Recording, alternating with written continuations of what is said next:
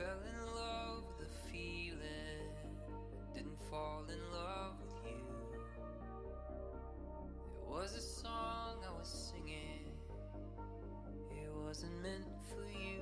I'm sorry that I can't stay, and I'm sorry we let years away. I bite your lip, and you taste like summertime. I can't forget the days when you were mine. Do you wander the streets every night just to find me too?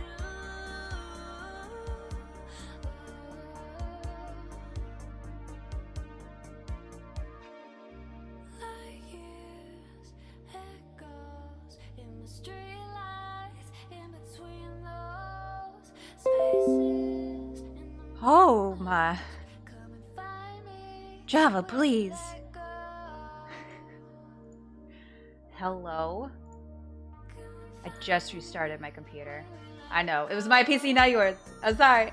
But also, hi Gunna. It's good to see you. How are you? I hope you're doing so very swell. I hope you had the most wonderful of holidays. Okay, let's get these notifications out real quick. Also, Gunna. Don't think I didn't see you playing Lethal Company earlier.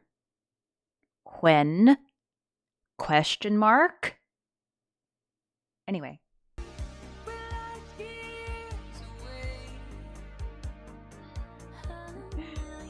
You bought it today? Oh my goodness. Ben just got it yesterday and played his first games. Not with me. I was slightly offended, but he was playing with a friend who also bought it for the first time. They were figuring everything out together.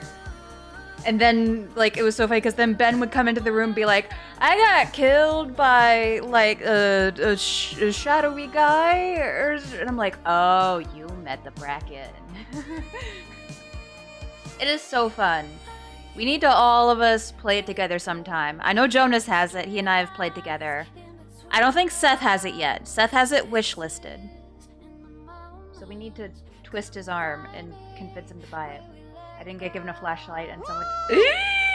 Exclamation mark. Ben! Thank you so much for the 25 months with the Twitch Prime. Love you, Ben. Also, let me play Lethal Company with you next time. Thank you. Someone turned the power off without telling me and I fell off a bridge. Okay, so...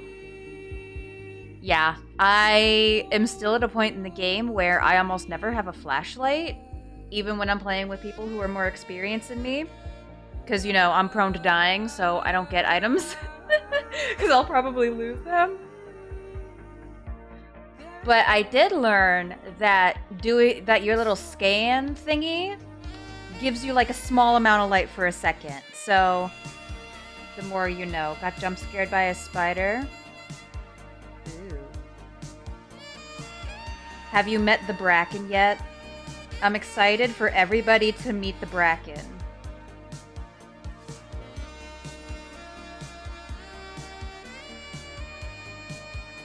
You don't know? Have you seen a shadowy man? I won't spoil what he does. Because that's the thing. I feel like a lot of this game, some of the fun of it is experiencing certain things for the first time. Like learning how to deal with things. And some of it is hard. Like, I typically play with a couple people who are a lot more experienced with the game. And I always feel kind of like a third wheel. Okay, let me get these notifications out real quick before I forget. Because otherwise I'm going to forget.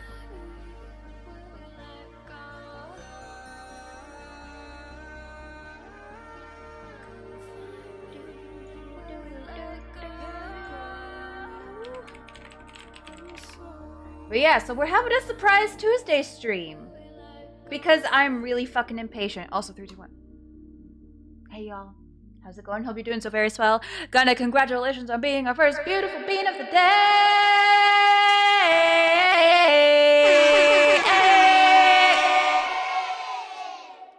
I think this game is somewhat similar to DBD in the fact that it is a trial and error learning experience. Oh, absolutely. I feel like Lethal Company is even more so trial and error.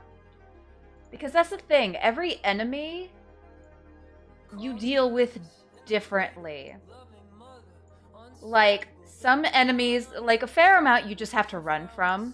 You can't do anything against them unless you have something you can fight back with. Some of them, you have to, like, stare them down and make them go away. Some of them, you have to glance at, but don't look at them too long or you'll get killed. It's very... Some of them you have to be absolutely silent. Some of them you have to scream at. And it's like all about figuring out what you need to do while dying a whole lot on the way. I stepped on teleporting. Got locked in a cupboard with a landmine. Oh no! That is most unfortunate. Okay.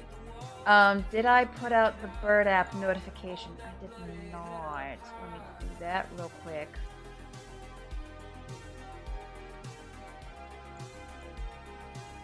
But yeah, so I wasn't originally going to stream today. But with the Steam Winter Sale, I bought a few games, and I may or may not be intensely impatient, wanting to play some of them that I've had my eye on for a while.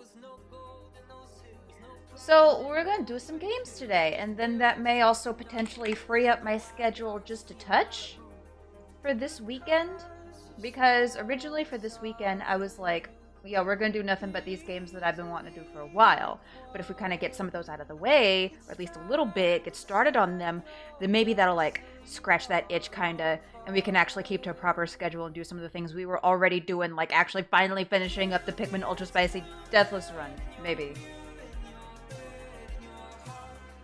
We'll see. Hopefully.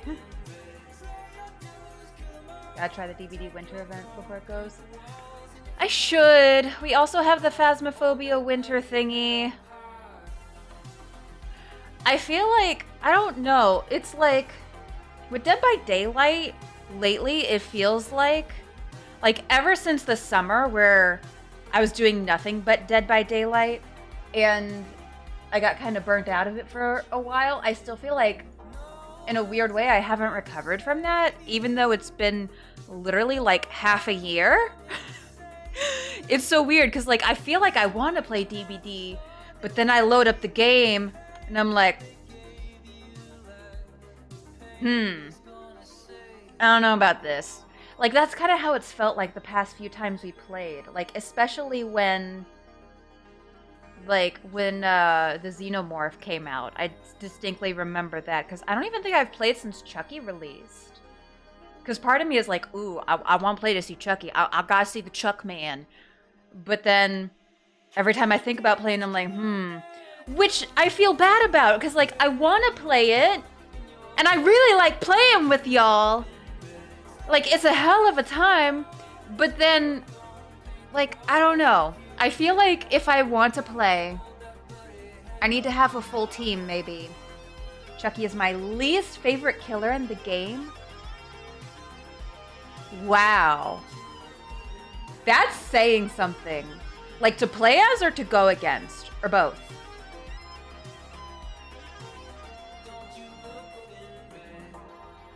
Both? Oh, no. Like, I still watch Artsdarva.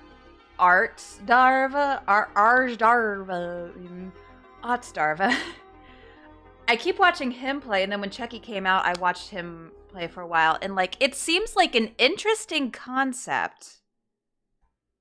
I don't know how I feel about it, though. His feels so unsatisfying to play as, because it feels they just hit 100% of the time. I kind of get that. We'll see. I don't know. Maybe we'll do... because I definitely... We are planning for Phasmo on Friday. Seth, hi, hello, how are you? I hope you're doing so very swell.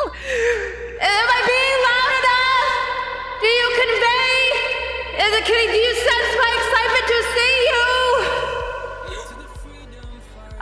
you? But yeah, we are for certain, I believe, doing Phasmo on Friday because I do want to do the winter event and get the trophy. I do sense your capital letters. So I imagine just behind your screen you're also screaming, but maybe not because you may be disturbing other people in your house. But you know, I get it. It's good to see you, Seth. How are you? I hope you do so very swell. But yeah, so if y'all are still up for it, Phasmo on Friday. And then, yeah, I literally forgot when Christmas Eve was, because I was like, hey, y'all, what if we do games on Sunday? And then y'all literally had to remind me, Allie, that's fucking Christmas Eve. Some of us actually have lives and shit to do. And I was like, oh, yeah. So we'll do the Christmas event, and then maybe, depending on how long it takes us to get through it, because usually the Phasmo events don't take that long. Then maybe we'll hop into a little Debbie Delight, maybe. We'll see. Possible. I ended up not having anything to do, funnily enough. Honestly, same. Like, last weekend, y'all know why I wasn't streaming much this past weekend, which we're not going to talk about. Like, I stayed busy and edited a fuckload of videos. And that was the thing. I wanted to stream, which is kind of why I'm streaming today. Because, like, I want to play games. I want to stream. But just, I needed a bit where I wasn't on camera. You have tonsillitis! Seth, you know the rules. Y'all are not allowed to be sick. You're contractually obligated to stay healthy and thriving and amazing, perfect in physical and mental health in every way, shape, and form for every moment of every day. Those are the rules. This is what you signed up for. I was sick for like 8 weeks? What? Then became better on my birthday? Well, at least you had a good birthday. I've never had tonsillitis either. Your girl still got her tonsils and her wisdom teeth. Those fuckers need to come out eventually. But who signed the contract for me? I mean, I can find the paperwork filed away somewhere, but, you know. Signed it for Jonas too. Okay, well, speaking of being super duper impatient, music. Let's load up the game here because I'm excited to get into this. Like I said, this is a game I've had my eye on for a while. It's been on my wish list for a minute. It came out in October, so I've been wanting to play it for a bit. Taking 15 minutes to load the game. Okay, so y'all may recognize this game. We played the demo of it on stream a while back. This is... If y'all were here when we played Unheard, that audio game where we had to go around and literally listen for clues and piece together like the timeline of the crime and what happened, and we had certain questions to answer, this is pretty much exactly like that, except it's not specifically audio based. We do have some trigger warnings in place. Some of this is gonna get a little bit heavy, so do keep that in mind. Y'all keep yourself safe. And yeah, absolutely, y'all are welcome to help me out. Spot some clues, all that fun stuff. I'm probably gonna need to write shit down. I've got my notebook. I am ready. Okay, let's go ahead and get into this. So yeah, we do have a guidance allowed policy on for this game.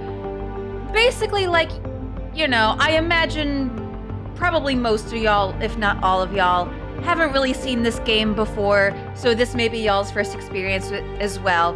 If you spot something, feel free to let me know, like, figure out the mystery with me, but you know the gist, like, you know, if you happen to know the answers, don't tell me. No, like, demandings. Like, you can make suggestions. I may or may not follow them. We'll see. Anyways, let's start. New save data. But yeah, so we did play the demo a while back on one of our demo days, which I think might be one of the cases in here, but we'll get into that when we get to it. Ooh. In assisted mode, the game provides some assistance by letting players know when the questions are wrongly answered. This helps players check which part of their hypothesis theories might be incorrect.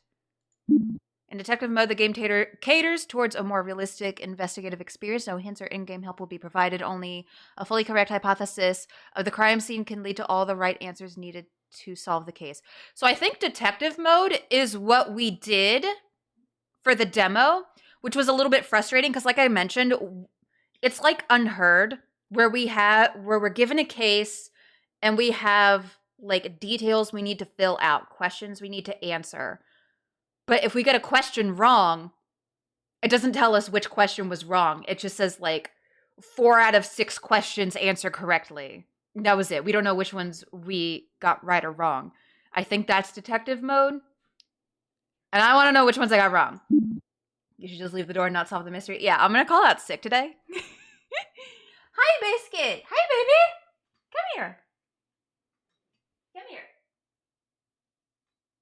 Oh, okay. Go lie down. He's not up for being picked up right now. Maybe we'll have a doggo break later. Okay, so we're going to do assisted mode just so I think we know we're probably going to get some questions wrong. And I just want to know which ones we got wrong. Disclaimer. This is work of fiction. Names, characters, places, and incidents either are products of the author's imagination or are used fictitiously in resemblance to actual events or locales or persons living or dead is entirely coincidental. Scene investigators and experience created for detective, true crime, and escape room fans. It's not meant in any way to replicate a real crime scene and the steps involved in solving it. This game was designed purely for the sake of fun and entertainment for its intended target audience. This me beesh. We go. Hello, Agent. I am your personal assistant for this exam. Please enter your name. My name? Bungus. Is this the name you want recorded in our database? With Detective Bungus. Creating your data file. Hell yeah. Recording complete. I'm so excited. To the crime scene reconstruction. Y'all have no idea. Prior to the exam, here are some important notes to go through. Okay. First, observe each scene carefully. Analyze everything on site and pay close attention to see significant details. I'm watching. Second, not all interactable objects are important, and not all that are non-interactable are unimportant. Okay. You have to decide which ones can help with the investigation.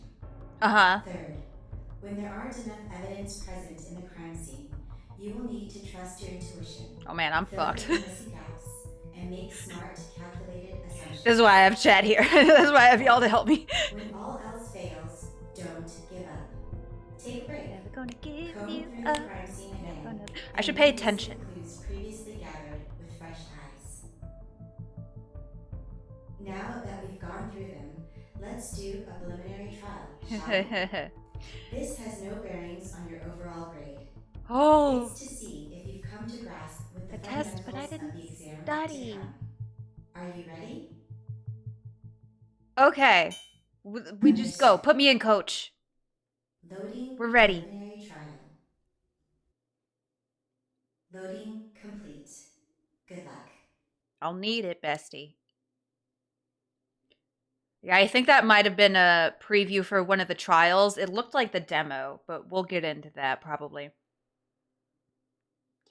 The butler did it? But what if there is no butler? Then just there's no crime? Situation. No, wait. No, this isn't right. This isn't right. Situation. The police have arrested a man they suspect to be about to rob a bank. They confiscated items found in the van the man was standing by. the police were able to get the man to give up the names of his accomplices. It is suspected that the man and his accomplices might also be involved in the purse snatching of Helen Turner. However, all the police have are the items from the getaway van, the criminal records of the 3 men that were going to rob the bank, and the incident report from Helen Turner. Using what is available, can you answer these questions asked in the case file? Probably not, but I'm gonna do my best. Okay. Portland, October. Oh, I didn't finish reading that. Okay, dope. Okay. We have our controls. Flashlight, notepad. Why is L flashlight? Oh, because F is case file.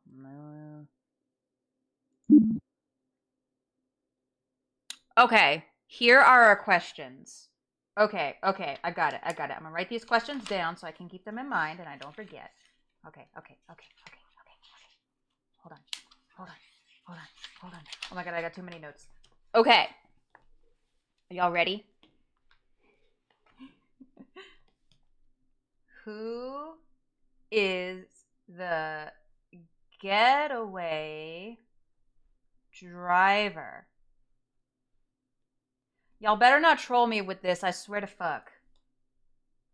Like, we're here to have fun, but we're also here for serious mystery-solving business. Who was involved in stealing Helen's purse? Okay, who was the getaway driver? Who was involved in stealing Helen Turner's purse? Ooh, this one has multiple answers. Ooh, okay. Oh. I'm just in an empty room. Okay.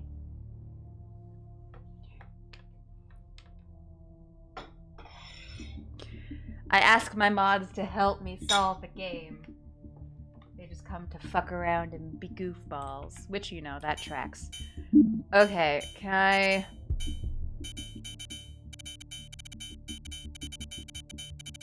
That sounds not annoying at all. Let me pop up the sensitivity just a bit. I want to change...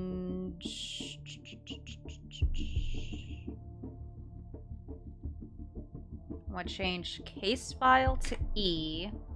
I want to change flashlight to F. Yeah. There we go. Make a beat out of that noise. Oh. Push me and then just touch me so I can get my satisfaction. Satisfaction.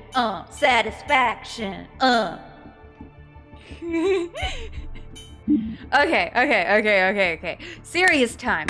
Let's get down to business. To defeat the Huns. Okay, serious time. Let's see.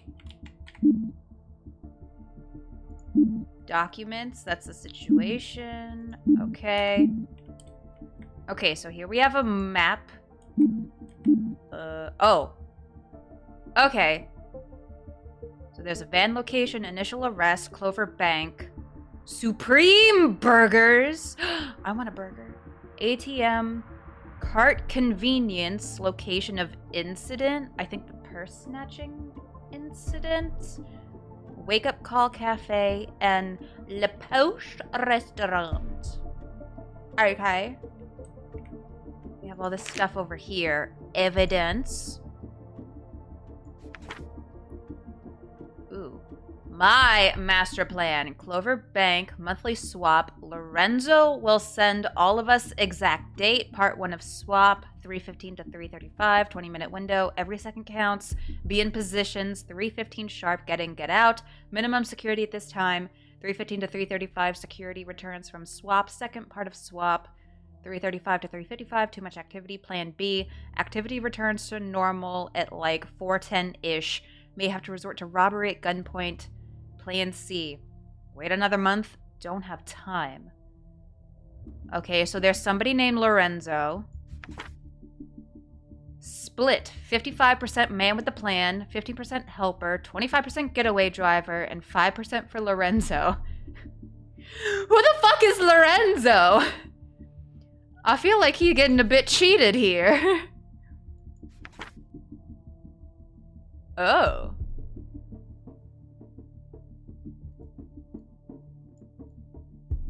Okay.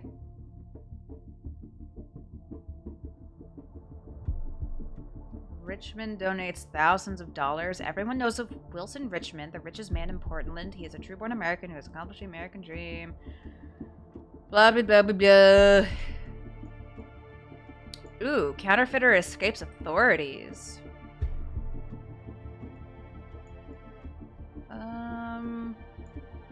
Okay, I don't know how much of this is actually important. Because they did say some information may not actually be important.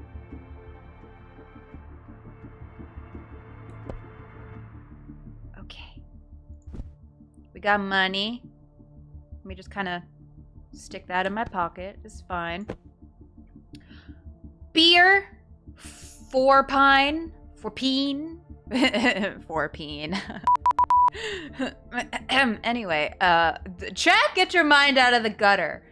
Oh,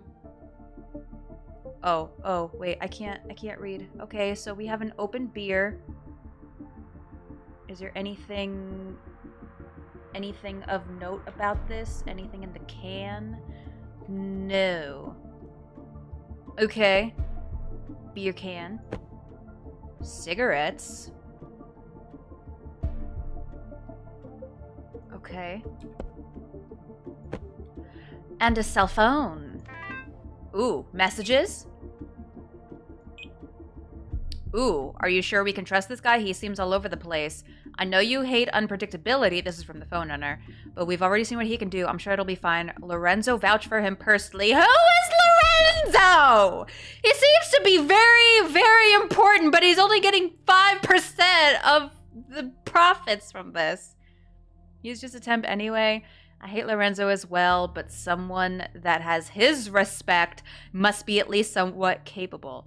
Okay, so Lorenzo seems kind of like a big deal.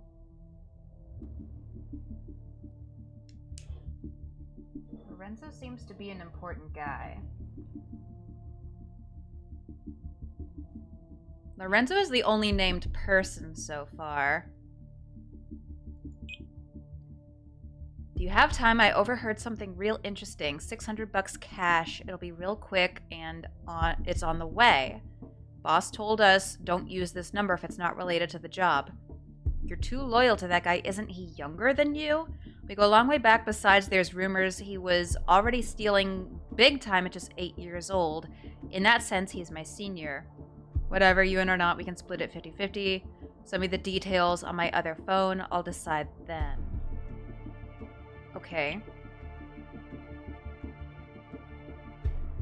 10/5/09. I think that's a date. Yeah, I think that was like, hey, here's the date that the heist is gonna go down. So we don't know who the phone owner is. It is a thing. Police investigation file? Ooh, okay. So Helen Turner, Rosenberg purse, rose gold, crossbody keys, phone, wallet, rectangular snash chevron, credit card, lottery ticket, Undyne lottery cash. Was that the $600 that was mentioned? Maybe? Well, no, it's... Oh no, it says only $40 in cash. But it just says a lottery ticket. It doesn't say how much it was worth.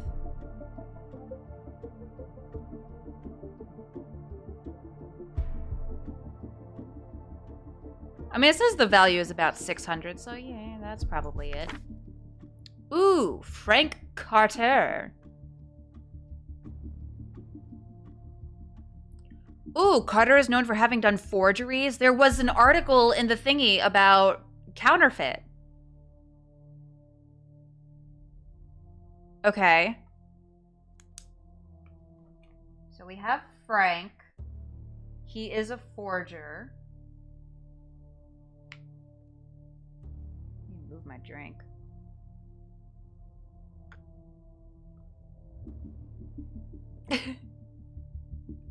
What, you expect people to be all glam for their mugshots? Chad. Ooh, looks like a Chad. Released for good behavior, armed robbery. Wait, hold on. Let's have a look. Frank has been arrested for petty theft, stole from civilians, shoplifting, stole items from store, conned money from civilians. Okay. So he's more kind of like a petty crime type guy. Chad has done identity theft, armed robbery, targeted banks. Released in February 2009 for good behavior. Okay. There was also mention in the text of someone being younger in age. Which of these guys is the youngest? Got Chad. Frank is 35. Chad's 28. 35. 28. Anthony, he's 38. Petty theft, breaking and entering. Conned money from women. Ooh.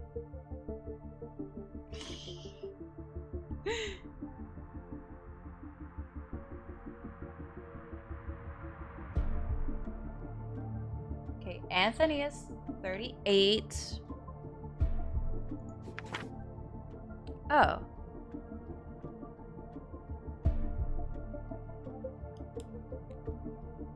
Let's see. Written statement form. This is from Helen. I was at home for pretty much the whole morning. I went to Wake Up Call Cafe. Oh, that's the name of the cafe. To meet up with my friend around 2 p.m. Nothing of note happened. I just told my friend that the news had announced the winning numbers of a lottery I played, and I had won some money. I was going to cash it in today. We made plans to meet up again to celebrate.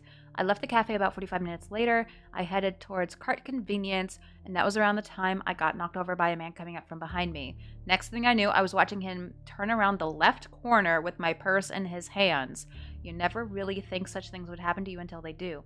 All I can remember is that he was a bit taller than me, and that he had dark hair and light skin. Well,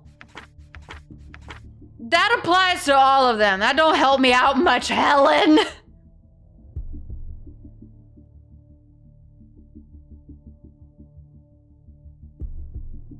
Okay, but she does note he was a bit taller than her. So she is 5'5". Anthony is 5'7". Chad is 5'6". Frank is 5'6". They're all a bit taller than you, Helen! You're not helping me here!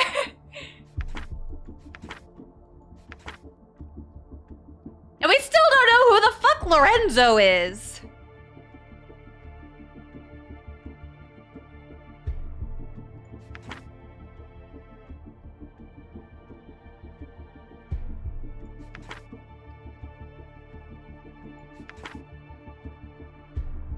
Yeah, probably one of the 5'6" ones. Okay. Well, out of the two 5'6" guys, Frank is the one who has done petty theft before. He's been charged with petty theft and shoplifting. So it could have been Frank.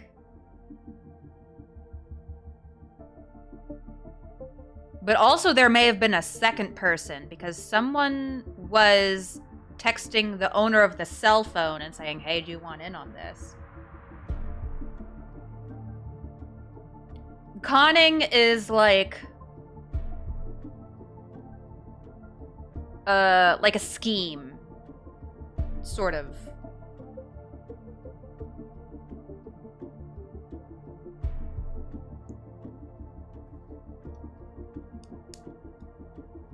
So Frank, I think, is a solid candidate for at least one of the people who did the purse snatching.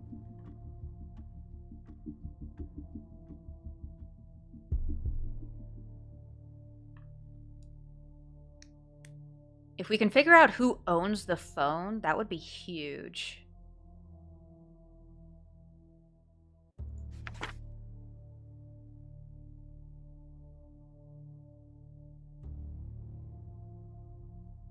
Robbery. Anthony's also done petty theft. So, I mean, just because he's done it before, that doesn't guarantee he participated in it this time around, but it's a possibility. He has experience with that type of thing, you know? My master plan. I'm gonna swap. Lorenzo will send all of us exact date. Wait, Lorenzo will send all of us an exact date. One of those numbers gave a date in the cell phone. Oops. Yeah, this person, I think this is Lorenzo. Because he sent the date. Okay. Hold. 3, 4, 8, 5, 6, 7. We don't need to do the area code. 5, 6, 7. 4, 5, 6, 6. Lorenzo. Lorenzo seems like he's the guy in charge.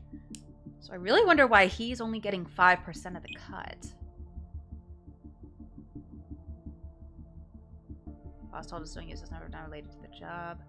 I overheard something real interesting. $600 cash. It'll be real quick and it's on the way.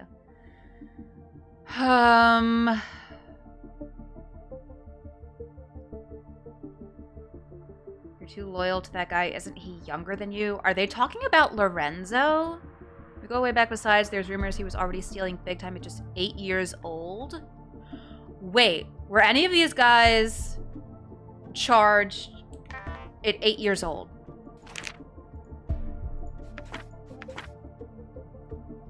Let's see, 1974. No. No. No. We don't have a file for Lorenzo. Probably because he ain't doing that much. I mean, true. But if he set the whole thing up, I don't know.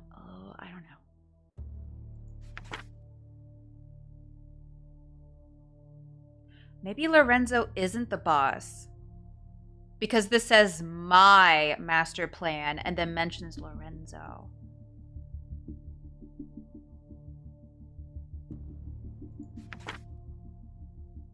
%, man with the plan. Helper, getaway driver, Lorenzo.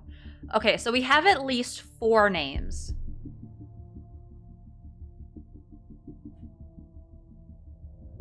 We have Lorenzo, Frank, Chad, and Anthony.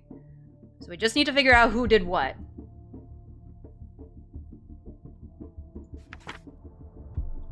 Oh, let's read this thing about the counterfeiter.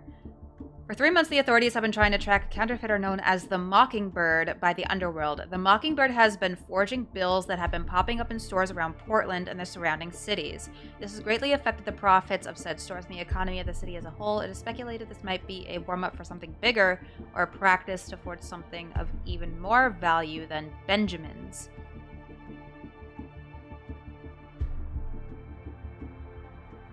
Okay. So this was Frank? Yeah, that's Frank. Frank's the forger.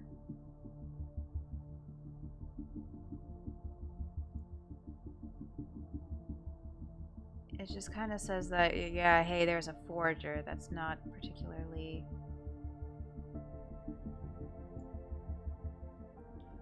Oh! Undyne winning numbers. Ooh.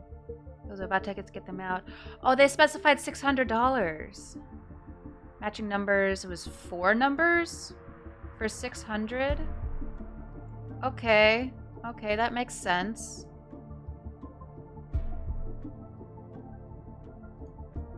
family store goes out of business. I don't think that's very important.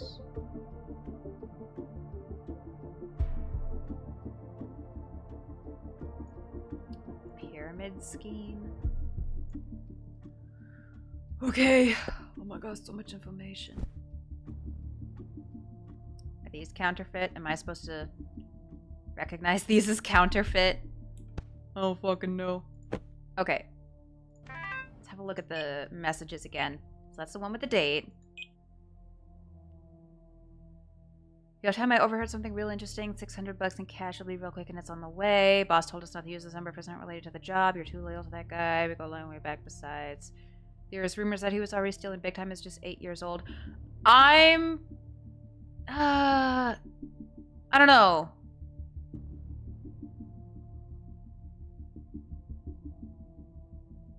They could be talking about Lorenzo.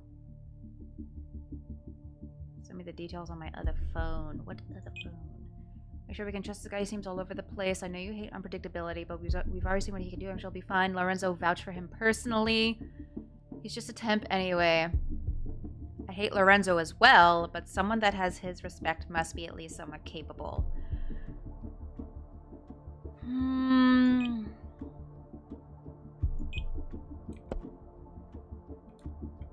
I mean, is there anything else in this empty ass room?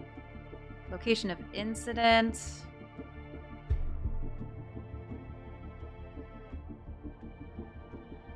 Restaurant. Initial arrest.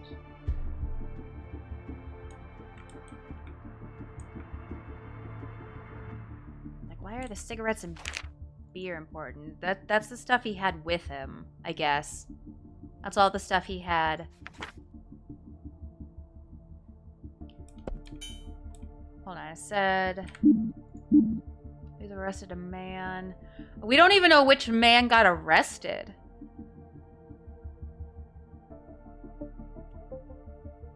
All the police have are the items from the getaway van, the criminal records of the 3 men that were going to rob the bank, and the incident report from Helen Turner. Oh wait, is Lorenzo the guy they got? The police were able to... Wait. The police were able to get the man to give up the names of his accomplices. Oh, maybe Lorenzo was the one they got. And then these are just his accomplice names. Oh.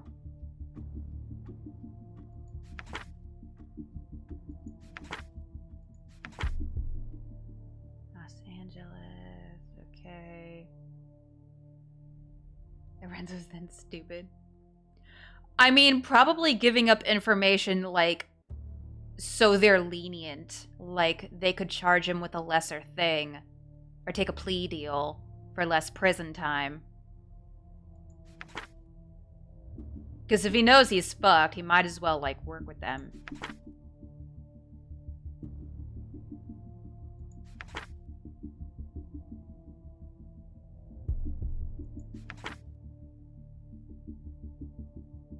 Getaway driver. Who is the getaway driver?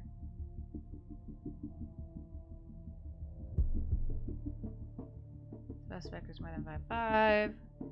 Light skin, hair color dark. It's not helpful. Helen. Phone, green case. Cash.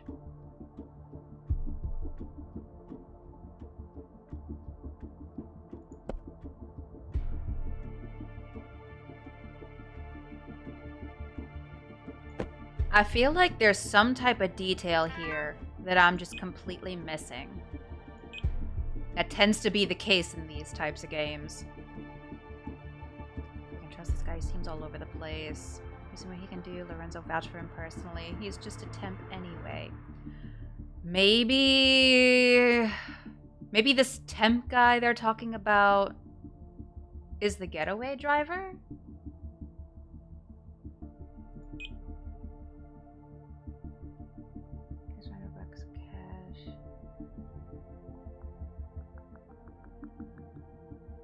Younger than you.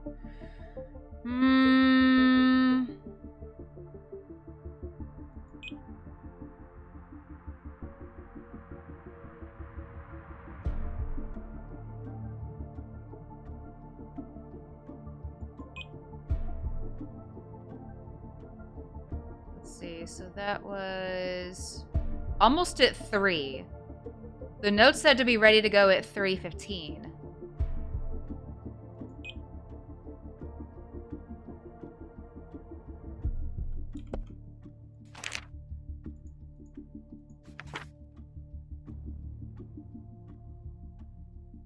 Yeah, be in positions at 3:15 sharp. Clover Bank, monthly swap. Lorenzo was down to office exact date.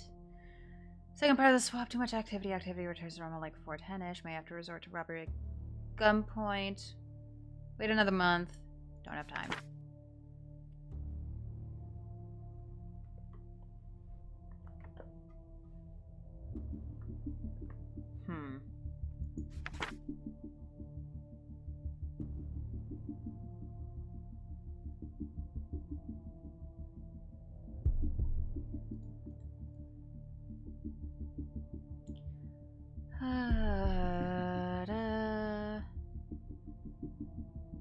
Wilson. Murder of Victoria Wells. Okay. How many numbers? Yeah.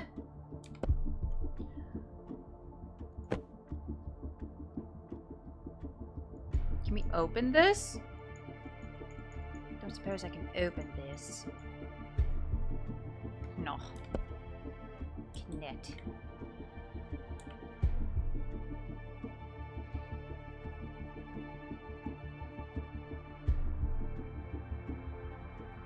This is just supposed to be the tutorial, and I'm already all aboard the struggle bus. Do they have something written on, like, the back of the board? Or, like... what am I missing here?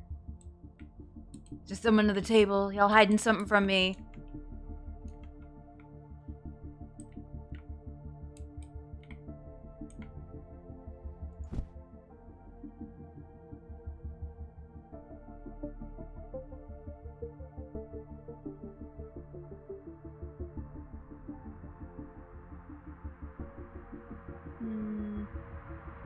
How much money is this? 1, 2, 3, 4, 5, 620. No.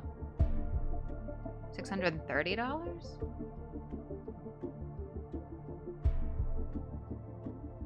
This is all the stuff he had with him. Like, he didn't have car keys, apparently. So I would take that to mean he wasn't the getaway driver if he didn't even have the damn vehicle keys.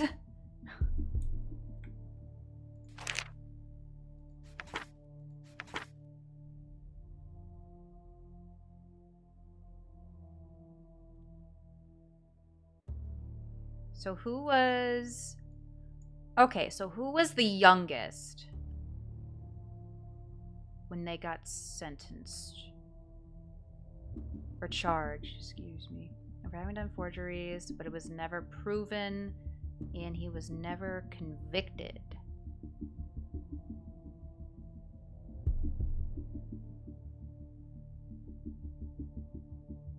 Okay.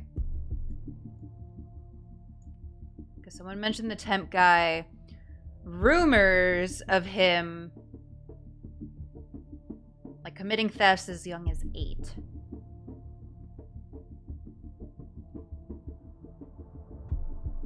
I can do math, maybe.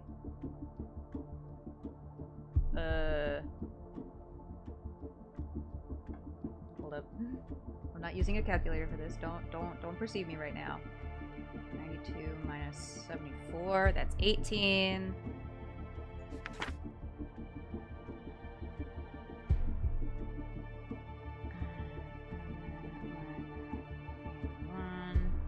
That's 19.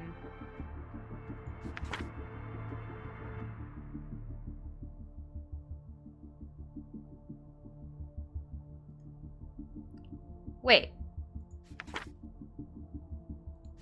Chad is the youngest out of all 3 of these guys. He's 28.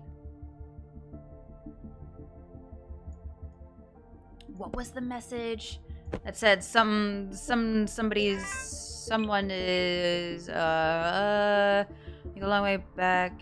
Oh, you're too loyal to that guy. Isn't he younger than you? We go a long way back. Besides, there's rumors he was already stealing.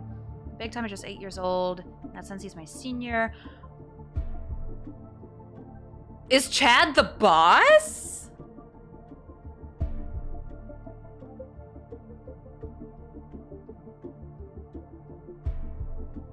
Okay, I think Chad is the boss. Because he's the youngest out of everybody.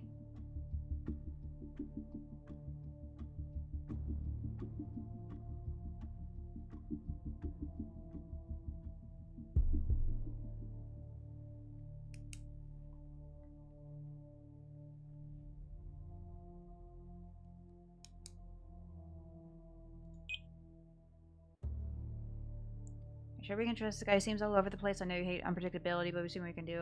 Sure, it'll be fine. So then, is this Chad's number? I hate Lorenzo as well, but someone that has his respect must be at least somewhat capable.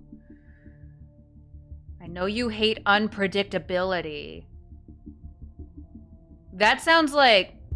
I mean, I kind of get that vibe that, like, this phone owner is trying to be like, yeah, I know you don't like this, but I'm sure we can make it work. Like that type of deal, you know? So this might be Chad's number. I don't know if the phone numbers are important because we don't have another phone to refer to. There's mention of someone having a second phone, but we don't seem to be in possession of that.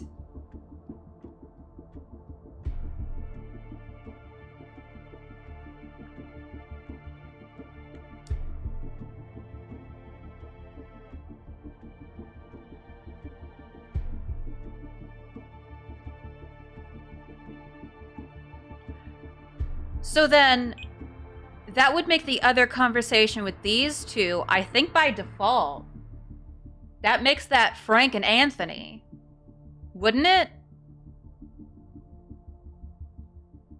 Because this is Lorenzo. We kind of noodled that together, possibly.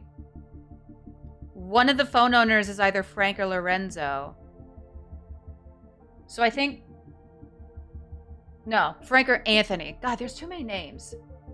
So this seems like, by default, it's a conversation between, we don't have the name of whoever was arrested, but we kind of assume that it might be Lorenzo because it talked about in the situation file that whoever was arrested gave up the names of all the accomplices, and then we have the 3 files on the individual men. Since we had the note that said Lorenzo would give out the date, we figure that this must be Lorenzo's number. And then whoever is the boss is the youngest, probably Chad, and then it's probably this conversation with Chad. So then this would be a conversation between Frank and Anthony, the ones who were planning to do the purse snatching. Yeah. The arrested person is the phone owner, correct? Wait.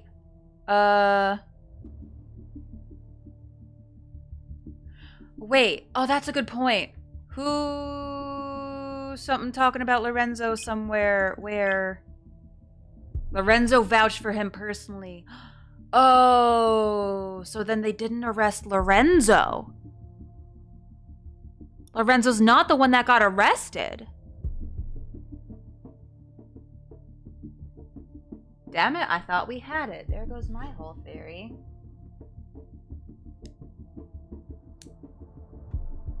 Well, yeah, it makes sense, because Lorenzo is the one who sent this message.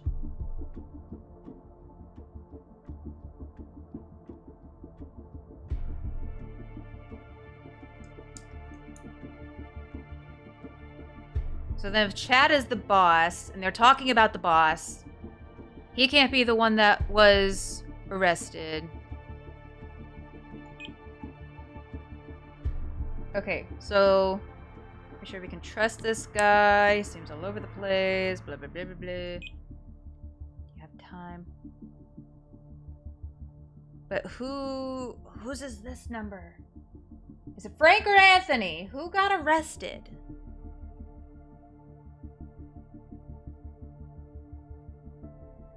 We don't know who got arrested, is the annoying thing.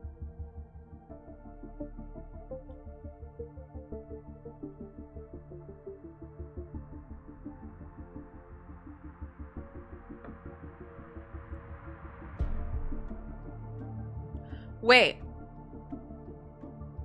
We go a long way back. Hold on. Hold on. Hold on. Wait. Okay.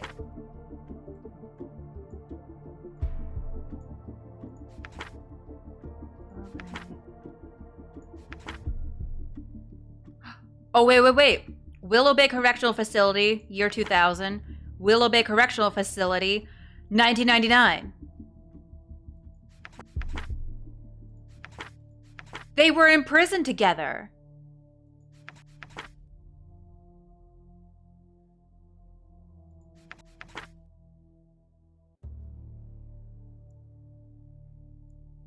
Doesn't that mean Frank or Anthony not being one of the drivers? Oh shoot. Okay, we got a BRB. Okay, I'm gonna take a minute. I'm gonna take a lap. I'm gonna think about things, figure things out. Maybe we all need to get up and stretch, get a snack or drink, whatever you need to do. Now's the time to do so. I'll return shortly. Y'all use your noodles because mine is failing. I'll be back in just a bit.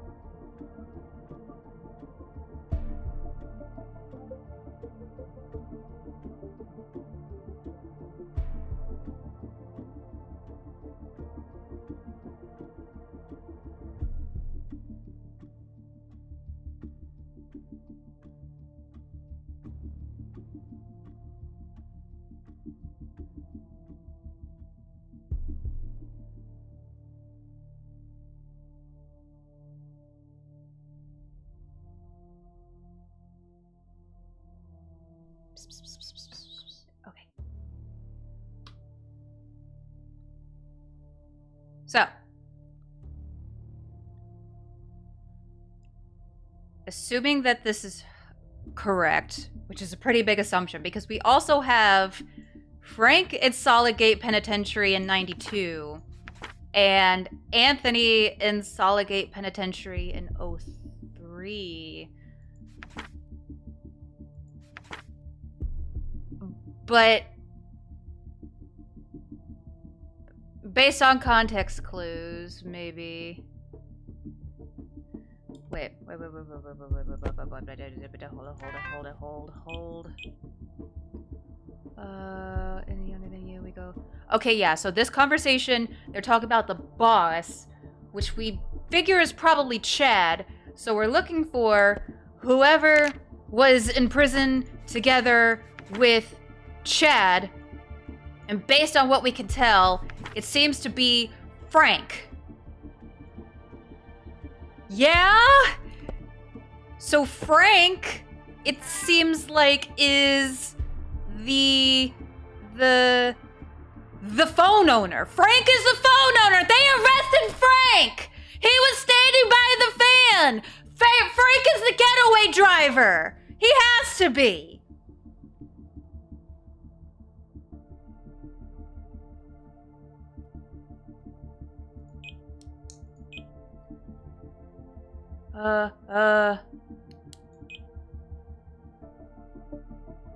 However, something interesting. It'll be real quick and on its way. So then this has to be Anthony. By process of elimination, he's the only one left. Anthony did the purse snatching. And there's room for multiple answers. Frank may have joined in. You in or not? We can split it 50-50. Send me the details on my other phone. I'll decide then. So we don't know for certain if he went along with it or not.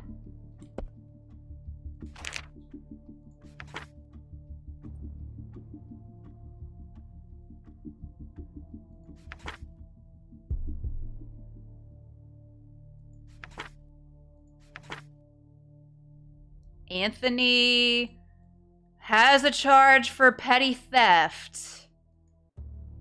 I feel like he probably went and did it as well. So, as for our questions, please be correct. Who was the getaway driver? Frank. Who was involved in stealing Helen Turner's purse? Frank. And Anthony. Oh, please be correct. I swear to fuck. Yeah! We did it! Let's fucking go! Oh, we're so smart. We're so smart. It only took like 84 years to get through the tutorial, but we fucking did it, y'all. Oh, damn. Oh, we're so screwed. That was just the tutorial. Okay, let's go. You will be presented with a selection window during the exam. To pass the exam, you are required to solve all case files. A grade will be given for each attempted case file. You I'm gonna are do free my to best. retry them as many times as you want to improve your grades. It's like I'm going to school or some such. The latest grade will always override the previous one, even if it's lower. Oh. Let's proceed. Okay. Which case file would you like to tackle? Okay. We did the preliminary trial. Let's move on to the 4th floor. The break-in. Oh, the dinner party, I think, was the demo. Oh, shit. Bloodbath sounds great. Hey, you know what sounds fun? A bloodbath!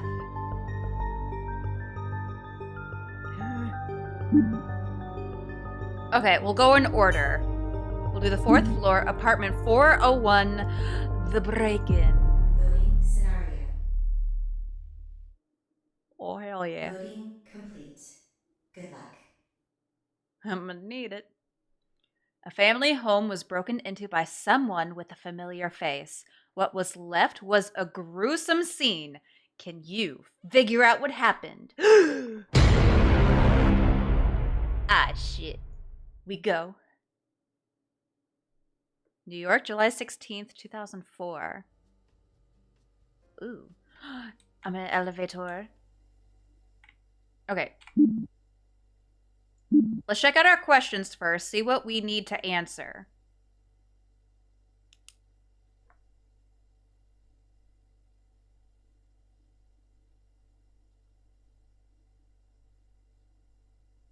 Okay, I'm gonna write these down real quick.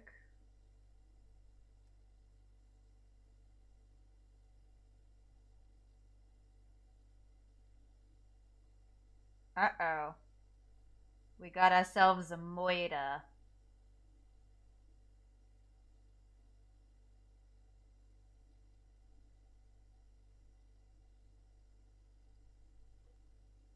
Okay.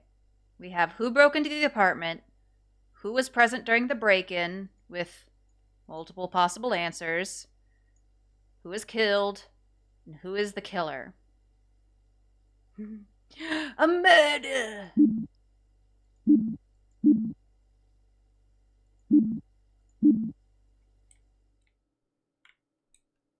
Oh. Oh, okay. Why you turn me around like that? Oh. Oh. Oh no. Oh no. There are children here. Oh, shit ass. It doesn't look like... Oh! I was about to say, it doesn't look like there's a whole lot out of place. Oh, jeezums. Okay. Well then. Area inaccessible for exam, but I wanna! Damn it, okay. So they broke in through the children's room. And they knocked over a planter. Walked in here. Had a scuffle. Did a murder. Okay. I swear to fuck, if I look out the window and there's a face at some point looking in here, I'm gonna be real upsetty spaghetti. This ain't supposed to be a horror game, but I don't trust. Let's see, is there anything anyway down here? Inaccessible for exam. They gave us access to a whole hallway. Okay. Just thought I'd check. I mean, you never know. When they give you access to a whole area, sometimes it's worth checking it all out. Although I guess we got crimes in the other apartments to check out. Okay. We have a pair of women's 9.5 shoes. So I assume that's Mom. I think Mom was home.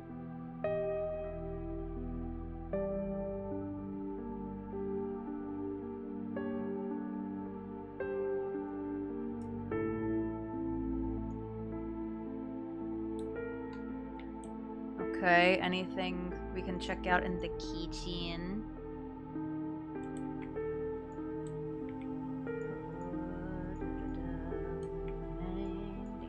Ooh, paper? Ooh. Camp Sunshine, informed consents and liability release. Camper name Greta Sherman. Okay.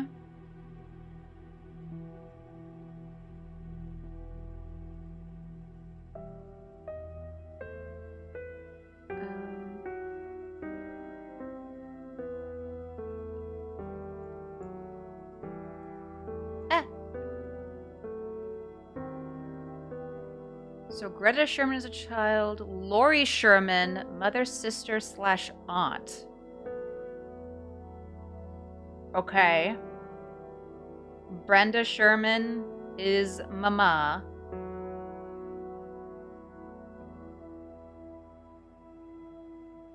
Lori is the emergency contact.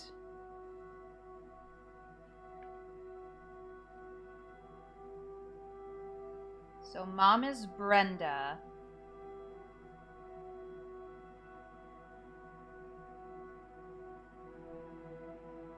Who, based on the shoes by the door, was probably home.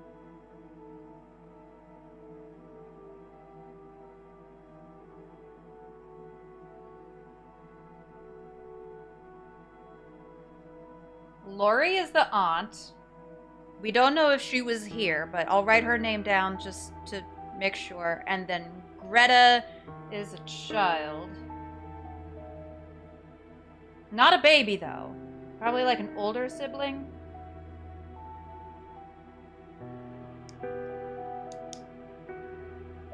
So today is supposed to be in-game, July 16th. This is dated the 7th. So how long is this camp supposed to last? Because maybe if Greta's off at camp, that means she's not here right now. But we don't know how long this camp thing is supposed to last.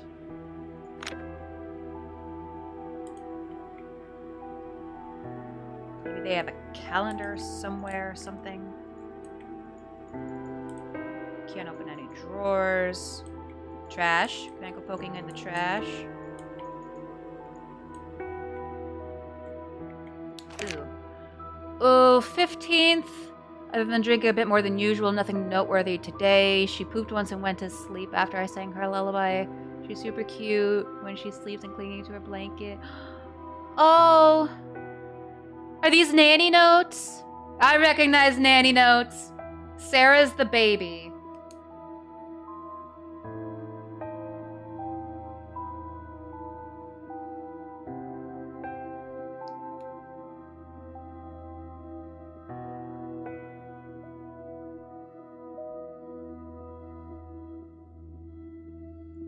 These look like nanny notes. Or maybe from the mom. I don't know. I've just taken very, very similar notes during a day of work.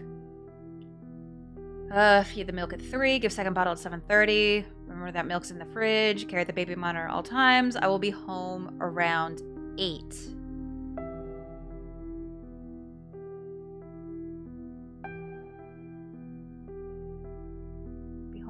What time is it now?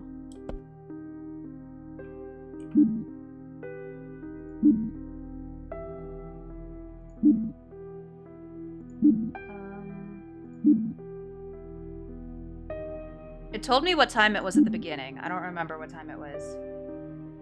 Maybe the nanny was the one who died. Oh God, don't tell me that! I gotta go back to work this week. We'll be home around 8.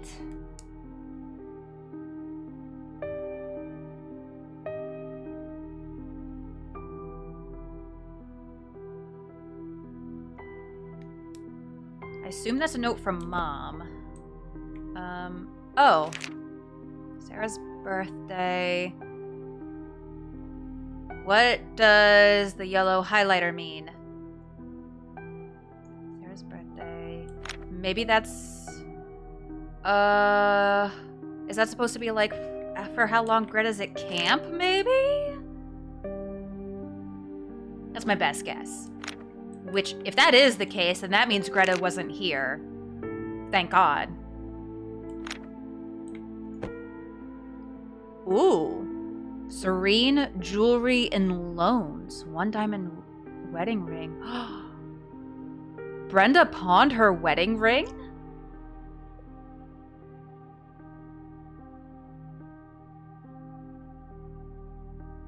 Okay.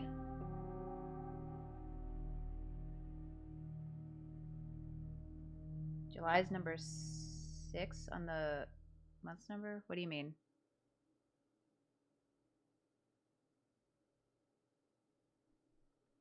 I'm not sure what you mean. It says July. July. Look at the day on the camp letter. This is in the US, Seth. Keep that in mind. So it's July 5th is when this was signed. I know the rest of the world does shit backwards. This is in July. I know. So Brenda pawned her wedding ring, what, like a bit over a week ago? Exactly a week ago-ish? Before why? Anything in here we can look at?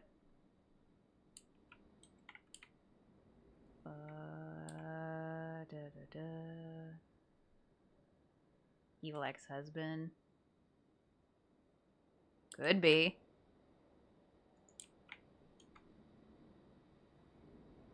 Could be like bitter divorce and then dad's coming in to take back his kids by force or some such whatever. Oh, I can crouch down even further. Ooh. Get on the floor. Everybody do the dinosaur.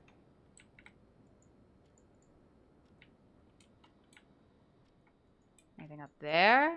No. Oh my god, VHS tapes. Kids these days, they never gonna understand. Oh. A Snickers bar? That's totally not a Snickers. Okay. Carry baby monitor at all times. Maybe the nanny did die. Was the nanny here? Ah, shit. Oh, fuck.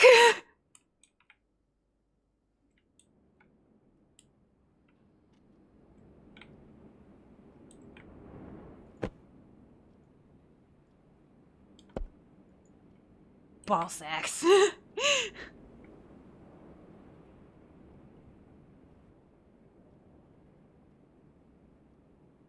She would have heard the noise, came and investigated.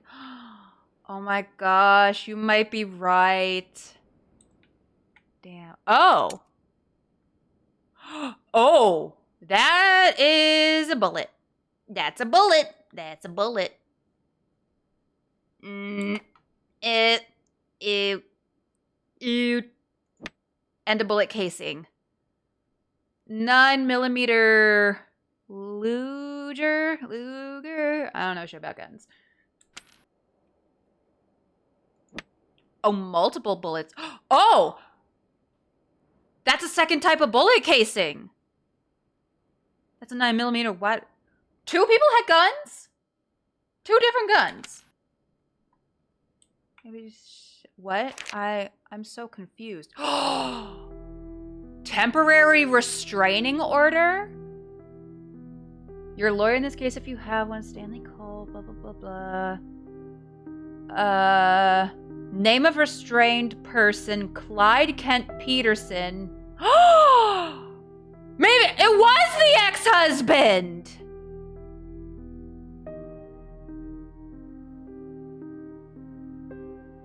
Oh, shit. Oh, shit. Oh, shit ass.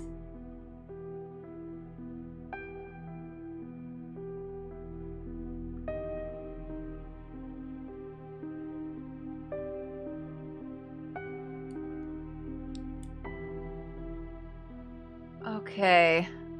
Oh, balls. Oh, balls. Oh, balls.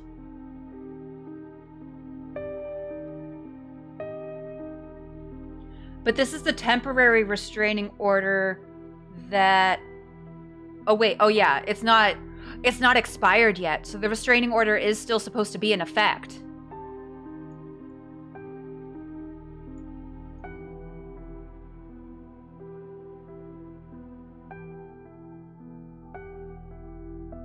So this was a restraining order against the ex-husband, Clyde, to protect Brenda, the mom, and Greta, the older daughter.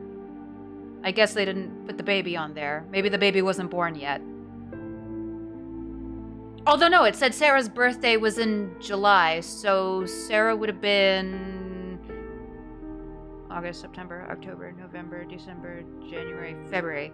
Sarah would have been about 7 months old at the time this was filed. Shit! Shit!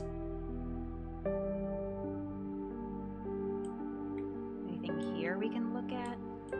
We need to know the nanny's name. Oh, there's a bunch of jewelry here that was spilled.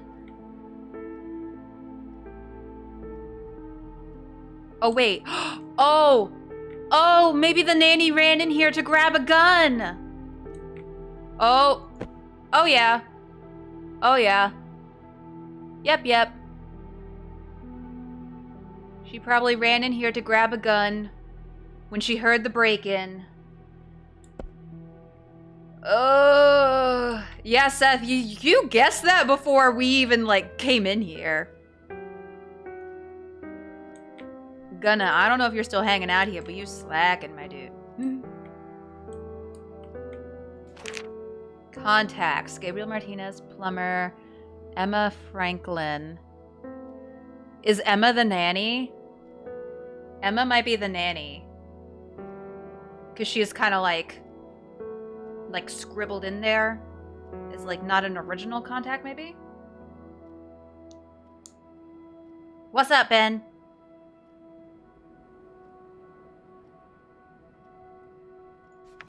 Reminder, buy more formula, buy more diapers, make appointments with doctor for Sarah's vaccination, buy Greta more paint, sign Greta's forms, buy new Tupperware. So I'll write down Emma with a question mark, maybe, for the nanny. Rock is going to produce an It Takes Two movie directed by... Huh? Hold. Everybody hold. A movie based on It Takes Two, produced by The Rock.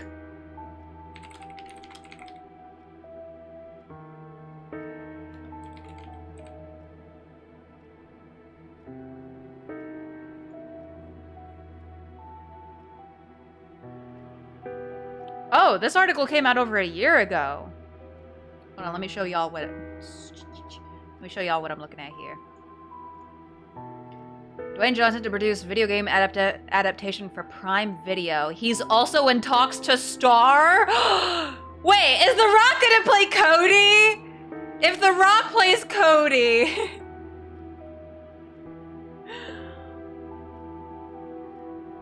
Oh no. Oh no. I mean, I like The Rock and all that, but I don't know if he should play Cody. Oh dear. Why does everything need a movie? I agree. He could play... Oh, he might be the book. You're right. That would be awful. Not as awful, but yeah.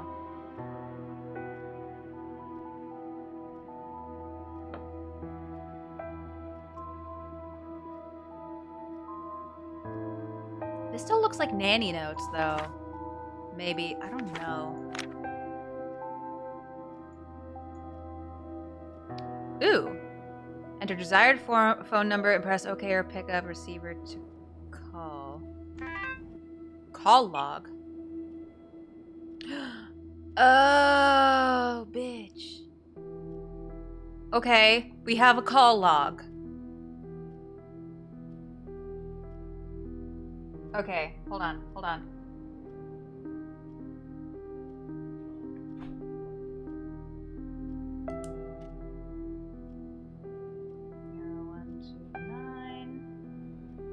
01297634. We're doing this shit where we gotta identify who has what phone number again. 4182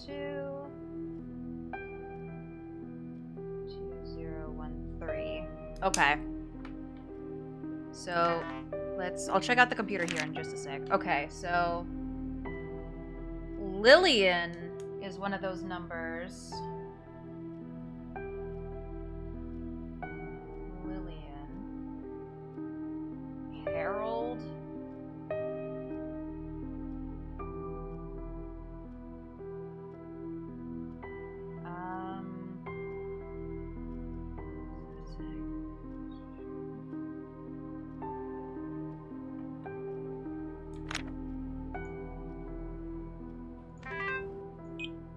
Okay, so based on the contacts book we saw, this number is Lillian. This one is Harold. I don't know if either of those are important, but we got 3 other numbers that are unidentified as of right now. Let's have a look at this computer.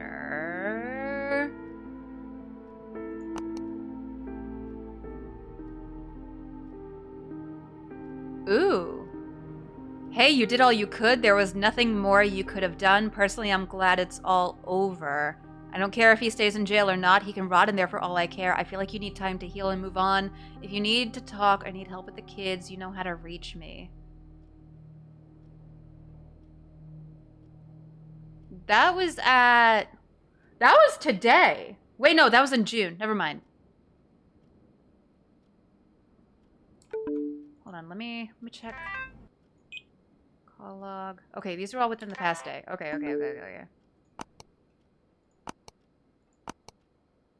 Hi, Mrs. Peterson. Unfortunately, I won't be able to help you this month as I'll be out of town for most of July. However, I do have a friend who I think would be perfect for the job. She has a good track record, and I can personally vouch for her. Also, Stacy is the original nanny. Her number is 2... 853. That's Lillian! Lillian is the nanny! Lillian's the temporary nanny. Right, because the original nanny, Stacy, is out of town for most of July. Okay. And we think Lillian is probably the one that's dead.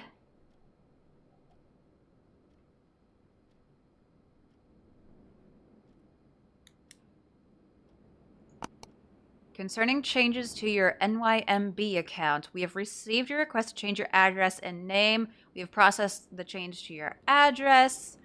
Last I saw by local branch with a legal issue government ID. Okay, so she's changing all her information and details and all that following the separation from the ex-husband who is in some type of legal trouble. Hi, Brenda. Unfortunately, your schedule changed slightly. With the care center being understaffed at the moment, we'll have to ask you to come on Wednesday and Thursday. The hours will still remain your standard hours, 1 to 7.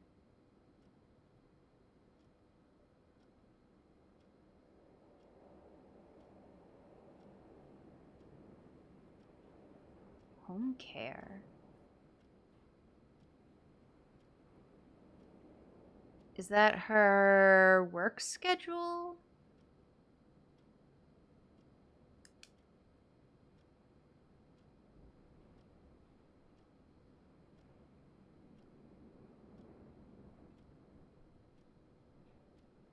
Wednesday, Thursday, 1 to 7.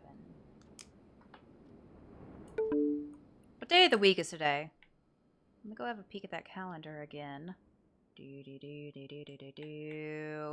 Today is the 15th. Yeah, so it's Thursday. Yeah, so the nanny would have been here. The nanny was definitely here. Oh, shit. Oh, no. Okay, so it's not Mom who was here. I'm pretty sure these shoes are the nanny's. So Greta was probably at summer camp. But the baby Sarah was here. Ex-husband was here. He was probably the one that broke in. And the nanny Lillian was here.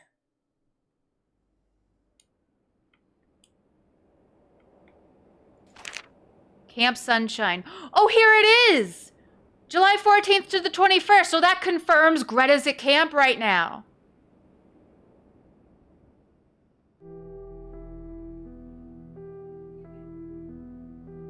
She's at Scouts camp. Oh, thank fuck she wasn't here for this mess. Oh, damn. Oh. Anything in here? Oh. Oh! Was what's-his-butt trying to get into the safe? Ooh. Birth certificates? That's for Sarah.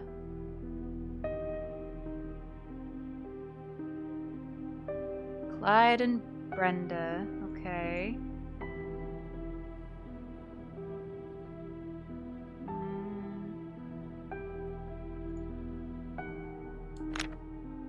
Oops. He didn't grab the money, though. There's a fat stack of money in here he didn't touch. The restraining order is against Clyde, the ex-husband. That keeps moving me away. Madam Brenda. That's for Greta.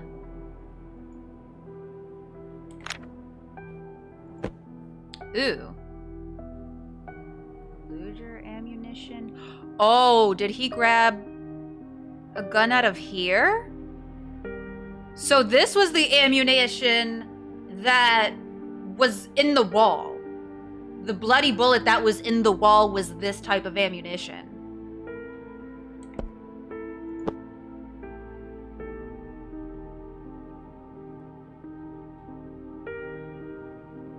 To rank 4-9. What was the type of gun? I don't know diddly dick about guns, I'm not gonna lie. Which one was this one on the floor? That's a Viper Fire, whatever the shit. Okay.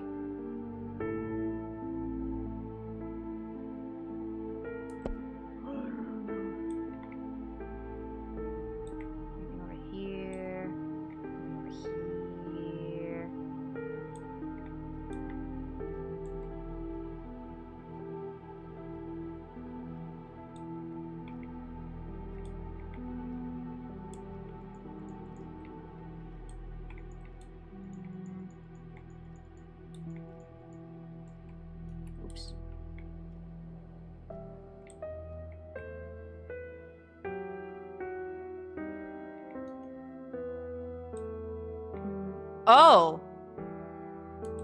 Wait, so this person got shot twice? Maybe? Once in the side, once in the head? Whoever that was. Which, again, kind of assume was Lillian. I kind of hope it wasn't. Maybe we'll find some type of thing where it's like she fought back and killed the fucking ex-husband. That would be great. I would love that. Fuck that dude.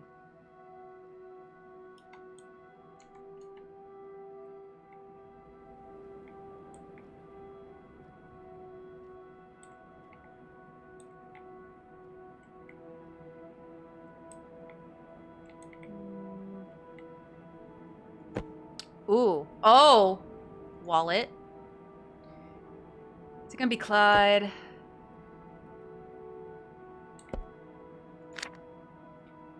No groceries.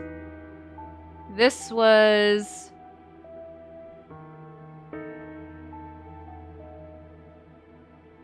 Wait, this was the 16th? No, wait, today is the 16th.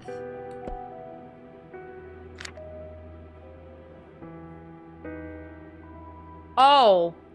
Oh, Clyde, this is Clyde's wallet. He was trying to find them.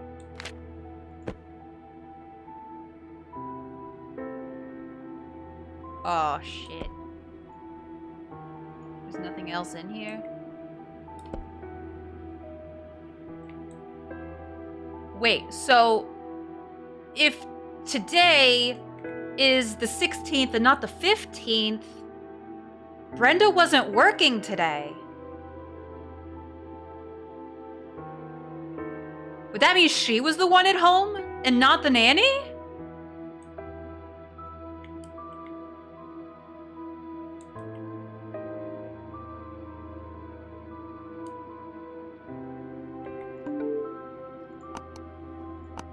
Yeah, because we saw in the email, unfortunately your schedule changed slightly with the care center being understaffed. I'll have to ask you come on Wednesday and Thursday. The hours will still remain your standard hours, 1 p.m. to 7 p.m.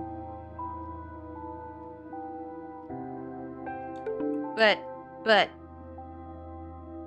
if today is the 16th, that means today is Friday, which means Brenda wasn't working today.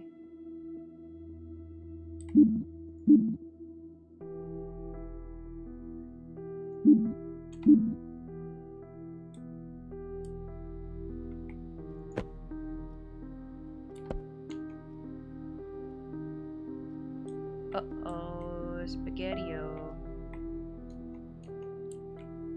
I guess that would make more sense with a second gun involved, because she would know where it is.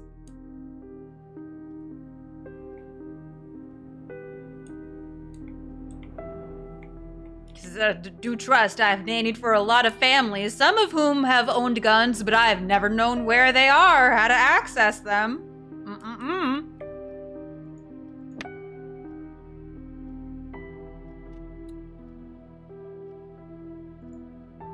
That's another bullet casing for the Luger.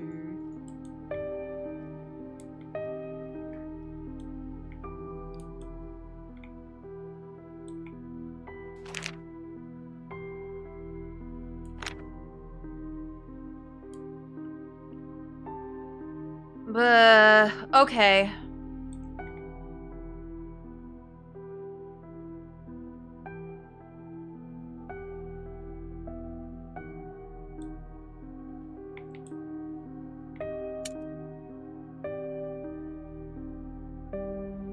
Or is it? No, there's no really way to tell which bullet casing that came from, is there?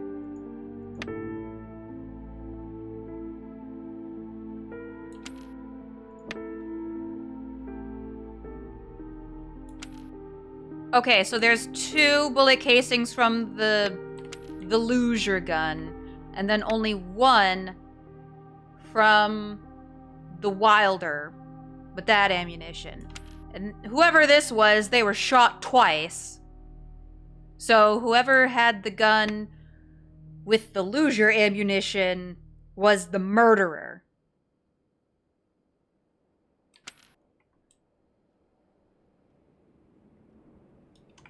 Oh god. Oh, I sprint. Oh. Oh, I run. Oh, I zoom. I go zoom. That kind of scared me a little bit. I'm not gonna lie. Oh. You motherfucker. Clyde.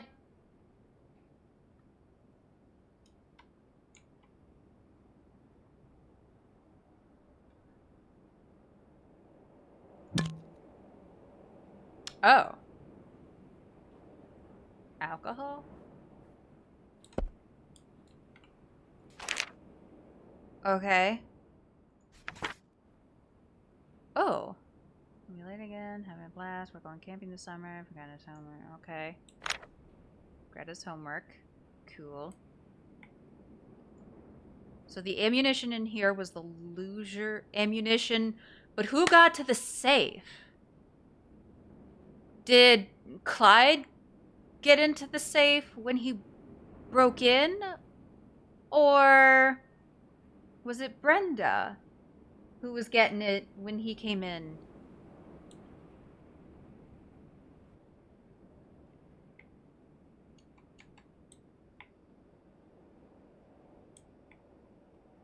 I'm kind of going based on the assumption right now that it was Brenda who was home, based on her schedule change.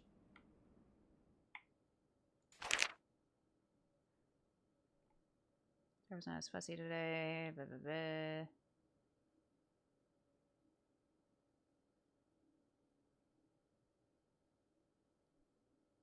Okay.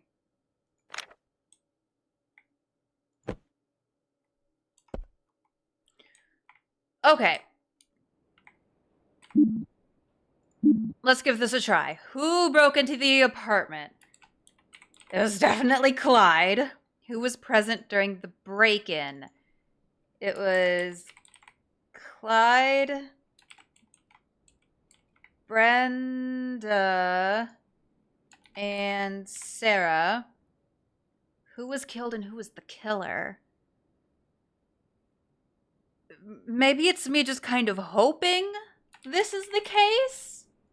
That maybe Brenda was able to defend herself? Yeah, Clyde might not have even known the safe code. We'll give it a try. Oh, hell yeah! Go, Brenda! You protect your babies! Let's fucking go! Oh! Fucking go, Brenda! Fucking mama bear. Holy shit. Oh! You fucking suck, Clyde. Which case file would you like to tackle? Ooh, I feel good about that. Ooh! Also, Seth, thank you so much for your help. I appreciate you being here. Helping me noodle this shit out. The dinner party. Oh, this was the demo. Okay, so the thing about this... Loading complete. Good luck. When we did this case for the demo a while back, so we never actually solved it. We didn't get the answers right, and I don't know what the correct answers were anyway. So I think, and also some stuff has changed since then. Like, this definitely looks a bit different than it did originally. So I think especially also because we didn't solve it, my brain just kind of took everything we did for the demo and just crumpled it up like a piece of paper and tossed it away. So I don't remember a whole lot from this, and we didn't even solve it anyway. So for all intents and purposes, this is basically might as well be my first experience with this. So it is a dinner party gone wrong. Let's check out our questions.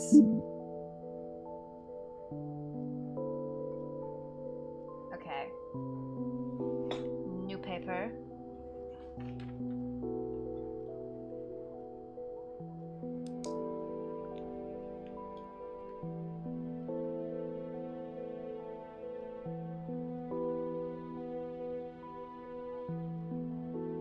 How many people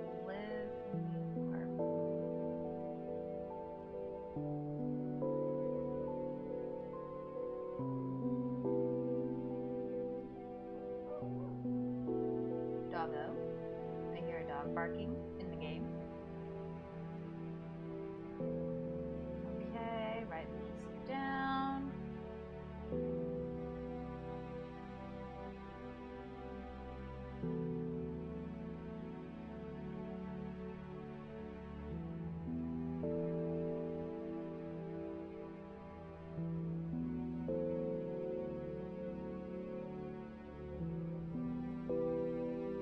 All right, how many people live in this apartment? Who is Jessica's cousin? Who sat in chair 4? Who was killed? Who was the killer? Damn, can y'all stop killing people? Okay, so we need to figure out who sat in chair 4. We should probably figure out who sat in all the chairs, really. 1, 2, 3, 4, 5. So whoever sat in chair 3, they didn't quite make it to the end of dinner.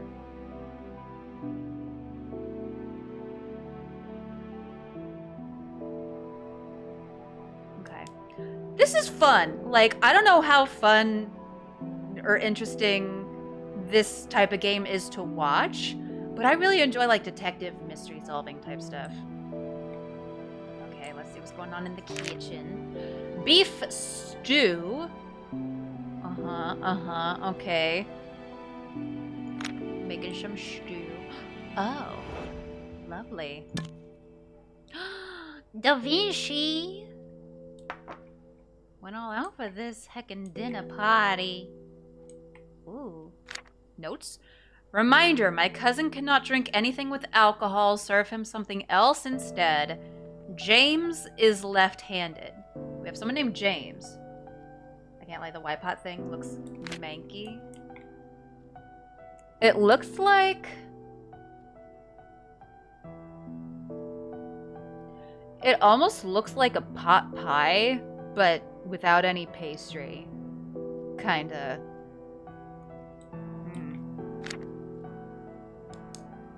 Okay.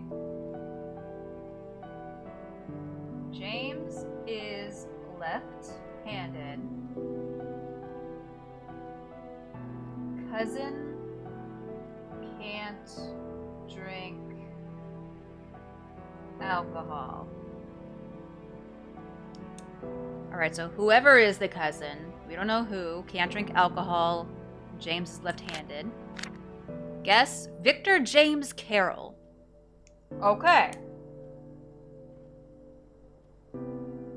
Victor James Carroll. Then also Jessica is, I believe, the name of someone who lives here.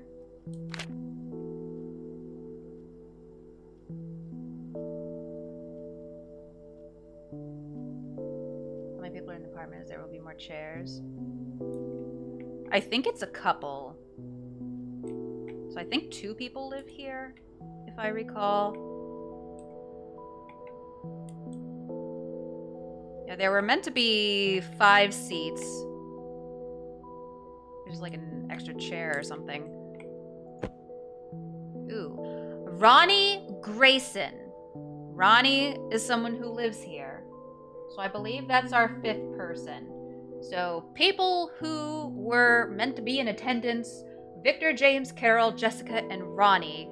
Ronnie and Jessica, I believe, are the names of the people who live here.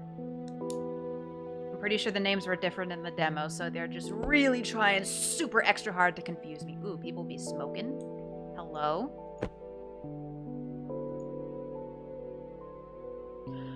Ronnie Grayson. Oh yeah, that's the same picture of the guy they used from the demo. I remember that. Box of Da Vinci wine. Box of chocolates. Okay. Oops. I gotta sneeze.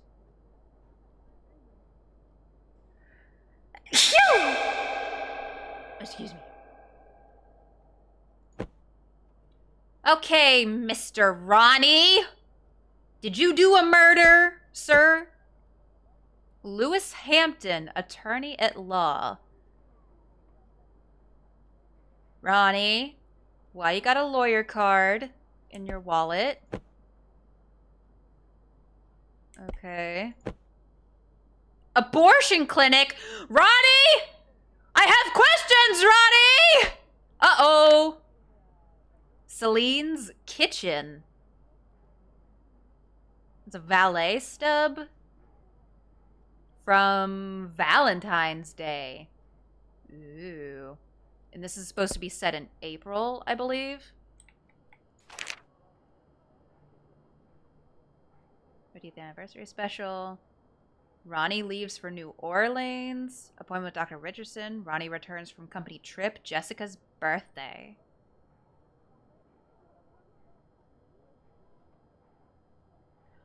Oh, wait. Okay. So, hold on.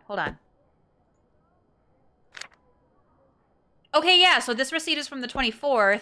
The whole dinner party was to celebrate Jessica's birthday. So, Jessica is the birthday girl. Ronnie leaves for New Orleans. Returns from company trip. Okay. So...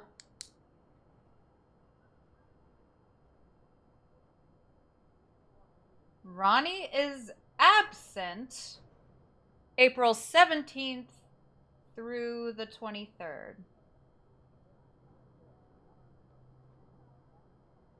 And then on the 21st, Jessica had an appointment with Dr. Richardson.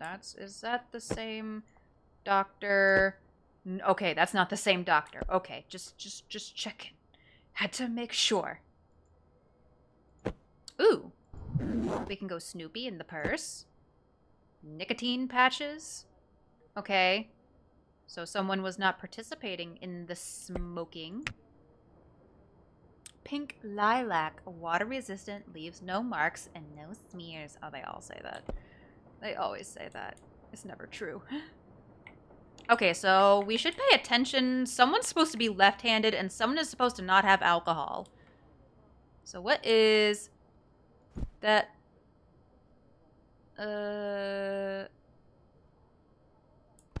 Okay. That's a napkin smudged with something. But that's a mug with something that's not the wine that everybody else seems to be drinking. So, seat number 1 is where the cousin was. We still don't know who the cousin is, but the cousin was in seat number 1. Somebody is left-handed. Who's an indication of somebody being left-handed? I'm not left-handed. I don't even know if I know any left-handed people. Was anybody here? Did somebody not show up?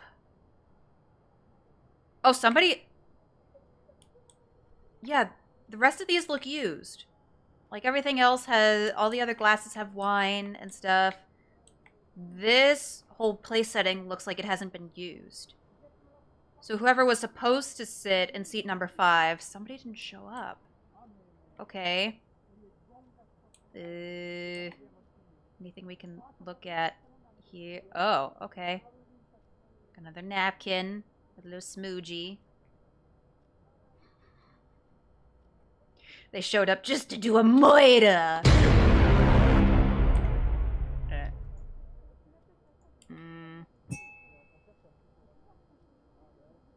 Oh. Okay. We got a little lipstick mark there. Oh, is that why the lipstick specified no marks and no smears?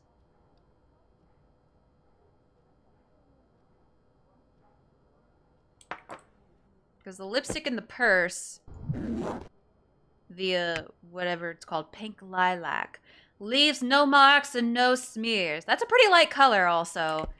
And... Okay.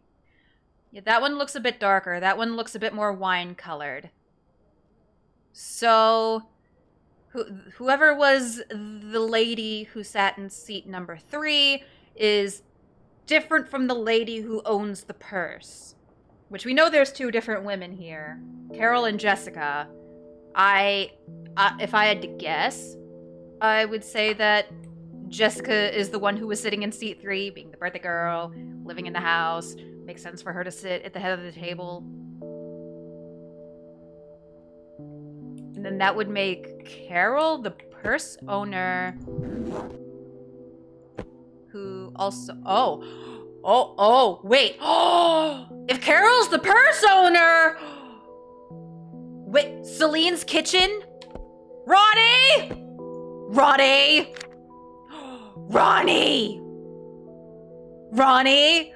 Are you fucking your partner's friend? Ronnie! Ronnie! She's got nicotine patches, so she wasn't partaking in the smoking like she's trying to quit. And Ronnie has a card for an abortion clinic. Ronnie! Did you fuck your partner's friend and get her pregnant? Oh my god, this is like a whole ass soap opera. Ronnie, what you doing, my guy?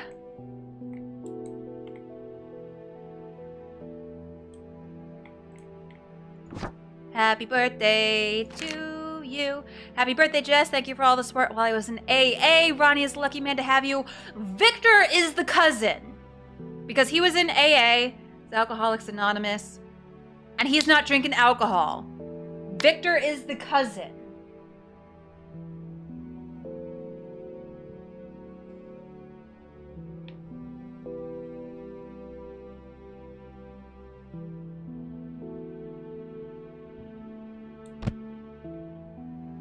These are all the presents. Happy birthday. Oh, is this the box of chocolates from the receipt? To the most beautiful woman in the world.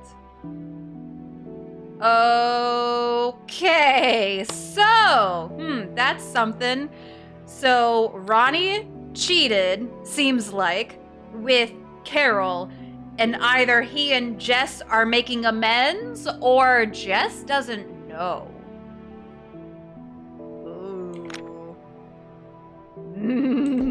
This is getting to be a bit something. Happy birthday to my daughter. Okay, no name on it.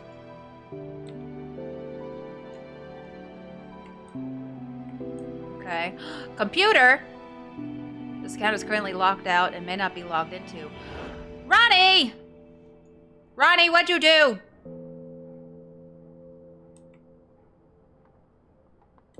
Damn it, Ronnie.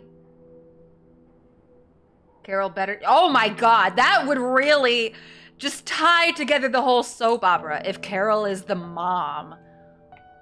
Oh dear god, I hope not. I really, really hope not. Oh, the New York restaurant guide? Celine's kitchen. Ooh, always pricey.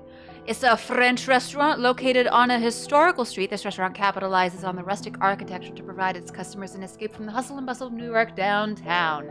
Tables are decorated with lace and artful candles. Food is provided from the country of love itself.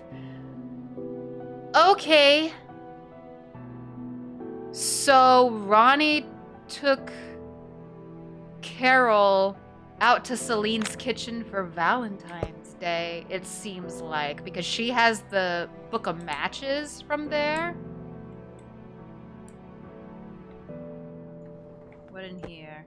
Jessica Grayson, Margaret Willard. Dear Jessica, it's been a month since you came to visit me. Remember what we talked about? I think it's time you ended things with him. You've endured for far too long and need to move on, Mom. Okay, so Jessica knows that Ronnie is kind of a shithead. And I think we can officially rule out Carol being the mother. Thank goodness, because her name is Margaret. Yeah. Oi. That would have been something. Anything in the trash can? Inaccessible, inaccessible, inaccessible.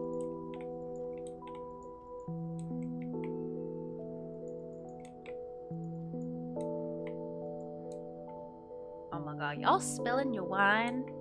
What a mess. So, okay. I'm a little bit confused by these napkins that are all dirty. Everybody seems to have a used napkin except whoever sat in chair number 2. We do have an ad break here coming up, so I suppose we'll go ahead and take a quick BRB. So if y'all need to get up and stretch, get a snack or drink, whatever you need to do, now is the time to do so, and I will return shortly. Y'all behave yourselves.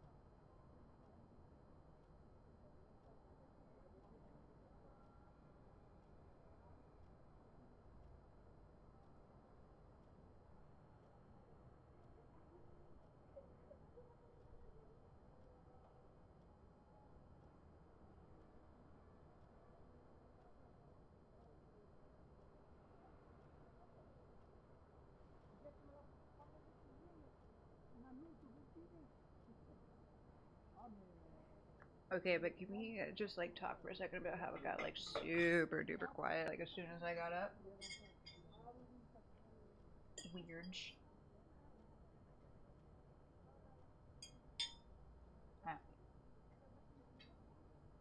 Grabbed myself a little snack while I was up. We saw Ben's parents yesterday, and Ben's stepmom made banana nut bread. It was delicious. Okay. Oh.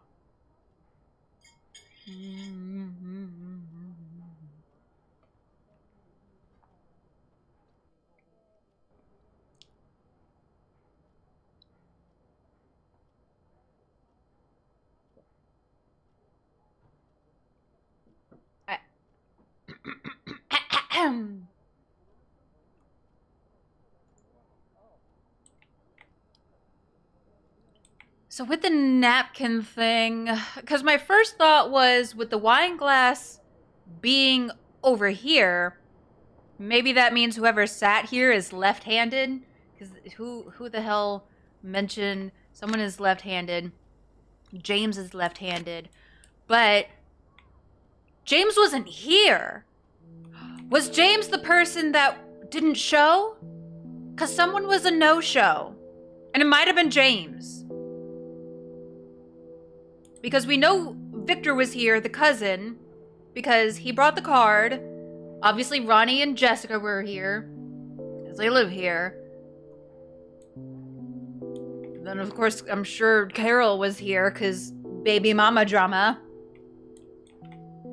And so then with the napkins, like all these napkins that have like the wine, like little dab on it, that makes me think Carol is supposed to sit here, because if she's pregnant, she's not going to be drinking. Like, she's got wine here, so that has me a little uncertain.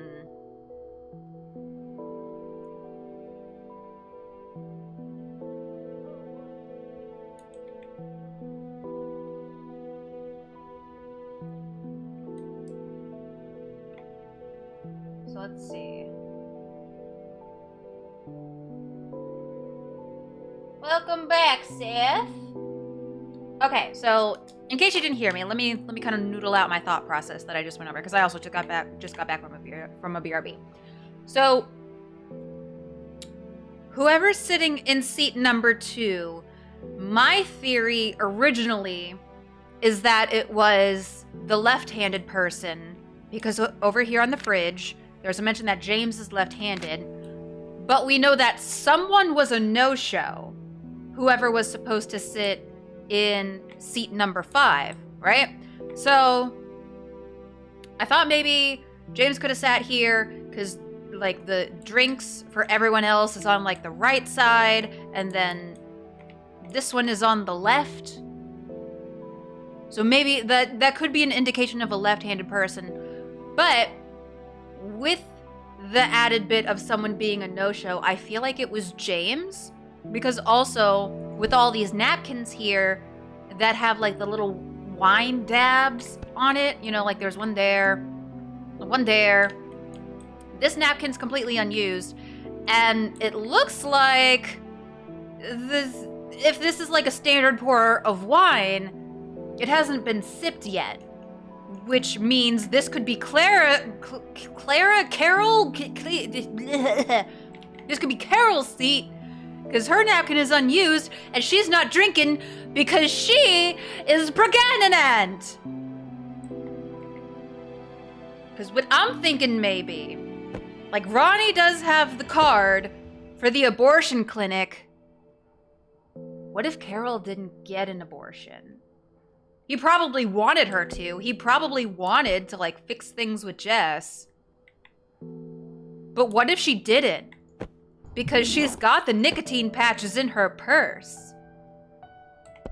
She might still be pregnant. So my theory is that Carol sat in seat number 2.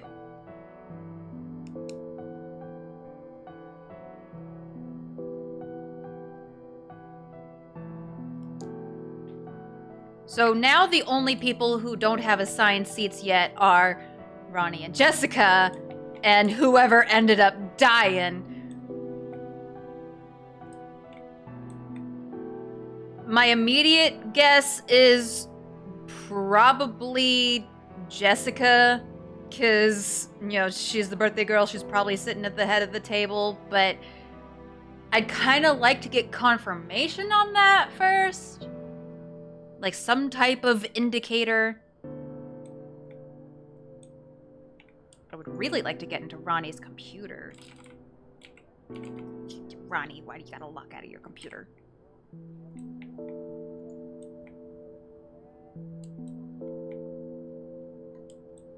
Is there anything else? We also don't really have any indication as to however this person died. Like, it looks like, you know, they kind of got blood coming out of their mouth, so maybe some type of poisoning, perhaps? But don't really know how. Oh, wait! Oh, this wine glass has lipstick on it! Oh my gosh, that's right! It was one of the ladies! And then, if Carol was sitting in seat number 2, that means Jessica was the murdered one. Jessica was killed. Because this was her glass. It has the lipstick on it. That's not smudge proof. Oh, shit. Oh, fuck.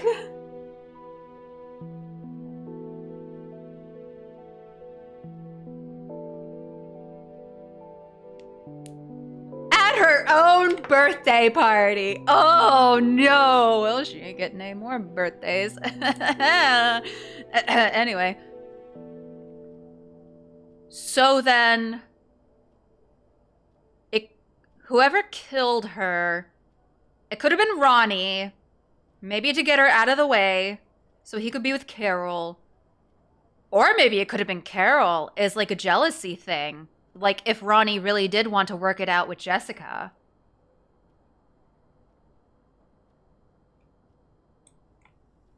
But we don't know how she was killed or who killed her. Yeah, so Ronnie sat here. Jessica was here. Carol was here. That seems to be the seating arrangement. And then Victor was here. And James would have sat here if he hadn't bothered to show up for his friend's birthday party.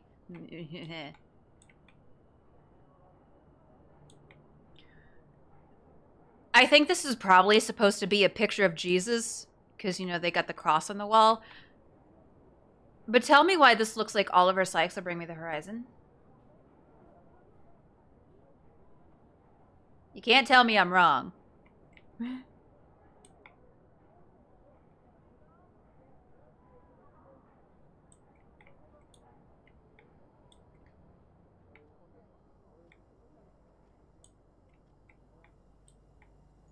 I don't imagine anything was put in the food.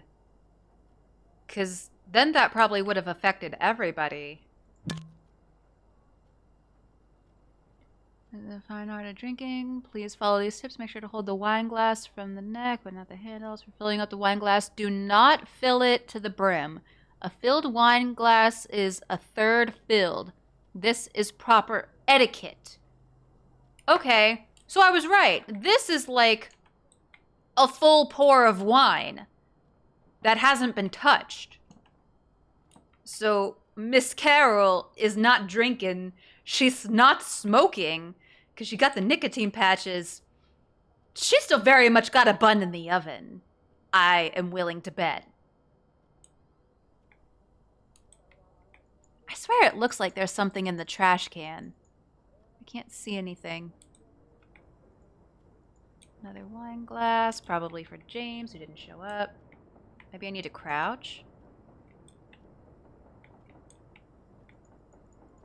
No, that was a good idea. Which, no. It was not meant to be. Oh. Oh. Hello. Carol, you got something under your chair. You hiding something, Carol? Carol. Carol. It's like all the people at the table are here, and I'm just coming up like a dog, like... Carol? I smell you, Carol.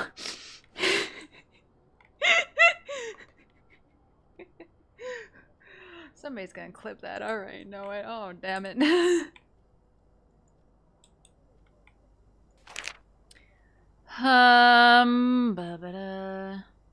Flour, measure salt, pepper in large bowl, add the onion to the pot.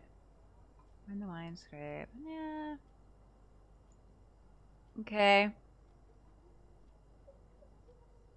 This recipe doesn't seem to be doing anything. I need to make this stew. It does sound really good. I would have to omit the onions, though.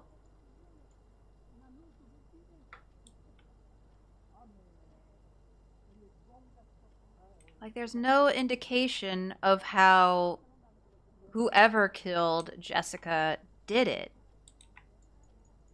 Can I open any of these drawers? No. At least no indication that I can tell.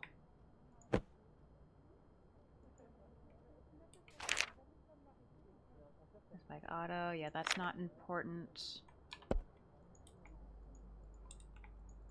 Can't look at the phone. Is there anything else in the purse?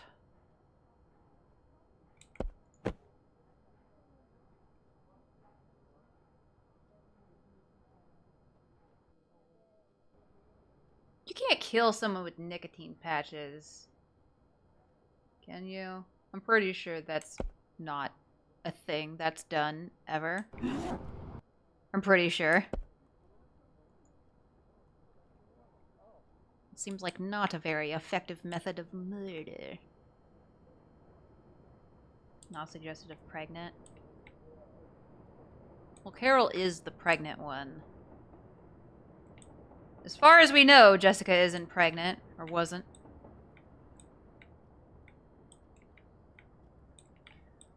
See, this is another point where there's definitely something I'm missing here.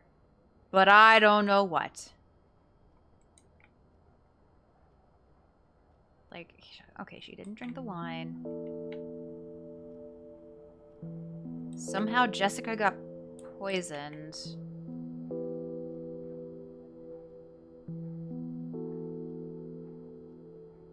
Okay, so...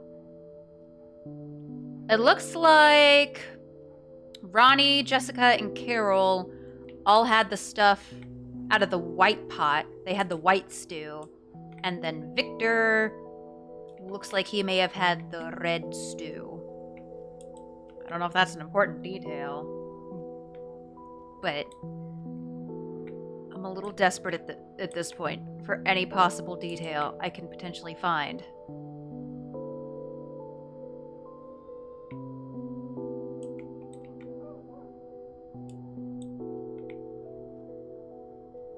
Where's Jessica's napkin? I just realized. Did Jessica not have a napkin? Or is it on the floor somewhere? There's her fork. She doesn't have a napkin. How are the napkins be? I assume like a wine dab. Like you take a sip of wine, you get a little bit around your mouth, and you just dab it with the napkin. That's my best guess. Although this... yeah, Victor wasn't drinking, though. Wait a minute. Maybe his is from the stew? This looks like a white wine. Oh, no, that is a red wine. Okay.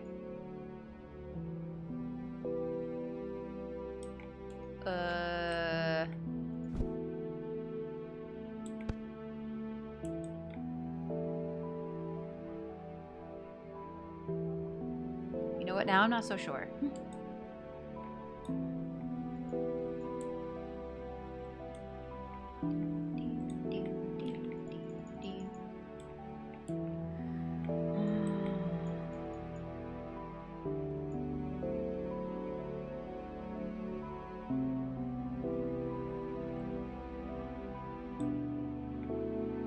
What am I missing?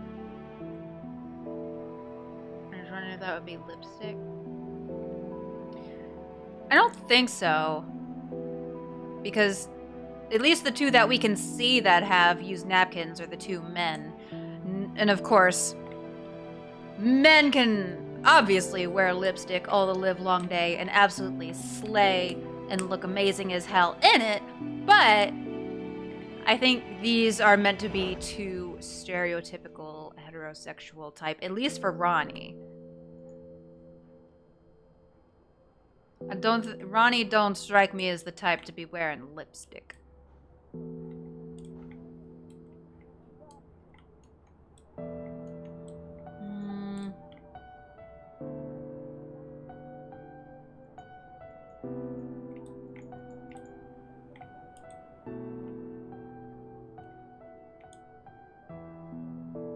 I feel like I vaguely remember in the demo there being something in the trash can.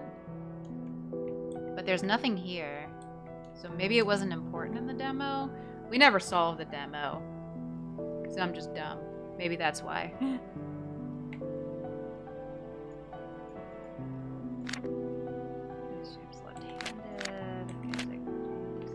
Okay, so our questions. How many people live in this apartment? 2, we figure. Who is Jessica's cousin? It's Victor. Who sat in chair number 4? That was Ronnie. Who was killed was Jessica. But the one we can't really answer yet is who is the killer. Because there's not really any indication that I can see of who killed her or even how. Like, since we have the outline here with blood around the mouth, it seems fairly reasonable to assume that she was poisoned in some way. But we don't know how. Which is the problem.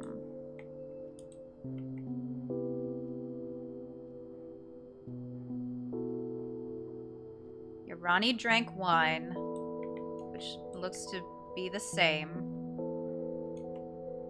So it's not something wrong with the wine. Everybody ate, so it wasn't a problem with the food.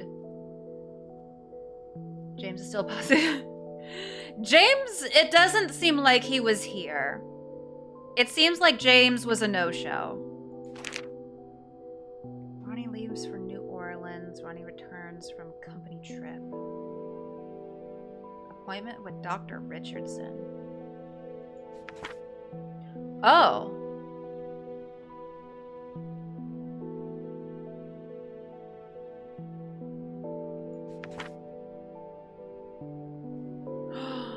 Oh, yeah, this confirms that Ronnie took Carol to dinner on Valentine's Day because Jessica was in LA visiting her mom.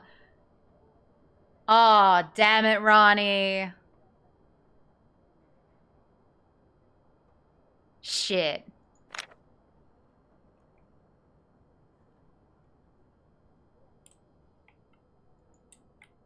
Ronnie, why you gotta be a hoe? You straight up hoeing around here.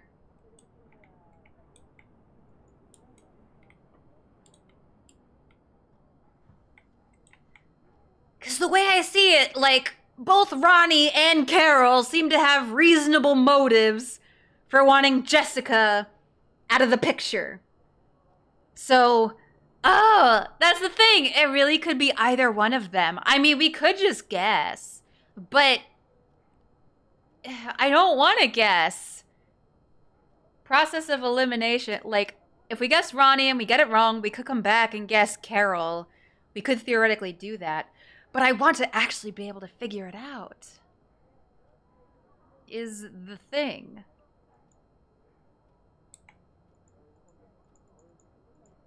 There's nothing else I can pick up around here that I can see.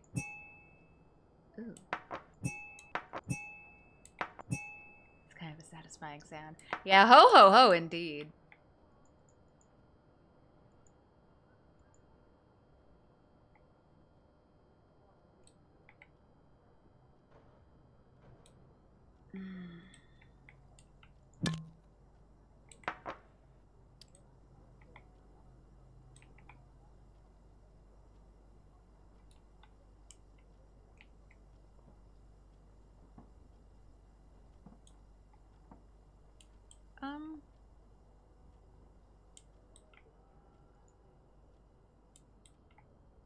2. Wait. What is this wine? There's a different type of wine or something here that looks unopened. That's not the Da Vinci. Is that important? I can't click on it. But like there's 2 bottles missing from this box, which I assume are the 2 bottles here. But then what are these 2 green bottles? Maybe like champagne or something, if I had to assume. If they were opened, I would be a little bit suspicious that maybe someone put a little some in it. You know. Table 4's wine looks off color in the light. Yeah, like I thought maybe it was like some kind of white wine, but then when you crouch down, it's just like a lighting trick. They are supposed to be the same type of wine.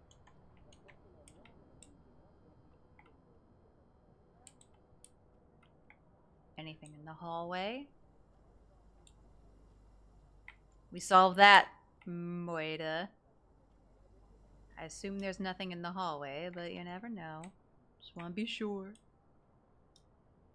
I can't click on the phone in this one, which is a little bit annoying. I can't click on the phone. So phone is not helpful to us.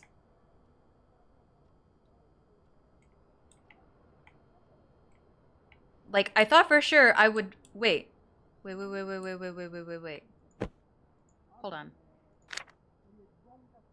Box of Da Vinci wine and chocolates. Oh, damn. I thought maybe there would be some kind of indicator, like he bought, like, some wine, some chocolates, and then rat poison. I know.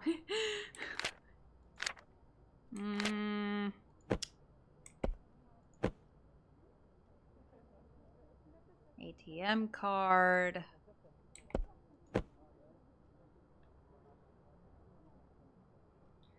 He does also have an attorney card. Maybe he was prepping for a divorce? Possibly. But then he also gave his wife the chocolates with the tag that says, "To the most beautiful woman in the world."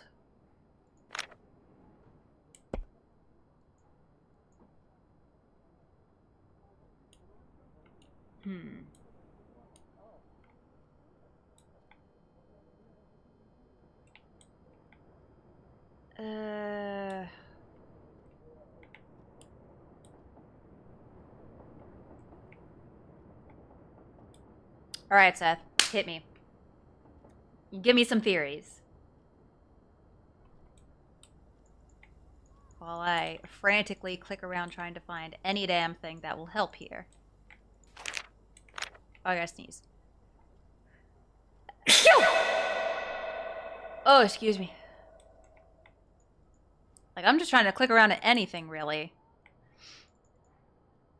Like, I'm thinking maybe there's, like, some empty container of something around here. That's why I keep fixating on the fucking trash can, because I swear there's gotta be something in the trash. There's nothing there.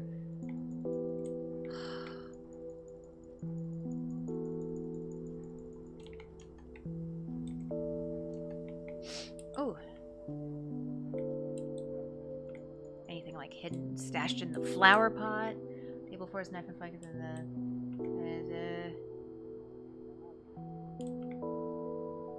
I've never heard of that. Just like horrible, angry, negative position. And you get the chef, the person who ate it wouldn't have liked it. Doesn't Victor's silverware have a similar position, though? It's kind of similar, maybe. And our fork ended up on the floor.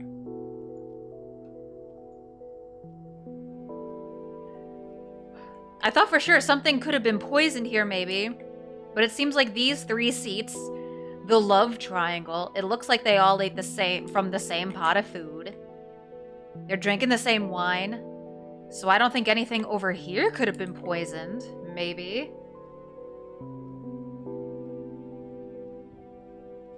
I mean, I'm grasping at straws here. I'll take anything, really. Is it the bread? Oh, maybe it's the bread. The bread was poisoned. Is there a date on this letter? It had been a month since you visited, and she visited in February, so that letter was sent in March. And it's April now.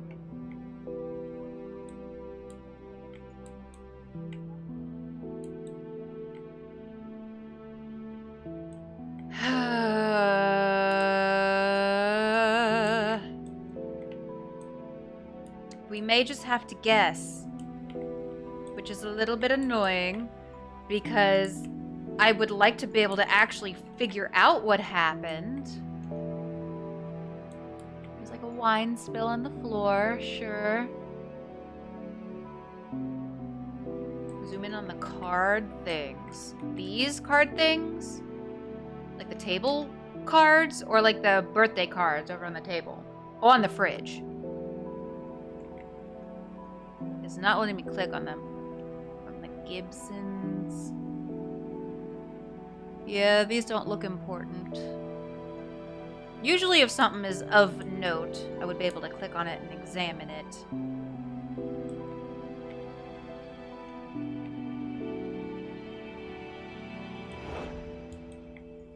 Whoosh.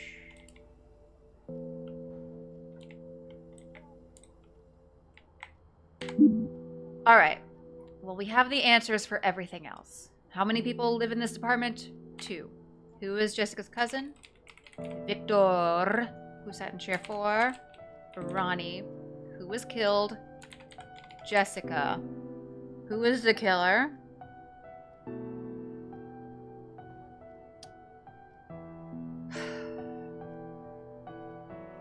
I really feel like it could be 50-50 Ronnie or Carol. I'm kind of maybe leaning towards Carol just a bit. Carol Baskin killed her husband, whacked him, fed him to tigers they snack in. I'm leaning towards Carol just a bit. If she is pregnant, then maybe she just wants to get Jessica out of the way so she can be with Ronnie and have like that happy family bullshit. But it sucks that from what I can find, there's still no indicator of that or like how she was killed. But we'll give this a try. If we're wrong on the killer, then we'll come back and we'll guess Ronnie.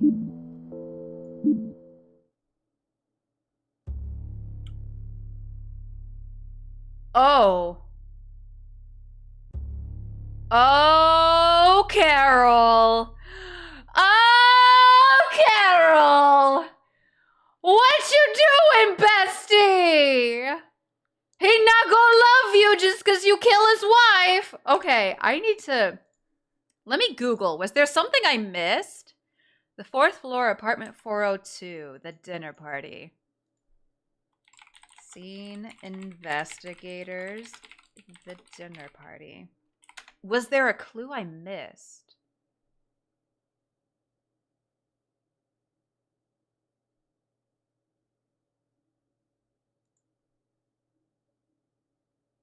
Let's see. Not the demo.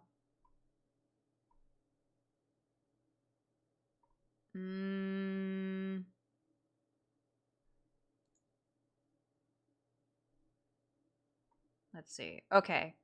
I'm only gonna scroll down just a little bit because I don't want to see answers to future things. Helen.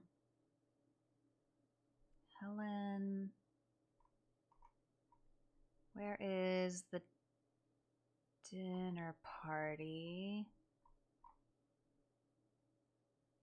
4th floor, room 402. Okay. Okay. Oops, not that one. Let's have a little look-see here. Okay.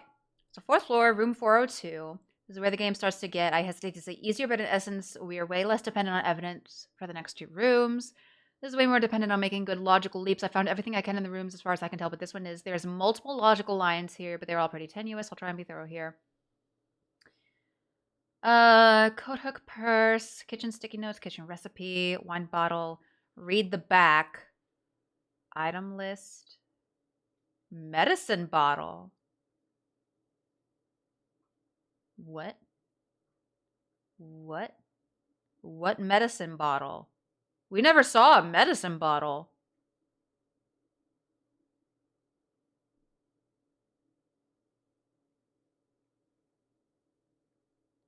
Just wasn't sure. 3, review your item list. Where the hell was the medicine bottle? We never saw no medicine bottle. I mean, it seems like my logic seems pretty... It was pretty sound, though. The killer would not have drank any alcohol to avoid severe liver damage. And then the napkins, she didn't drink anything.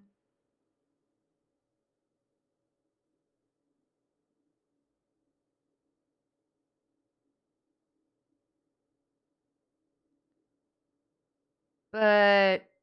Wait. Hold on. No.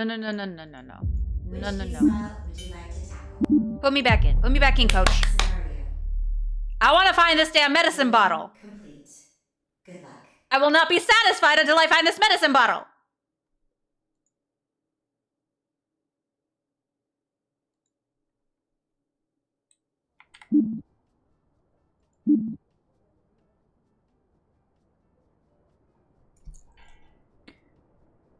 It was in the information they gave us from the very beginning of the case. I don't want to talk about it. The police have found this bottle at the scene of the crime, and it is confirmed that the cause of death was the contents in this bottle. Oh dear.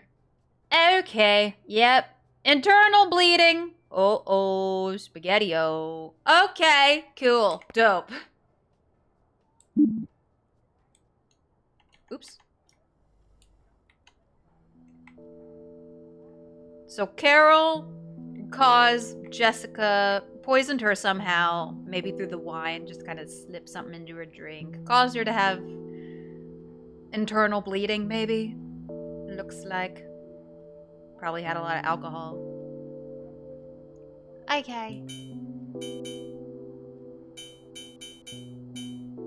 Do we need to do the documents? No. Okay, yeah, we got that. Okay. Yeah, I was just asking.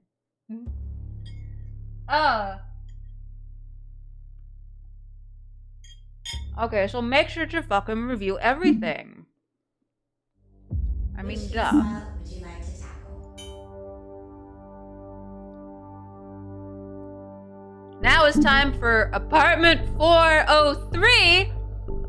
So many damn murders and crimes happening just on this one floor of this apartment complex. Good luck. Somebody needs to look into that. A group of teens celebrated at a friend's apartment. One was killed. No one admitted to seeing the killer. Can you figure out what happened? After I finish my banana bread. Wow.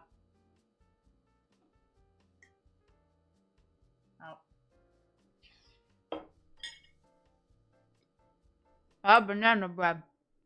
In mine, you can't have it.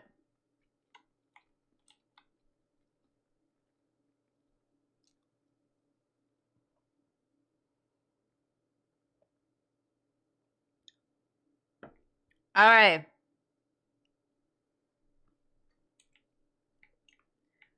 Oh. Well, you know what? It's not as bad as I would have expected for a teen party. Oh. I think we found where somebody got killed. Okay. More bullet rounds! Wilder, damn it.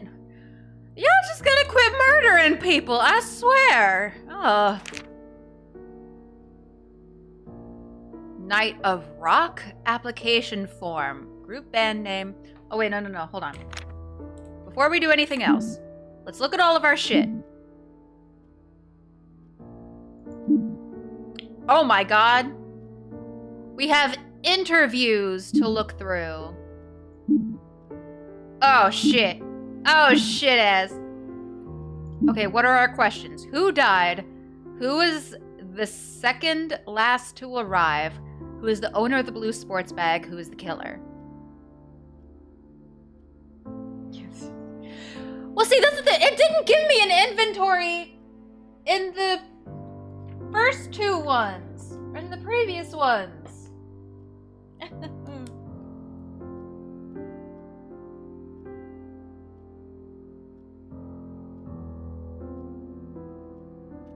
So I didn't expect anything to be there. Alright. Owner of blue sports bag. And host is the killer.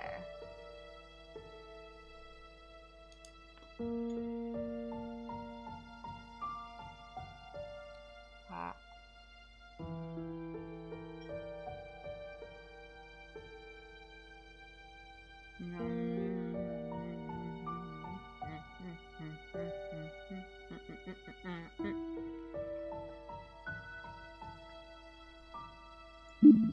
Oh my god.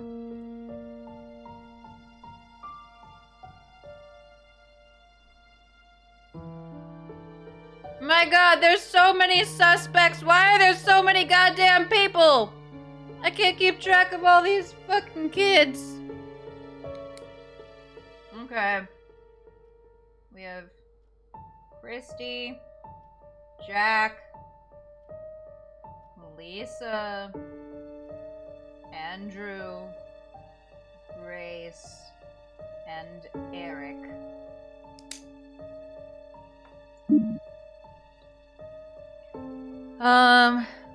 Did you go see Brian on 31st of May? Did you have physical contact with him at all during this week? When was the last time you met or spoke with Brian? Are you aware that Mr. Brian Olsen is dead? Well, we got the first question. Brian is the one who died.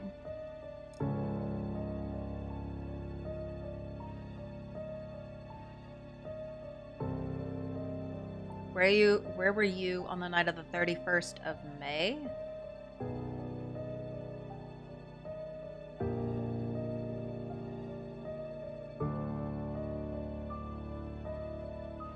She answers a little hesitantly. She seems a little, you know, sus.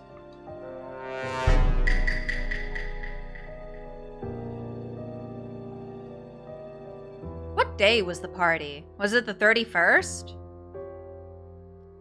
I don't know what day the party was.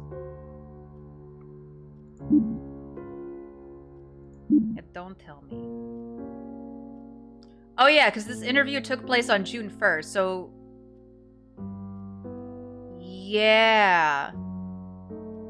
He was killed last night in his apartment, which, according to the interview, would have been the 31st. So Christy says she was at home. Christy says she didn't attend the party.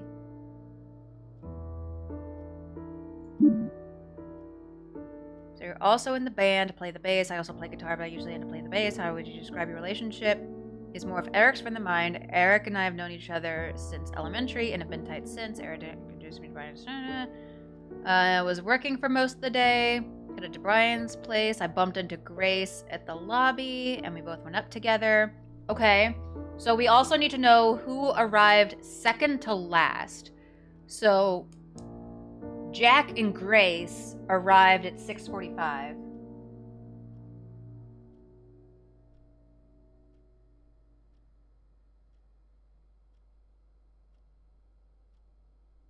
Oh my god, just 4 people was a hell of a lot. I don't know if I can keep track of all these damn kids. Do you recall seeing anyone right before entering the apartment? The other guy at the front desk. All of us had something to drink, so some things might be unclear. I do remember Grace was being obnoxious the whole night. After I finished my drink, I left the apartment. Brian was smoking heavily, and I can't stand the smell of it.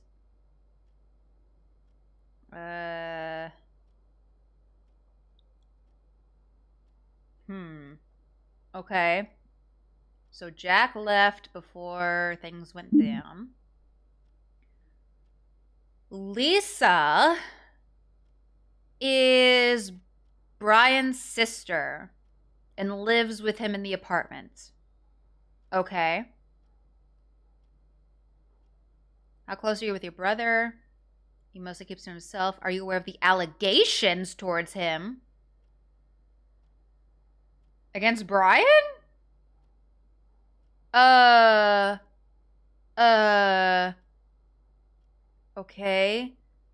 Out of all the attendees, has any of them shown any violent behavior or tendencies? Andrew has been suspended a few times for getting into fights.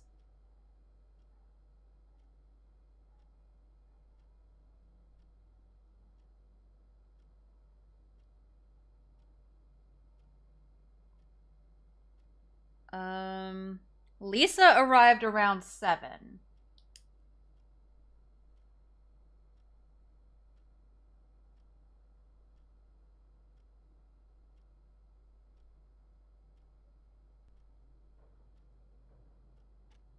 We keep a spare key on the kitchen wall, but it was missing. Someone must have taken it. Ooh. Uh-oh. Spaghetti-o. Is there often alcohol involved? Andrew usually buys the drinks for us. I was asleep. I woke up. It was dark. I went to the restroom, and that's when I saw him lying there in his room. I didn't know what to do. Panic and scream. Moments later, Andrew came running by, gave me a panic attack. Okay. Andrew. And he's stuttering. Oh, my guy. Arrived at the apartment same time as Lisa. And everybody was already there. I don't know when the others arrived. That sounds like a lie. I feel like you lying. Why you fucking lying?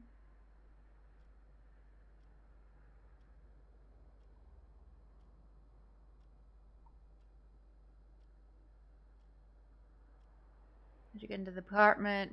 Because Lisa didn't mention anything about arriving with Lisa. Arrived at the same time as Lisa and everybody was already there.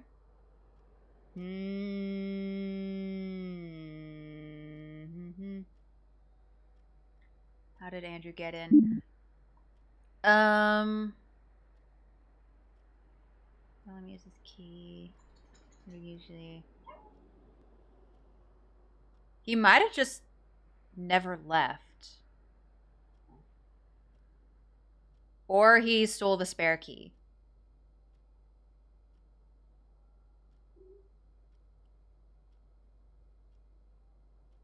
Yeah, so my thinking is that either Andrew never left or he stole the spare key and let himself in. Which I don't know how that wouldn't send alarm bells ringing off in her head, but you know.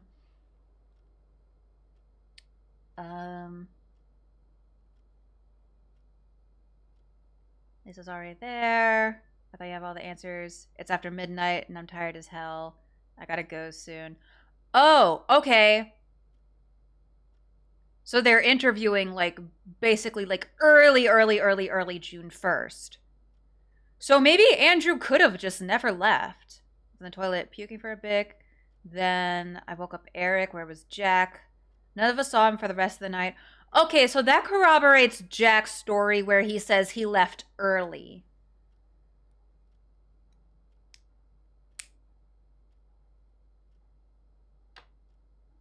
You're not old enough to drink.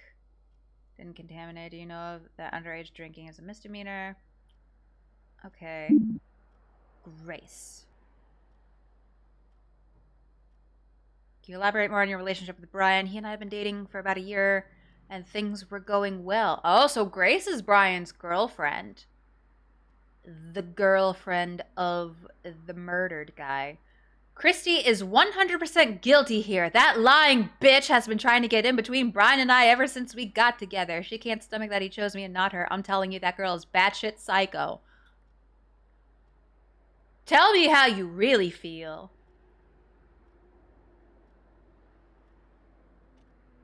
I arrived at the apartment same time as Jack. We got out of the elevator just in time to see Christy leave the apartment. She said she wasn't there. Oh, Christy. Oh, Christy.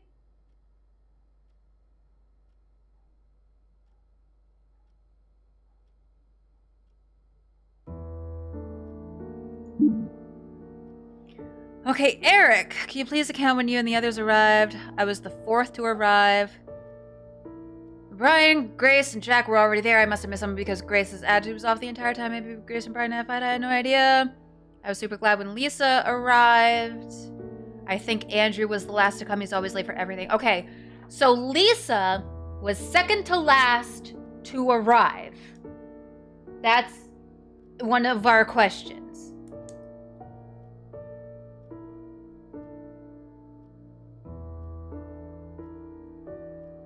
So now we still need to figure out who owns the blue sports bag and who is the killer. God, we got half our answers just by reading through a bunch of text. We haven't even really checked out the scene yet. Grace usually doesn't drink that much, but that's the night she was chugging as if there was no tomorrow. I remember Jack and Brian were arguing for a bit. Things got pretty heated, but Brian eventually got up and locked himself in his room.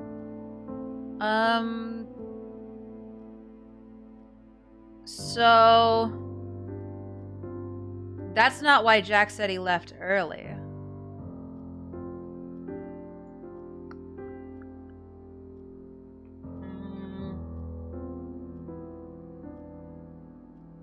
Maybe Jack left early because of the argument. You were the one to call 911, correct? Yes, it says here on the report that you discovered the body and called law enforcement after 2 hours. Why did it take you so long for you to call law enforcement? Because Andrew was completely against it. Why was he against calling the authorities? Something about underage drinking and him getting in more trouble than the rest of us. He didn't do this. Mike stopped working. Huh? So it does seem like the party was still going on. Lisa just went to sleep, and then the kids were still doing their thing. So they just didn't leave. I was drinking heavily that night. I must have passed out because the next moment I remember was Andrew waking me up by pouring water on my face. Yeah, that's how you wake up a sleeping person. Just waterboard them. That's fine. Lisa told me you had a pretty big argument with Brian last week. Want to tell me about it? He was on my case about interrupting rehearsals with my mistakes. I've been busy recently, so I haven't much time to practice. Okay.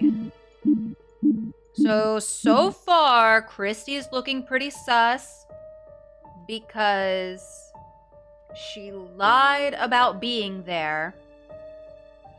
But she does also seem pretty surprised at the news that he's dead. Andrew is especially sus. I don't like Andrew, whether he is a killer or not. I don't fucking like him. Okay. So there's a bullet casing here from a fucking Wilder gun again. Was there a gunshot that went off and nobody heard it? I'm gonna call baloney on that one. Ooh, the School District of Queens. Oh, sexual harassment of other students. That's the allegation against Brian. On May 26th, a student reported that Brian Olsen had sexually assaulted her. These are serious allegations, so the school contacted law enforcement and an investigation will be conducted. We ask that all parties involved keep this to themselves while the investigation has concluded. The parents of both parties have been notified. Oh. Student is suspended from school until further notice. And it sounds like Lisa didn't know.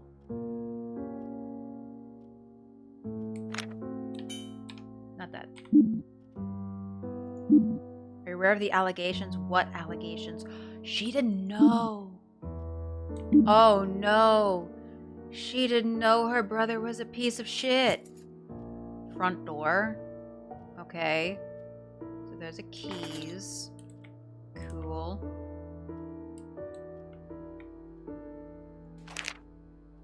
Night of Rock application form. Dead Ironclad Killers. Member contact Brian.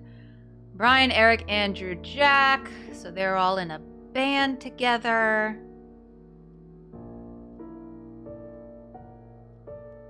I don't know if I need to write down any phone numbers, but just in case.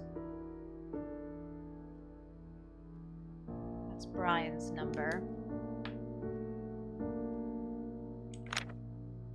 Can I go on his computer? Ooh, group chat. Let's see. Guys, we need to practice this week. Can we meet up this Tuesday?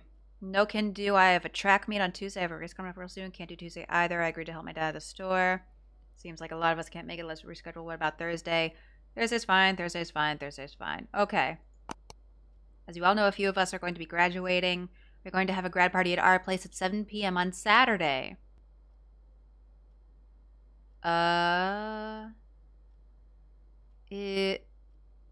Is that Andrew? Yeah, the jester person, that's Andrew, because he said he's bringing drinks. And Andrew, they said he's the one that always supplies the alcohol.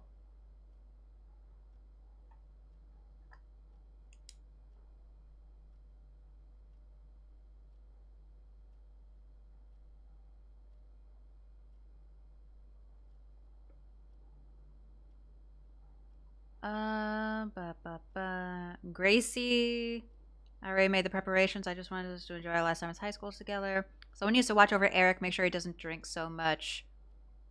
Okay, so Strikers is Eric. I don't know if these usernames are important, but I'm gonna write them down anyway.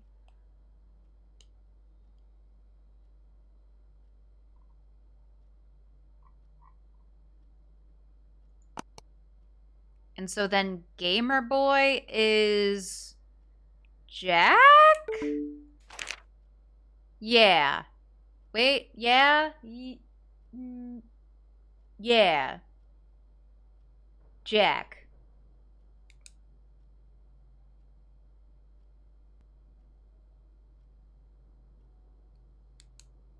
Okay.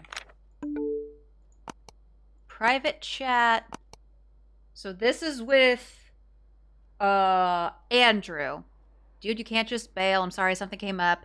We can't practice without a drummer, and you're the only one who knows how to play drums. Do you know how important this gig is? Ooh. I faxed you something. Did you get it? What am I looking at? This just came in today. Keep this between us. I don't want anyone else to know about this. Oh, that's about the sexual assault allegations. Is this true? Of course not. You think I'd be sharing this if it was true? I bet you $1,000,000 it was Christy. I was thinking the same. Can you talk to her? I swear I'm going to kill her next time I see her. Don't make this worse than it is. Just talk to her. Only she can make this go away. So, there's no confirmation. The fact that he shared the sexual assault allegations with his own girlfriend, that does kind of maybe suggest a bit more, I didn't do this. I need your help. That's why I'm sharing this with you. Not that it gets Brian out of the clear. He still very much could have done it, but I'm just trying to follow this game's logic lines without overthinking it. But they think it might have been Christy who filed the report. Which also, according to Grace, Christy was jealous that Brian chose Grace over Christy. God, there's too many people here. You come over to my place this Saturday. I want to go over bass arrangements for the new song. Come over at 5. You think your dad would be willing to be a sponsor for the next gig? Okay.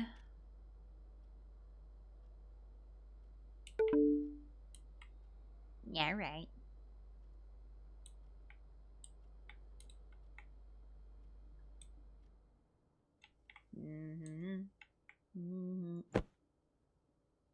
Jack. Okay. Brian. Grace. Y'all always label your drinks. Label your fucking drinks at a party.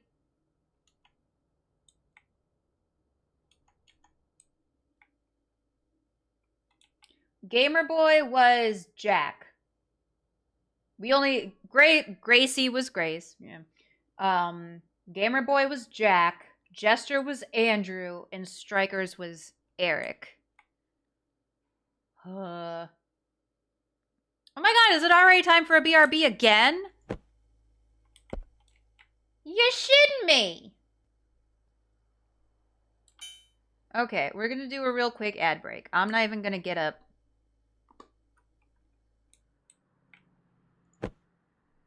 Oh yeah, wait, I think it was Jack who said, wait, hold on. Yeah, I think it was Jack who said he finished his drink and left. Running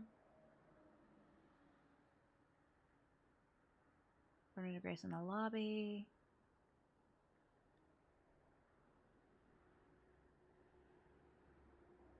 Was it Jack? I play guitar. I shared a friend of mine. Eric introduced me. I was working for most of the day. Eventually left and bumped into Grace in the lobby. Recall anyone seeing one. All of us had something to drink, so some things might be unclear. I remember Grace was pretty obnoxious. After I finished my drink, I left the apartment. But Jack's story was already kind of a bit shaky because someone mentioned Jack and Brian had an argument. Lisa did corroborate that they didn't see Jack again for the rest of the night. So I think Jack was being honest about leaving early, but not for the reason, and some of the details behind that. So, yeah, Jack was lying about finishing his drink.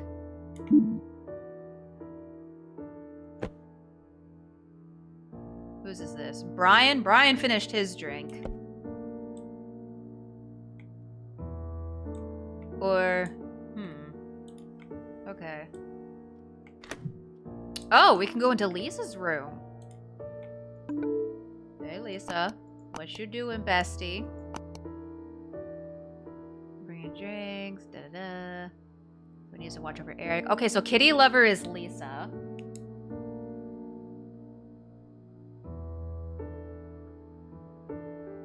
And Grace is Gracie. Da-da. Okay, so this is the same chat we saw for the grad party from Brian's computer, but now from Lisa's point of view. Racket scientists. Even though school is over, do you guys still want to meet up and practice in the summer? Lord Killer 34. Don't know who that is. Private chat. Oh, God. Since Christy is graduating this year, we'll need a new captain. I think you'd be a good fit. What do you think? I was hoping you'd be up to the task. Let's talk about it tomorrow at school. I gotta go soon. Is Christy Lord Killer? But they said she's graduating this year. This is Andrew. Have you heard from Christy? She hasn't been to school in a few days and she's not picking up. Cassie told me she was sexually assaulted by someone.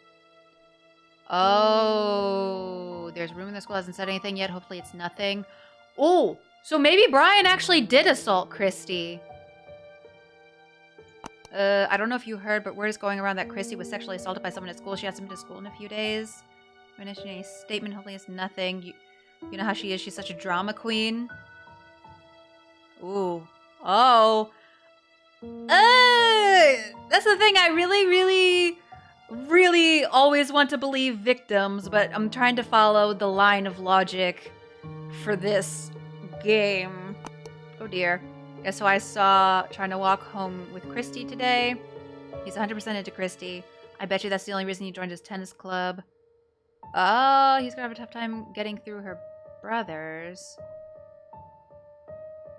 Are they talking about Brian?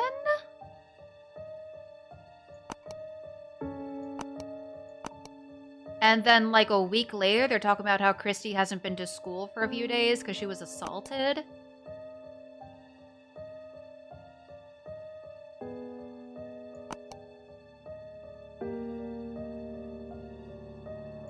I don't know. Okay. So, there's a couple unknown usernames still. We don't know who Zane is, but Zane could be an actual name. Like, you know, Cassandra, Cassie was probably the person talked about earlier. But we don't know who Lord Killer is. So we may have to keep an eye out and see if we find that username somewhere. Oh, no, that's the computer. I don't want to click on the computer. Tennis.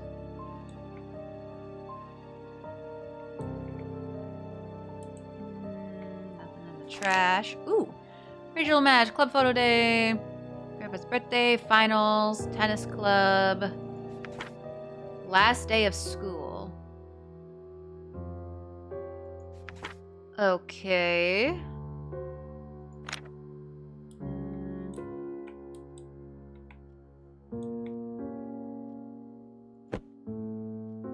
Flenty's bar. Why do they keep having me zoom in on candy bars? That does not seem important. Soup kitchen. Okay. Okay, nothing else in here. Ooh, bathroom.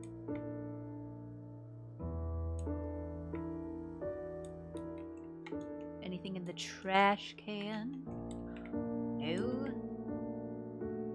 Nothing here. I have no reflect. God, I ruined my joke. Something. I have no reflection. I'm a vampire. There's nothing in the bathroom.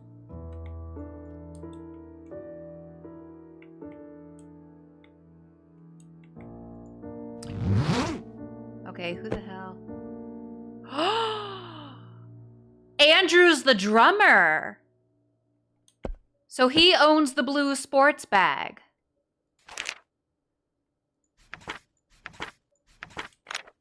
That's one of our questions. And, oh. Wait, were they talking about Andrew walking Christy home?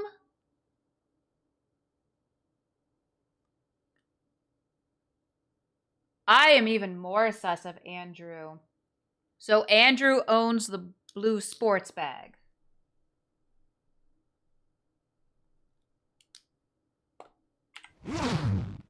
Because in the messages on Brian's computer, you can't just bail. We can't practice without a drummer. You're the only one who knows how to play the drums.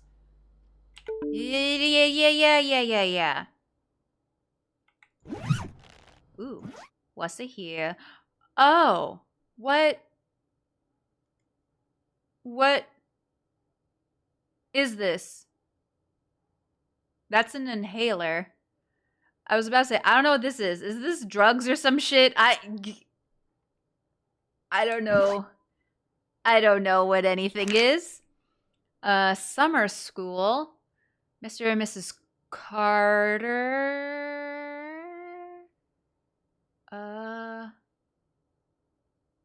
Okay. Fuck, I don't remember anybody's last names.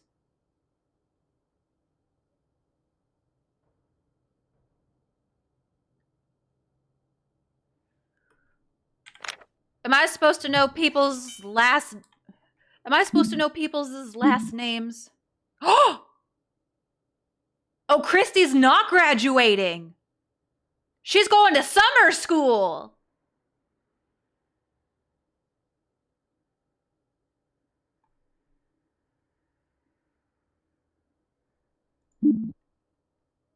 Okay. Mr. and Mrs. Carter, welcome to Noble's 2003 Summer School. Your student scheduled for the Notice Public High School can be found in your Amazon portal account. Okay.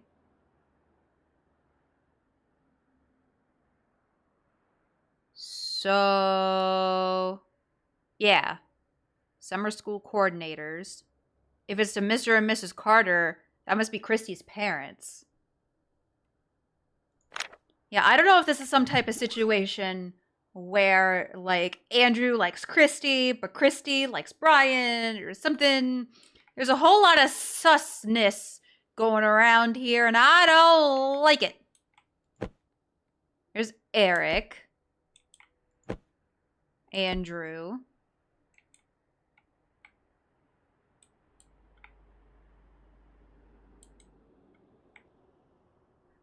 Brian's with Grace.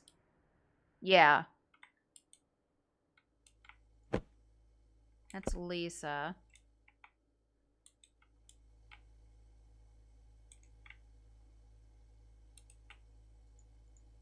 Can't click on anything here.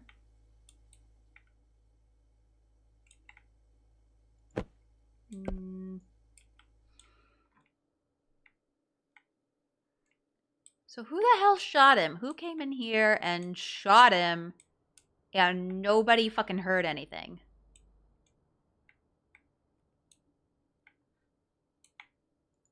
Is there anything else I can look at in here?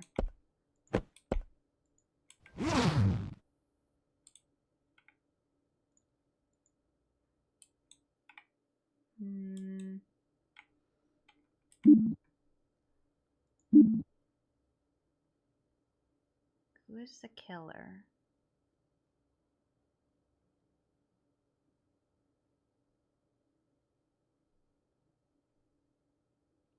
I feel like maybe the killer was Andrew.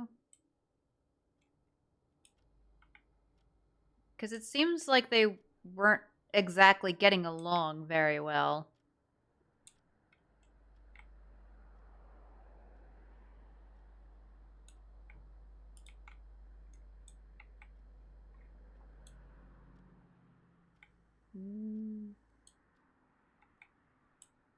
Nothing in the trash.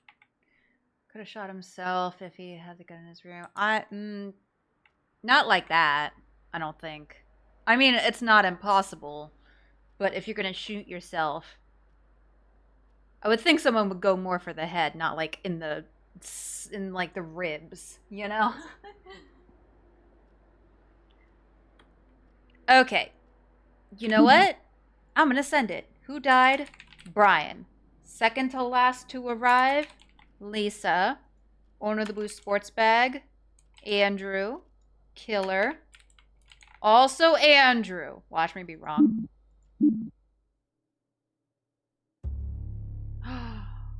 Andrew wasn't the killer. Oh shit. Well, there goes my theory.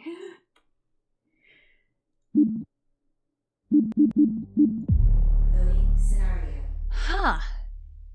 Loading complete. Good luck.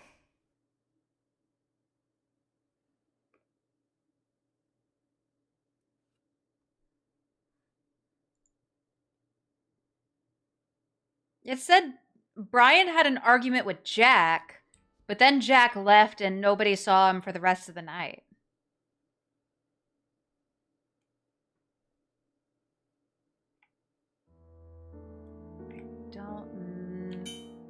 Oops, I keep hitting the wrong button.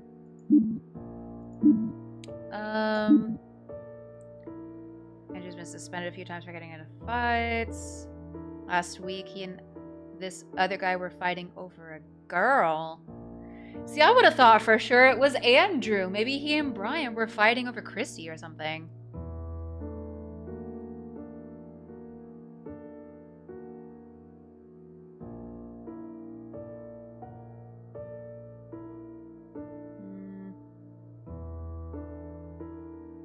Andrew came running by, gave me a panic attack. Who?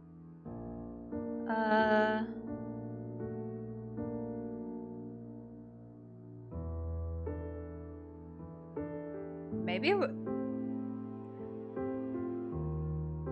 don't know. My other train of thought is that maybe it was possibly Christy. Because here's my thinking.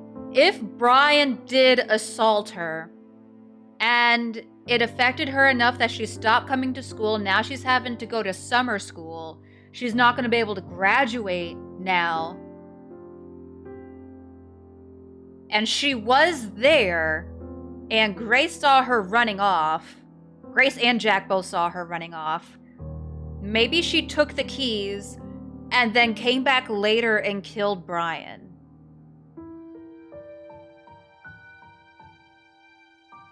That's my thought process as of now that Andrew's been eliminated.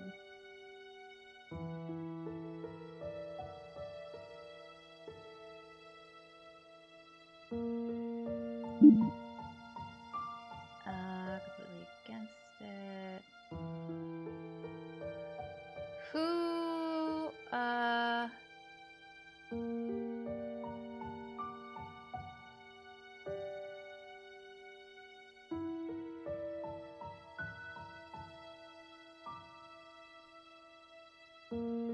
pretty big. Oh, Brian had an argument with Eric last week. But then who mentioned the argument? Everybody's arguing with Brian! Brian's kind of a dick. No, Chrissy doesn't mention it at all. All she says is that she last saw him a week and a half ago. And that she wasn't at the party at all. But she does also seem surprised that he's dead, is the thing.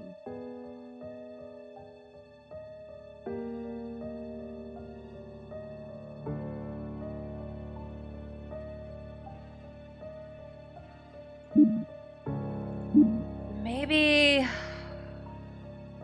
I go with my gut on this. Let's try it. No.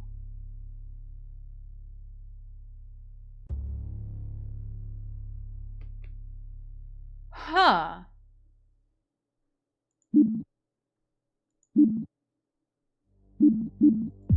Loading scenario. I have no fucking idea. Good luck. I don't have a clue.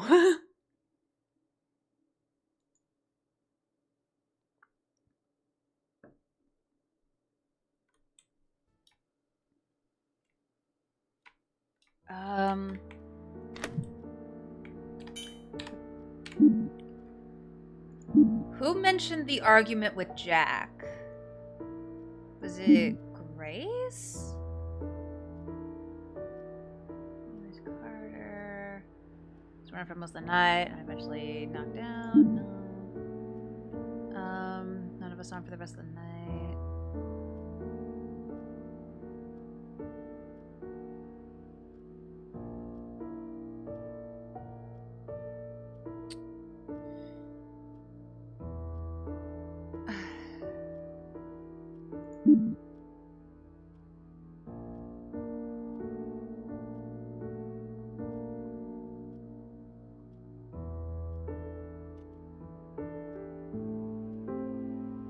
There's too much reading. I'm just trying to skim and see who mentioned an argument with Jack.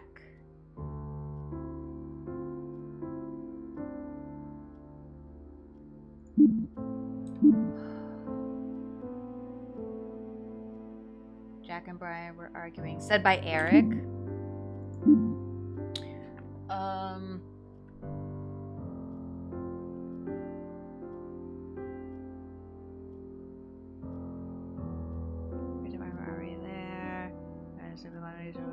Andrew was last to come. He was late to everything. She didn't drink that much. Near the bottom.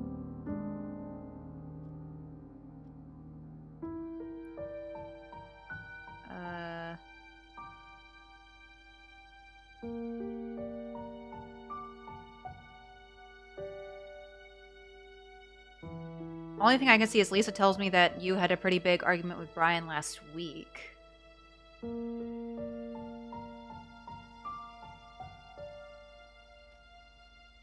I don't remember. Oh my god. It was somewhere near the bottom? No. Contaminate. None of us saw Jack for the rest of the party.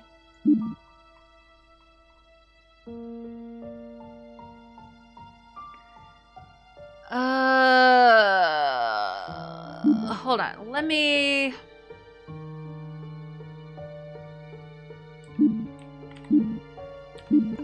check their messages. Which one is Jack? Jack is Gamer Boy. Come over 5. I'll be in my dad's store. You think your dad would be willing to sponsor our next gig? Okay, that doesn't really mean much of anything though. I have a track meet.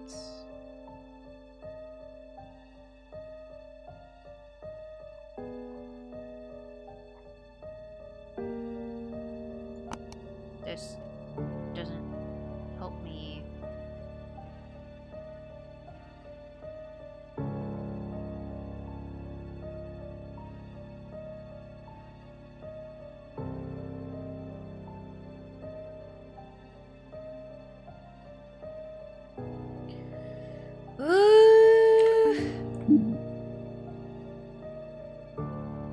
I'm smoking heavily and I can't stand the smell of it.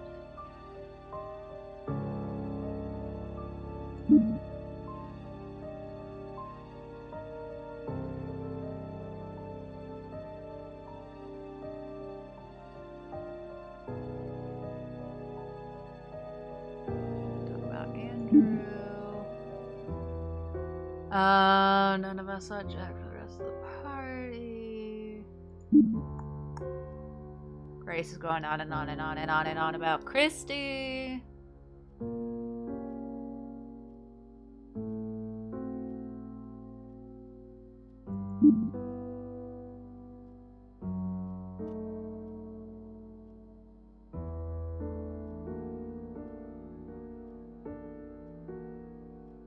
Oh, here we go.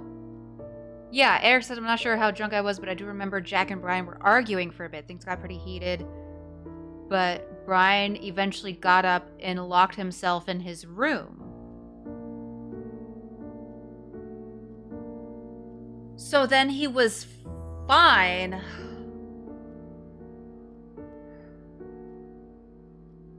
Maybe they were arguing because Jack's dad didn't want to sponsor their next gig or something. I'm not seeing a link to murder anywhere. Like I said, the only people that I really... Did Jack ever leave? Well, no, Andrew did corroborate that, yeah, at some point none of us saw him for the rest of the night.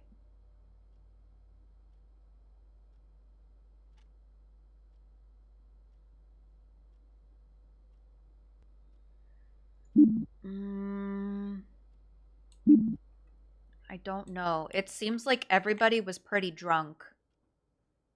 So maybe Jack left early because he killed Brian? I don't know. Is there any way to check more last names somewhere? Brian Olsen. What about the others? Does Christy have a sibling? Right, baby.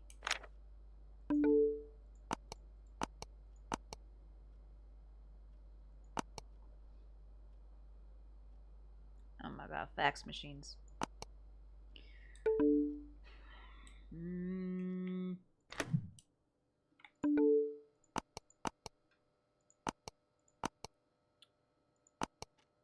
Reverend Christy.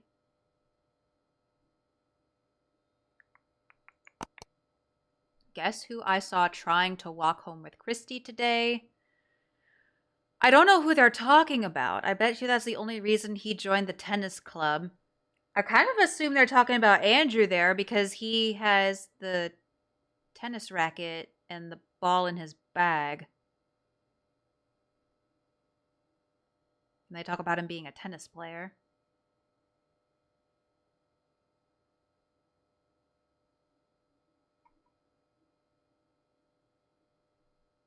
He's gonna have a tough time getting through her brothers.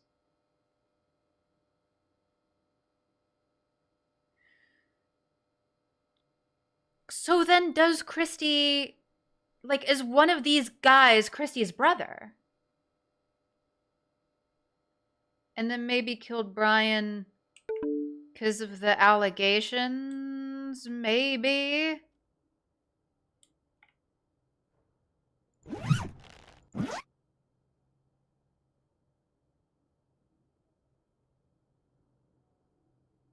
the hell has an inhaler? Mr. and Mrs. Carter.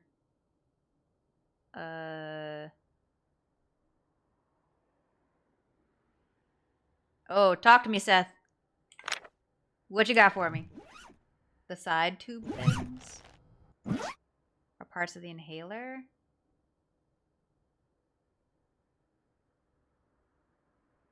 Okay. The things on the left, I think those are EpiPens. Yeah, this just looks like medical shit.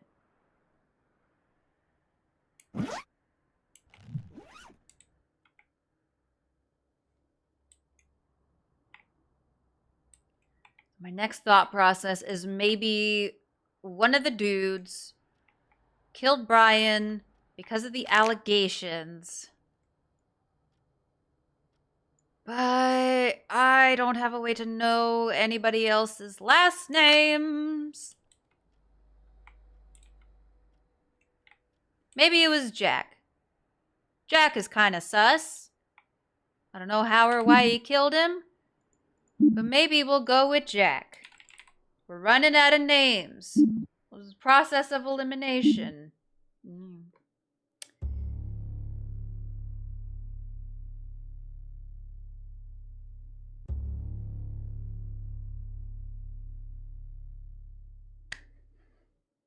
Jack! Jackaboy! My dude! He left early because of the fight. Maybe he took the keys, the spare keys, on his way out. But I still don't really understand why. I feel like there was definitely something I missed, some thread of logic that just didn't occur to me. Let's go back to that guide. Where's that guide? Room 403.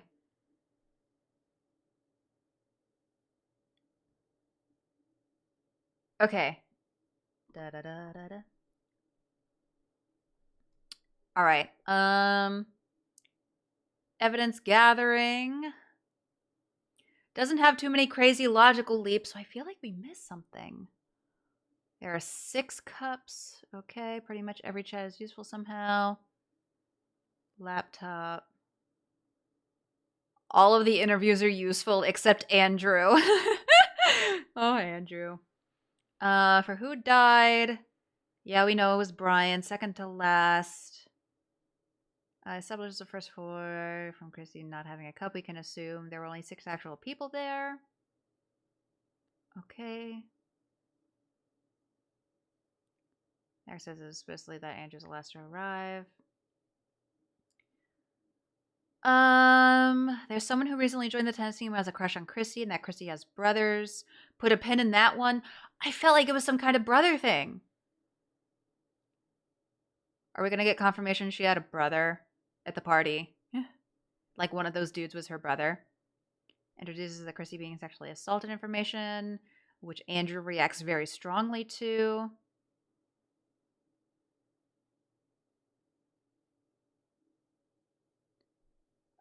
Andrew brought the drinks. Andrew's jester. Okay. Drumsticks. Okay. Rackets are basically new. There's no visible wear on the grip, no wear on the racket strings. I would not have put that together. This would be like, oh, this is a brand new racket that doesn't have any signs of wear and tear. Just, okay. Check out the notes. Wait, there were notes in the backpack? Huh? Hold on. Hold on. Hold on. Wait just a moment. Scenario. Was there more shit in his bag Loading complete. that we didn't Good see? luck.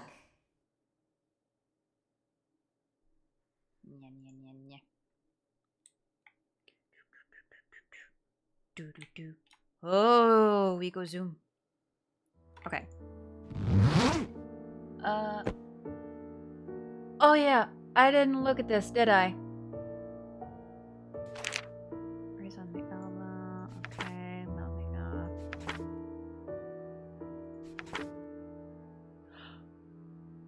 Oh my god, I scrolled through this, but I didn't actually stop to read it. Hey, I know we're becoming better friends than we have been. I just feel like I owe it to myself to get this out. Christy, I do have feelings for you, and I'm really nervous to tell you this. And by this, I'm not asking you to return these feelings, nor am I asking you to be anything more you've been to. Ah! I feel bad for being so suspicious of Andrew. He's just a complete dope who makes some really bad decisions, but he's got a crush. Ah. Okay. So then what about the fucking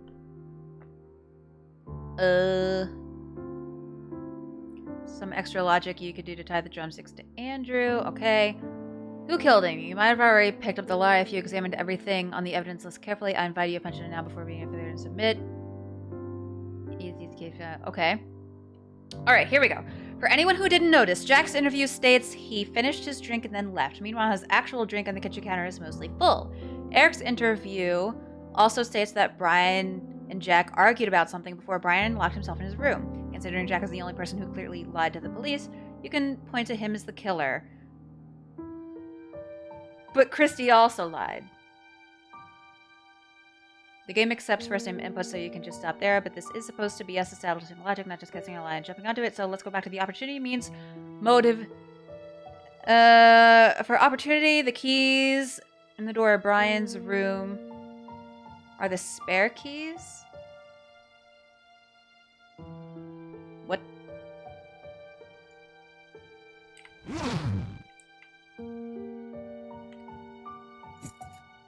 Oh.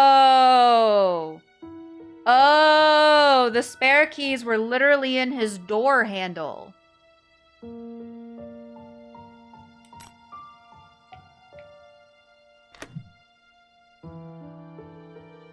Oh, damn. Okay.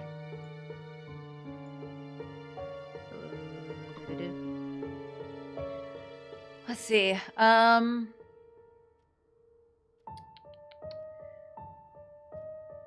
Yeah, I'm trying to... I hope this makes sense. Lisa's interview establishes they were in the kitchen but disappeared by the time she arrived home.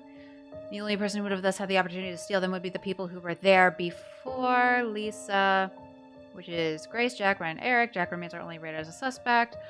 Oh yeah, that makes sense. It couldn't have been Andrew because he got there after Lisa, and Lisa had already noticed that the keys were gone. Oh my gosh. Logic is not my friend today. Or any day, really. If you found the shell on the floor of Brian's room, we know a gun was used. Whoever did this likely brought a gun from home, as we don't have any evidence pointing to a gun being kept in the house, so whoever did this premeditated this murder. We could already suspect this because they stole the keys before alcohol arrived with Andrew, but bringing a gun is proof positive. For motive, though, we only know Jack and Brian had an argument. Jack doesn't appear to have any surface-level ties to the sexual assault allegations, and whoever did this premeditated the murder. Even if Jack just carries a gun wherever he goes, Jack would have had to steal the keys before the drunken argument. So let's establish a motive. Most people will assume this has to do with the only thing we know Brian did that is murder-worthy, the sexual assault allegation, and I will admit that's a good place to start. So how do we tie someone to that?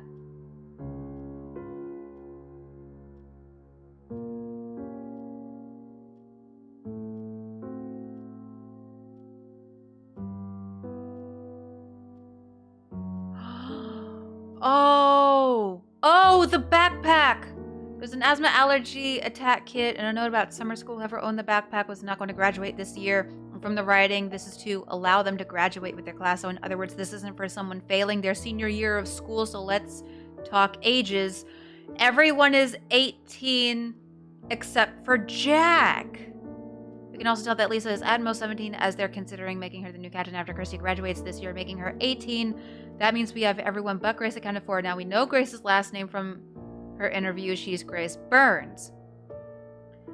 The person who owns the backpack is Jack. His full name, therefore, is Jack Carter. Jack is Christy's brother, and he heard about the assault allegations.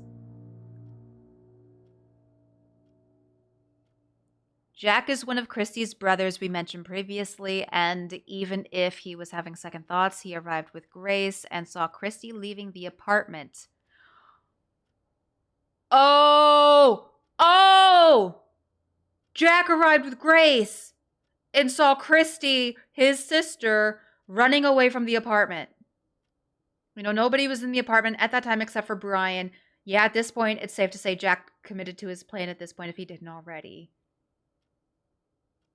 So he stole the keys, waited until everyone was asleep, broke into Brian's room with the spare keys, shot him once in the chest, and left. He was most likely in a daze after committing murder, resulting in him forgetting his backpack and the state of his beer cup as he left the door open. Oh.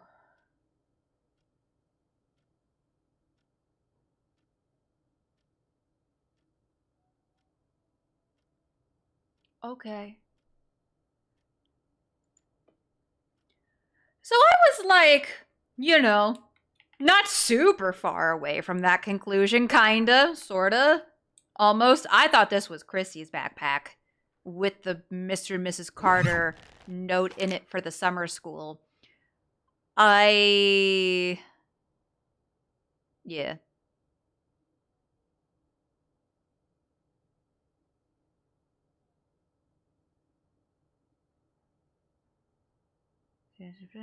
Could be funny.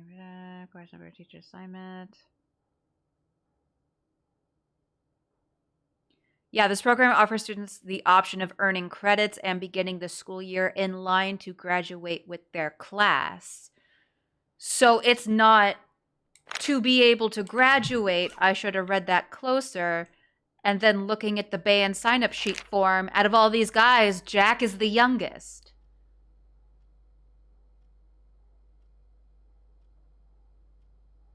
Well, don't I feel silly? Oh! Oh, boy. Well, done with that. Damn, I'm dumb. Whoa! If you were granted the power to pardon one of the perpetrators, who would you choose? Okay, so apartment 401, that was Brenda. She killed her ex-husband in self-defense. 402, that was Carol, who killed Jessica because of the love triangle bullshit. And 403 was Jack, killed because Brian allegedly assaulted Christy, which we didn't really get confirmation one way or the other on that, but either way, I'll go for my girl Brenda. Protect your babies. We stand Brenda in this house. Oh, we completed the 4th floor. Exam results. Yep. Case file report. Ooh. Oh, this is a whole thing. Well, this is what I was hoping for. A breakdown of every case. At approximately 11 p.m. on July 16th, 2004, Clyde Peterson broke into an apartment. The apartment is currently being rented by his ex-wife, Brenda Peterson, now known as Brenda Sherman. The noise that Clyde made when he knocked over the planter woke up the sleeping baby. The baby's crying alerted Brenda, who was resting on the couch in the living room. The intruder tried to calm the baby before making his way into the next room. Brenda, hearing everything from the baby monitor, observed the intruder heading into her study room. She then quietly made her way to her safe inside her closet to retrieve her gun. I love that we get a breakdown of how it actually happened. Armed, she then confronted the intruder, who was desperately searching for something inside her study room. Upon opening the door to her study, she recognized the intruder, her ex-husband, Clyde. While aiming her gun toward Clyde, she moved closer to her landline at her desk and tried to call 911. Before she could finish, Clyde pulled out his own gun. A startled Brenda then fired 2 bullets at Clyde. He accidentally fired 1 shot, which hit the side of the shelf before he fell. Still alive, he tried to crawl away. Brenda walked up to Clyde, shot him in the head, and killed him. Hell yes, Brenda! I mean, the second shot, maybe that might not have been 100% legal depending on what state you're in. But, I mean, fuck Clyde. The dinner party. On April 24th, 2002, at approximately 7 p.m., Jessica and her husband Ronnie hosted a small dinner gathering celebrating Jessica's birthday. Carol, Victor, and James were the guests. However, James didn't end up showing up. Unbeknownst to the rest, Ronnie had an affair with Carol. Through the affair, Carol ended up being pregnant with Ronnie's child. Ronnie started having second thoughts about the affair and intended to have the baby aborted. Carol, fearful of losing Ronnie, decided to take action against the other person in the equation, Jessica. During the gathering, Carol had brought a dose of lethal medication.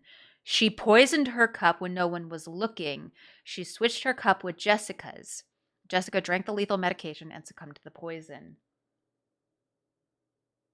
So that explains how that worked. Oh my god, this is a whole ass essay. On May 31st, 2003, at approximately 7 p.m., 6 friends, Andrew, Brian, Eric, Grace, Jack, and Lisa, had gathered at an apartment to celebrate their graduation from high school. Brian and Lisa, brother and sister, are the current tenants of the apartment. Brian is currently dating Grace, and Jack has a younger sister named Christy who has feelings for Brian. Prior to the events of June 1st, Brian had a false yet damning allegations thrown towards him. So it was false. In a fit of jealousy and to stir up drama, Christy alleged that Brian had sexually assaulted her on school grounds. This allegation caused Brian to be suspended from school while the faculty and authorities investigated the matter. Unaware of the allegations being false, Jack plotted to take matters into his own hands. For the day of the celebration, Brian had arrived at the apartment first. Christy stopped by the apartment before anyone else arrived to talk to Brian privately. Christy eventually left, and soon after, everyone else arrived. Grace and Brian had an argument which prompted Brian to retreat to his room. Brian had opened a pack of cigarettes and smoked a few. Jack had left the apartment due to being sensitive to smoking. Jack had returned to find everybody wasted and knocked out. Jack took the opportunity to confront Brian, who was still in his room at the time. After a brief confrontation, Jack shot Brian. Stunned at what he had done, Jack ran out of the apartment.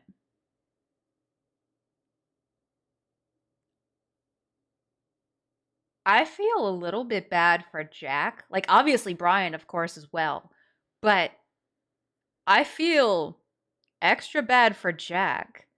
Because he thought he was just defending his sister, who turned out to be a big old liar, pants on fire. Oh, no. All right. Which case file would you like to tackle? Next one, Bloodbath. 2-star difficulty. So we say Christy was the manipulator in that? Pretty much, yeah. Like, she made the allegations just because she got jealous. Because Brian didn't want her. Which is so unbelievably shitty. I am going to take a real quick BRB. It's a bit early, though. Because last time I didn't get up. And now I gotta go piss, girl. But yeah, we'll start this new batch next. I don't know. I don't think we'll finish the game. Like, I kind of assume this will be the 3rd batch. And then maybe that'll unlock this 4th one. So maybe we'll do these 2 on sometime later this weekend. Or maybe we'll just have a really super long stream and finish it up the whole game all in one day. Really, who's to say? I have no idea. Anything can happen. Anyways, I'll be back in just a bit. If y'all need to get up and stretch, get a snack, or drink whatever you need to do, now's the time to do so, and I will return shortly. Y'all behave yourselves.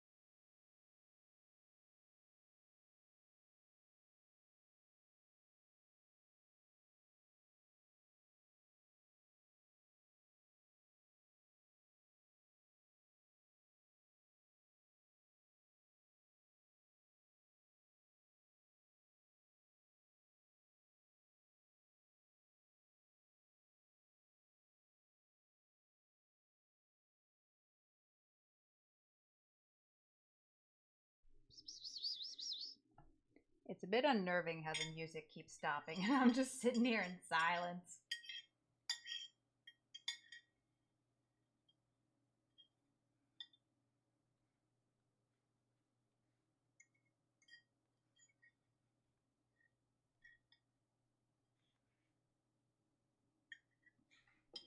Okay. Yum.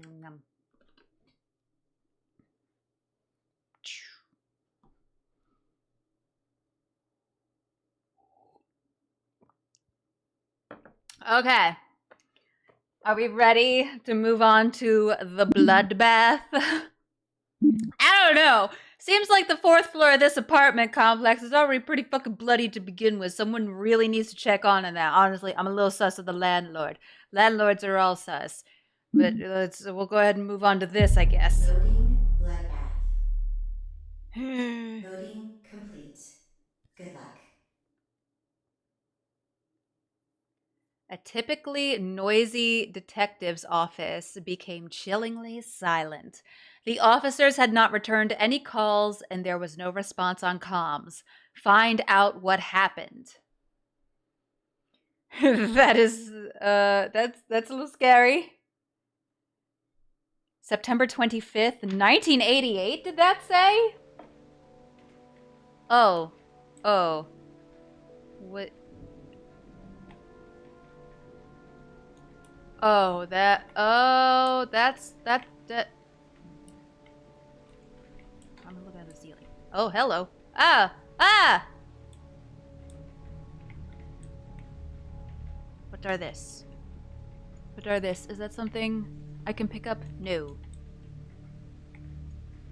Ooh. Okay. Wait, hold on. No. Before we look at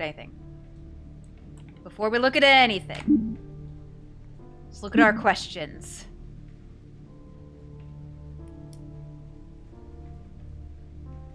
What is in the package by the exit? Was the gun the killer using standard issue? I assume that means standard as in typically issued to a police officer. Who died by the office doorway? Who was the dirty cop? How many people were murdered? Was Harry Baker in a reasonable state of mind? Yes or no? Which prisoner was in interrogation room number 1? Damn, they weren't kidding about this whole bloodbath shit.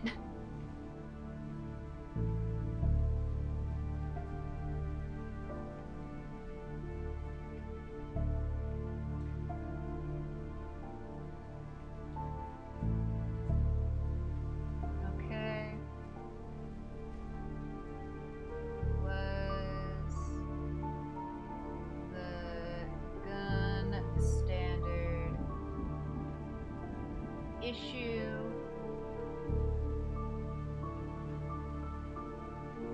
Who died by office doorway? Who was the dirty cop? All of them. How many people were murdered? Oh God. Was Harry Baker in a reasonable state of mind? Which prisoner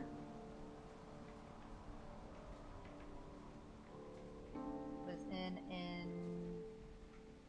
interrogation room 1?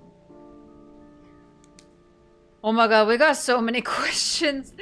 This is supposed to be even more difficult than the previous cases. Those are a little bit rough. Okay. Package here. Ooh. Voided contraband. Okay. Due to current state and county policies, we're sorry to inform you that the package was not permitted to be sent out from any of our local offices until we gain clearance. To start the procedure and gain the right paperwork, make sure to call blah blah blah blah blah blah blah. Okay, that doesn't help me.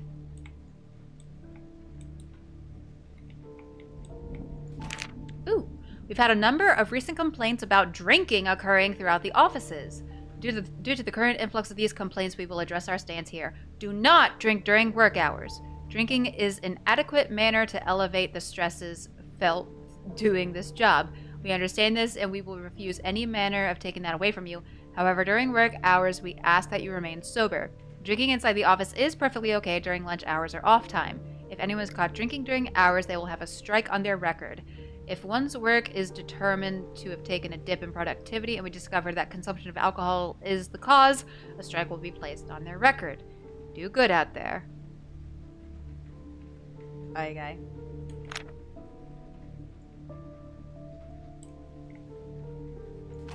Pound dinner celebration? Ooh. Cool.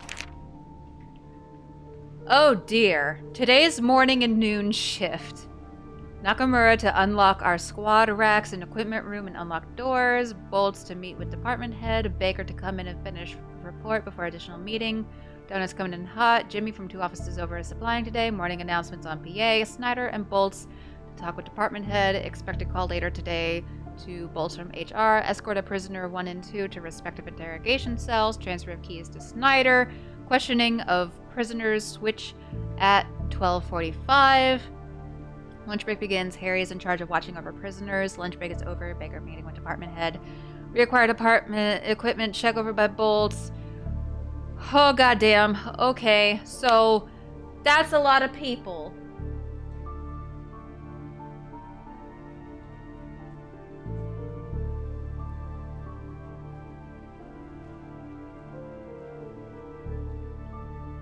So the last question, which prisoner is in interrogation room 1? They have escorted prisoner 1 and 2 to respective interrogation cells, and then they switch at 12:45. So in interrogation room 1 should be prisoner 2, I think.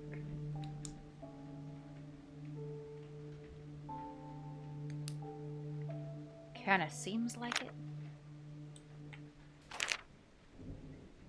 Keep your issued sidearm on you at all times. Please do not leave it behind for someone else to mess with. You will share the blame. Please keep other standard issue equipment in your locker or vehicle. We don't expect you to carry your rifle or shotgun on you 24/7.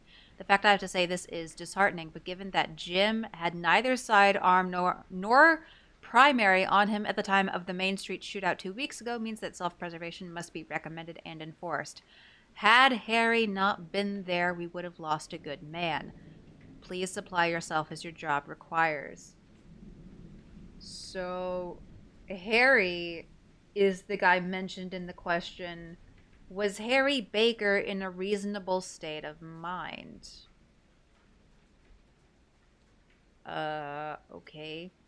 So it seems like Harry saved Jim? Is that his name? Yeah, Jim. But that kind of makes it sound a little bit like Harry is the killer. Oh dear.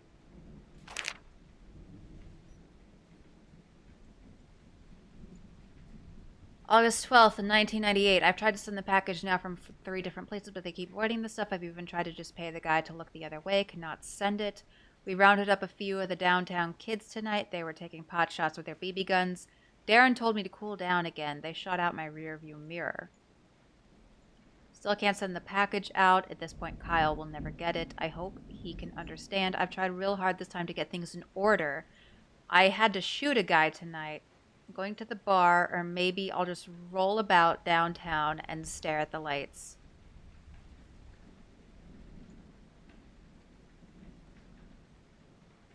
I had to shoot a guy tonight? That was on August 15th. This is Harry's? I'm sorry. I had to shoot someone again twice this week now. I'm sorry.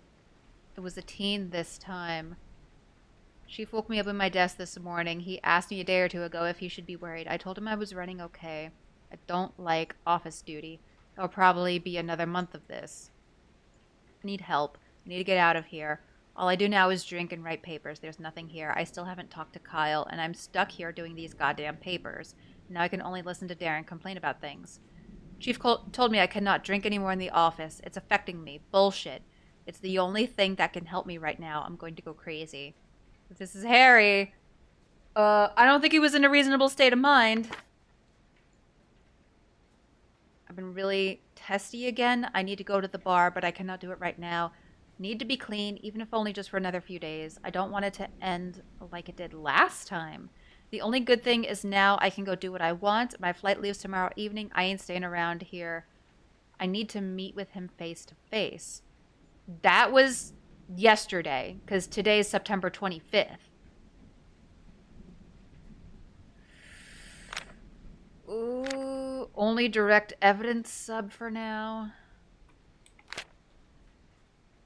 I don't know whose cubicle this is. My guess is Harry.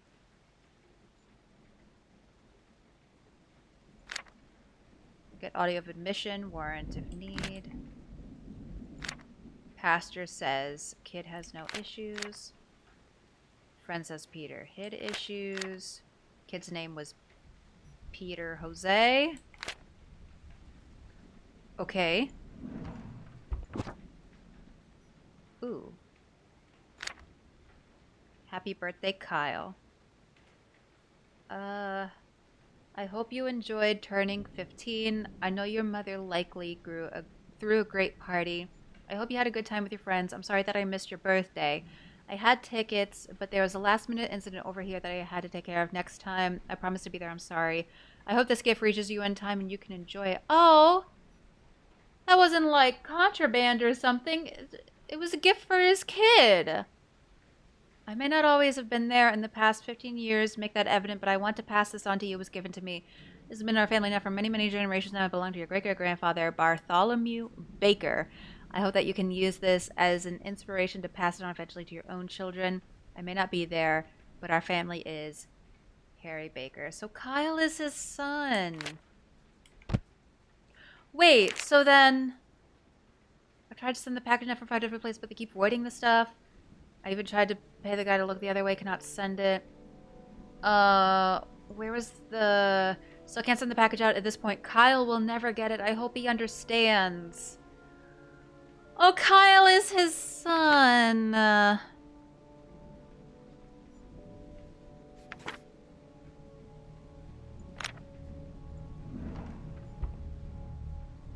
Was it like a baseball bat?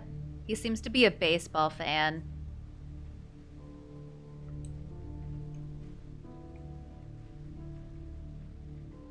It looks pretty pretty baseball bat shaped, or maybe a gun. Really, who's to say? It does say contraband. Maybe it was a gun. Yeah, he was trying to send it to his son Kyle there. Okay. Wait, so then... Why does Harry have this card? Does it keep coming back with the gift? Maybe it keeps coming back with the gift. Damn. Oh my god, there's so many post-it notes. Mom's number. Mom's name is Jasmine. Asking if he can take call. Call her back next week. School says call back tomorrow. School says no records on history. Plane leaves tomorrow. Get plane ticket. So they still won't talk. Send flowers. Yeah, if this is Harry's cubicle, it doesn't seem like he was okay.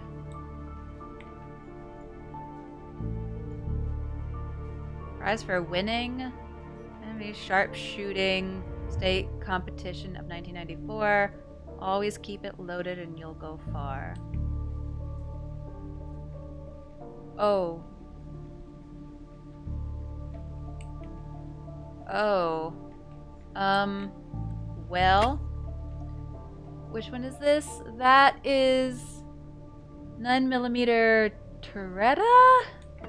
Oh, today we're learning all again about how, I don't know, diddly dick about guns! So which one?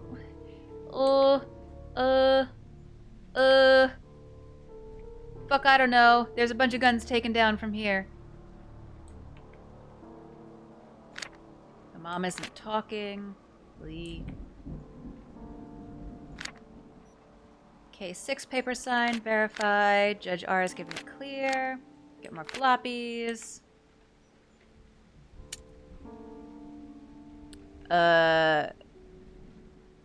Trent 58E, okay.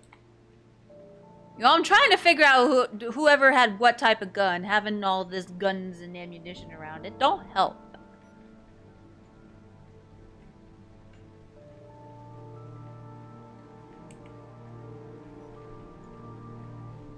Bartholomew Baker. Oh, it was a gun! The package is a gun. Which, you know, now I kind of get why they're not letting him send it through the mail.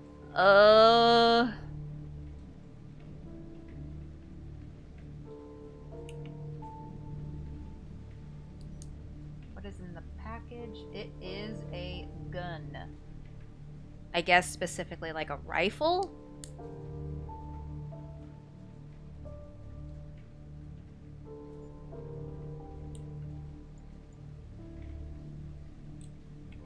Okay. I mean, it looks like he was cleaning a gun here. So...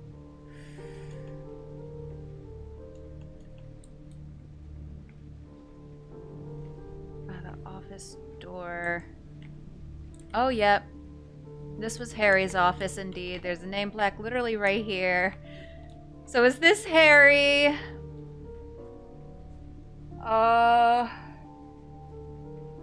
Was Harry the one who died by the office doorway? That's really sad.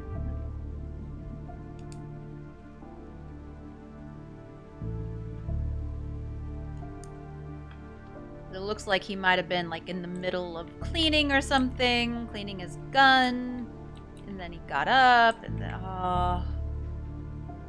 Harry was not well.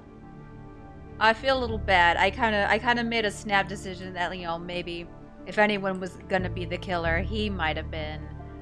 And he was definitely not having a good time, but he didn't, like, doesn't seem like, at least. He just snapped and killed everyone in the office.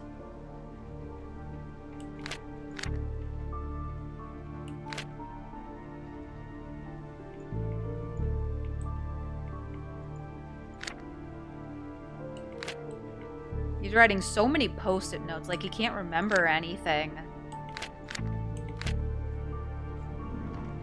Oh dear. Oh. MacArthur Road Incident Case Report. Regarding morning incident on MacArthur Road in Main Street. Oh, this is the Main Street incident. Detective Nakamura and I witnessed 2 young kids stealing some identified baggies by the gas station. While Suspect 1 and Suspect 2 were assumed to have been underage from just their appearance. We caught up to Suspect 1, but Suspect 2 ran. Is this Jim? I pursued while Nakamura cuffed Suspect 1. Suspect 2 ran for a white van at the other end of the nearby parking lot. Suspect 3, the older Caucasian male, was inside the van. When he saw me chasing the kid, he turned the vehicle off and proceeded to raise his arms into the air. Suspect 2 pulled a pistol at this point while running. I fired 3 shots by the time he turned to face me. 2 bullets lodged themselves in his throat, and 1 got his right hand. I don't believe at the time of this initial report that he was able to fire a shot, but I'm unsure and awaiting further evidence. I've requested Suspect 2's firearm to be examined for gunpowder residue, and Suspect 2's hands to be examined as well. General officers eventually arrived on the scene alongside EMS. Suspect 2 bled out before me. EMS was unable to stabilize him. Suspect 1 and Suspect 3 were escorted to the county station by officers. So this was the second person he had to kill. And then this was the incident on Main Street that was mentioned in the notice on the board where they were like, hey, keep your standard issue weapons on you at all times. I received a question from another officer on the scene, and I want to answer it here in writing. Nakamura's method of detaining Suspect 1 may seem to have been brutal, and I cannot say that I personally saw the arrest, but the suspect in general was uncooperative. The bruises and the such may or may not have already been on the suspect prior to our encounter. Uh-oh, we got some police brutality going on? I'm unsure, and I'd rather simply say that just because Nakamura's aggressiveness has been noted in the past, that it may not have been the cause for the wounds for this particular case. Suspect 1 will be questioned by us early tomorrow. Suspect 3 will be questioned in 3 days. If I am pulled from this case due to the incident, I request that Detective Snyder or Bolts be given overview of the downtown operations. Nakamura has been overly hasty on the previous 2 cases, showing questionable judgment, and though I trust him, I'd rather a more senior officer replace me. Okay. Yeah, that's the only one we can look at. God, I hope that isn't Harry.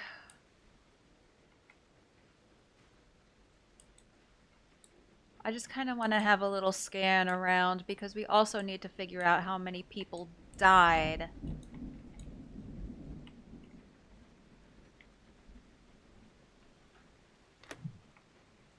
Oh my God.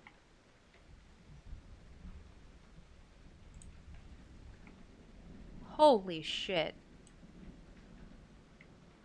2, 3, 4. Oh, this is rough. I'm like actually getting chills. 5, 6.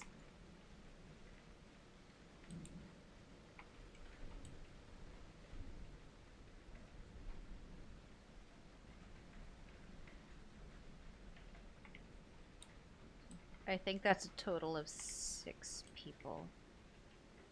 Oh, Jesus. Okay. Alright. I know this is just a game. I know it is. But, oh damn. 4,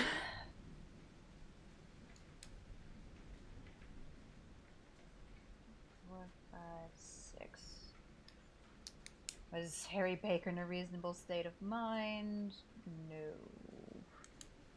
Yeah, he said he had to kill someone on the job twice and that the second one was a kid.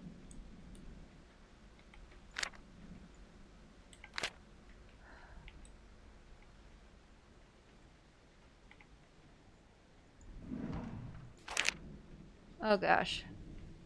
Witness report? Samuel Mendoza Grant.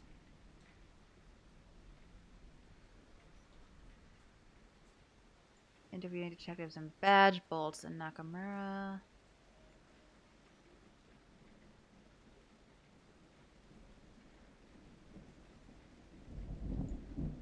Mr. Grant was questioned lightly due to being second cousins of victim number 3. He's currently not suspected of anything. Desired knowledge of victim number 3 and suspect number 14. Only real physical tie to case is his car resembled eyewitness description of car make and model. However, his color does not match. Invalid. Wait, what?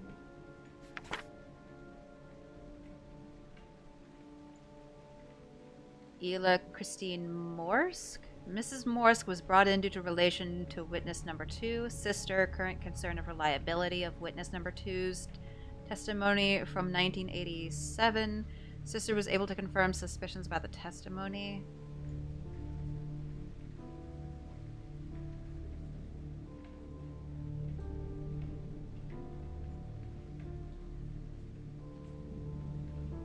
There's some type of case going on.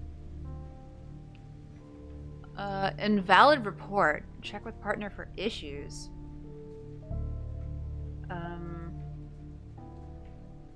Okay. So that's from Snyder? Okay. Scott has now been questioned 3 times prior. Each time his testimony is made unlikely due to further witness references.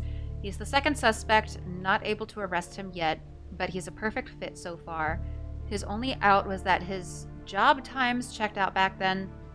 We had severe issues when a friend of a friend came forward after sitting on info for 5 years. This person only came forward after Mike found a gun, evidence number 129, on this person during a traffic stop. Issues that this man could only have gotten the firearm from Scott, just post to Scott's time for the... Huh? I don't understand any of this. We'll come back to that a bit later.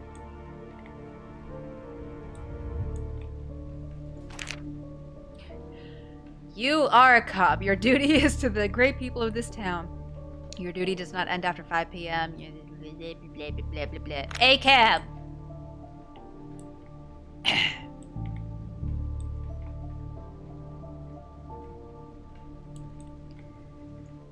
Can't open anything there. Let's... Oh, dear.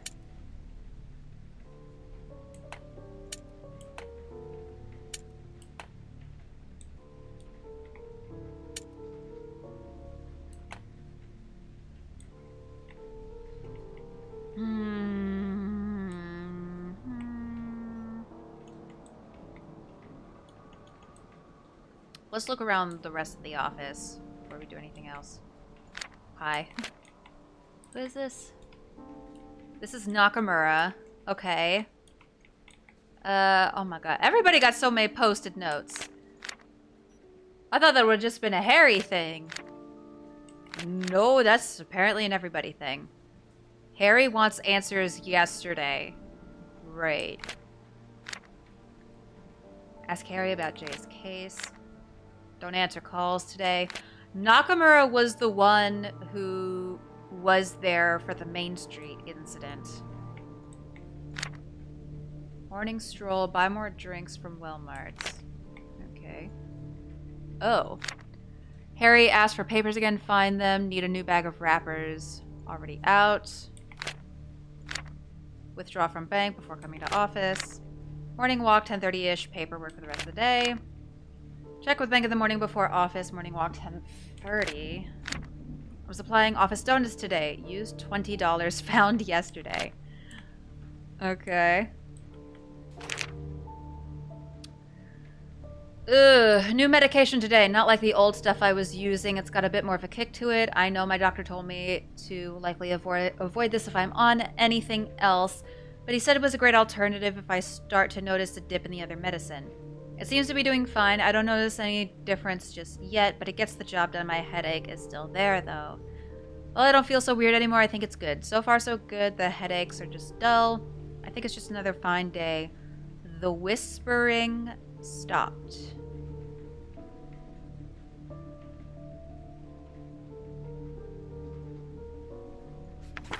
It's only been a week, but I can say this got the job done just fine. My headaches are still there, but they hardly compare to the normal ones. My trial amount ran out today. Bought some pain reliever to help the layover until I can get another bottle in 2 days. I don't know why they always have to drip feed the amount.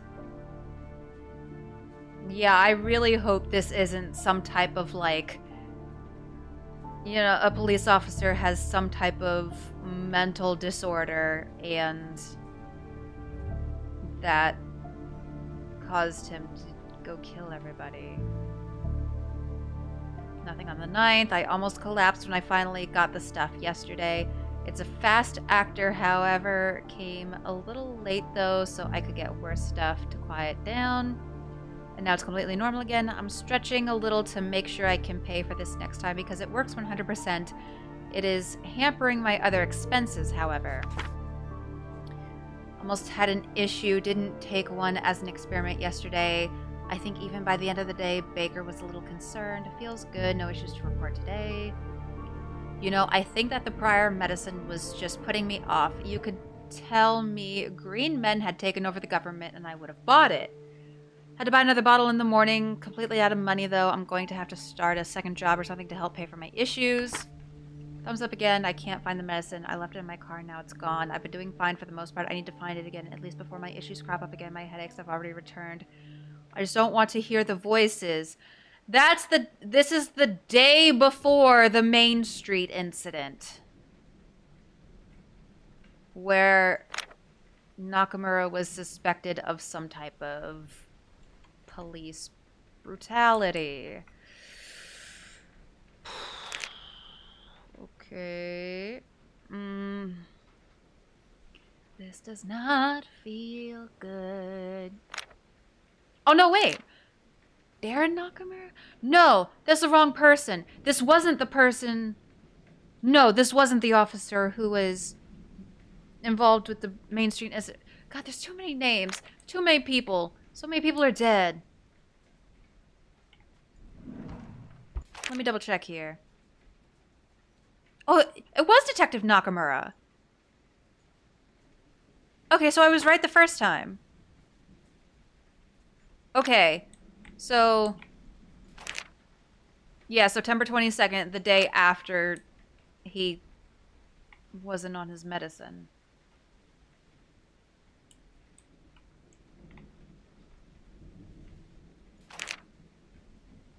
In that gym at the time of the Main Street shootout 2 weeks ago.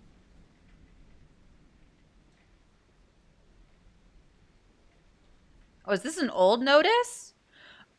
Oh, this is an old notice. 8th of October, 1996. The year currently is 98. Average drowning time? Huh? Coming for next month. Oh. Is this the standard issue? Beacon Bell Toll .40.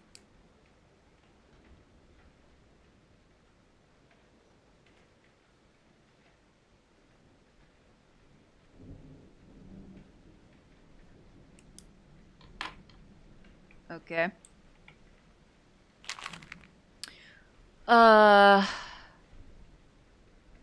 Hepatomy? Late onset schizophrenia. No, please tell me he's not the killer. Oh no. Don't be one of these. Please, dear God, don't be one of these.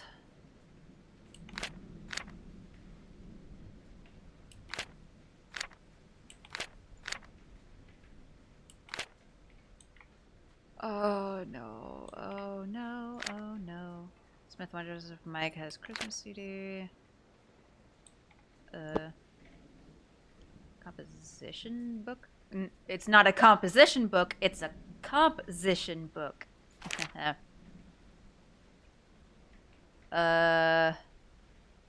Okay. I forgot my wallet today at home. I couldn't enter the office until Richard opened the door for me. I wish I had him as a partner. He never complains. He's just quiet and gets things done. He next to never talks at all. At least I can't remember any time off the top of my head. Harry's quiet, but in a way that makes you worry from time to time, especially when he's really drunk. Cannot pay off my rent this month and need money really soon, like hella soon. Mike doesn't have a kind shred in his heart. Was an ass about lunch the other day, too.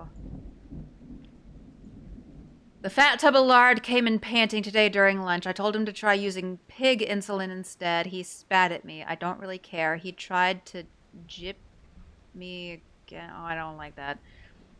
I thought him getting offended might make him think about my situation and how he might be able to relate, but it obviously didn't work. Richard walked in today. He just stared at my poster for a bit before leaving. Maybe I can talk to him and see if he'll back me up and get our entire office upgraded. I've been wanting that gun for a while now. I can just taste it. Oh, so the Beacon Bell Toll, it's not the current standard issue.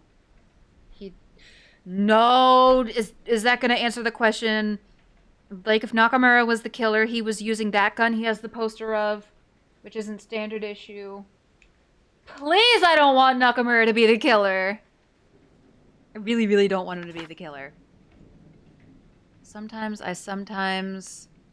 Broken gun, like fancy features are what I want. Beanbag, beanbag. Where are you? Tired money speaks. Stiff and tired. Basketball. Refineries. Good night. This is the day of the Main Street incident. I'm really sorry. I'm still unable to find the medicine. I wrote word salad in the afternoon, it seems. I'm doing better after taking my cocktail of pills.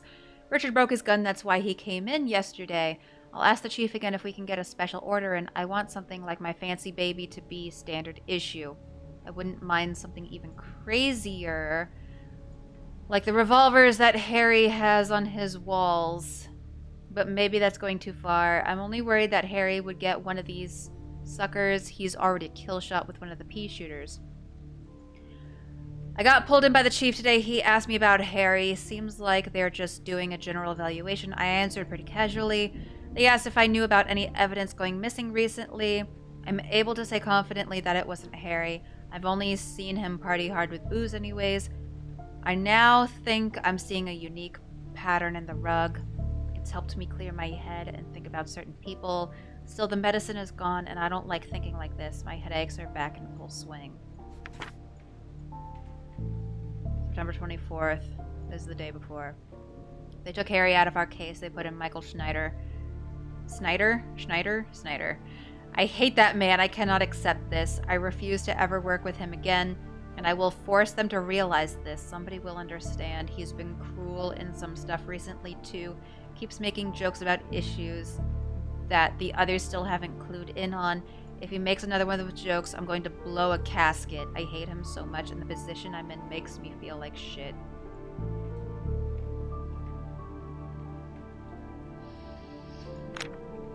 Oh.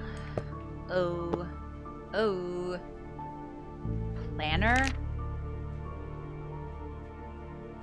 Okay. Do not so good at planning. It's okay, buddy. I've been there. I'm going to look at car. I'll wait till Thursday. I don't know what really most of these notes mean. Breaking Easter morn's sacred silence.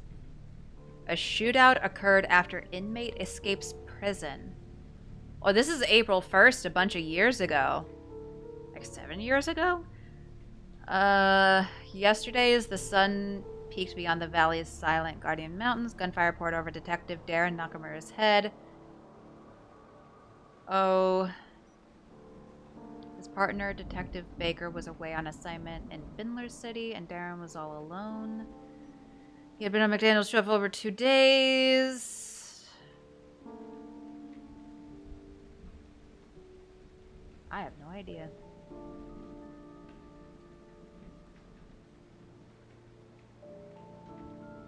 An escapee from Sun City Detention Center, Adam McDaniel, was running rampant on our streets before he was finally shot dead by our brave detective.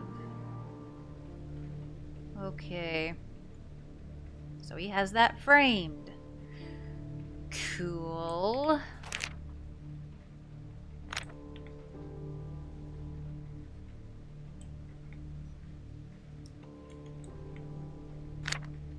Get refill.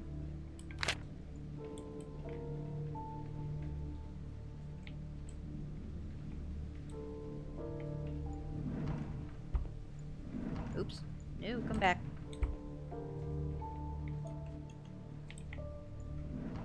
Okay, what? It lets me open this door. There.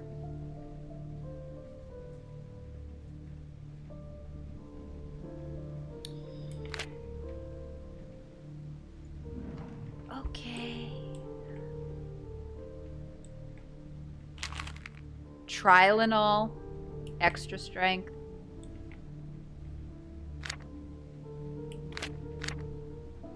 Harry can be trusted.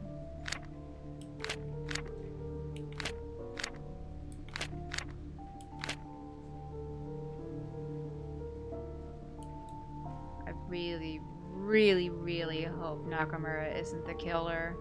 I'm gonna be real mad if he is. Oh, whose office is this? Richard Dick Bolts. Okay. Highway Patroller of the Year, Richard Nicholas Bolts. Cool.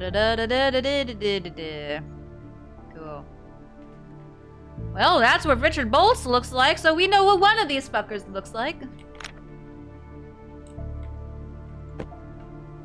Wilder Ammunition Copperhead family. Okay. Laws and regulations of the state of Nevada. Alcoholism. In addiction to consumption of alcoholic liquor or the mental illness and compulsive behavior resulting from alcoholic dependency, this must be properly observed for a set amount of time before action may be used against the offending officer. Why does he have that highlighted? Is it because of Harry? Y'all better not fuck with Harry, I swear to God. Even though Harry is probably dead. I'm gonna try real hard not to think about that.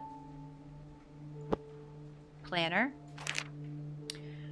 Check over file reports about case, gun range, meeting with new witness for case 2, report about meeting yesterday and meeting today, lunch. Open office in the morning with Mike, open all equipment lockers, call witness number 3 for case 1, general meeting in office. Okay, and then the 24th, shopping for office, request new firearm. Turn keys over to Nakamura. Open up for the morning. Nakamura today, not me. Keys already given. Meet with Carl, Tristan. Lunch. Report about a meeting yesterday.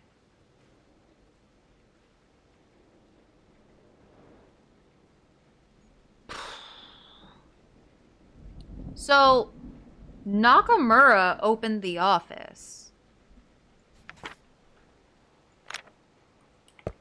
Was he supposed to? Yeah.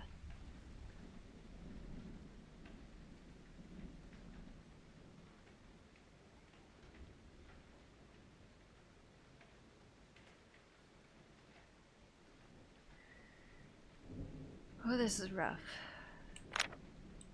So many people are dead. Mike Snyder. We still don't have any indication who the dirty cop is. This kind of fucking blows. Any file cabinets here I can open? No. Can I get a little water? I'm a bit thirsty.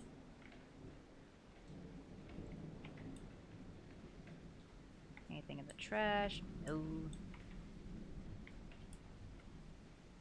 Alright, well. $300 repair shop. Bye. Ovaltree. That's supposed to be Ovaltine. I'm wise to your shenanigans, game. Cleaning a gun, a manual. Ooh. Uh-huh. Nice.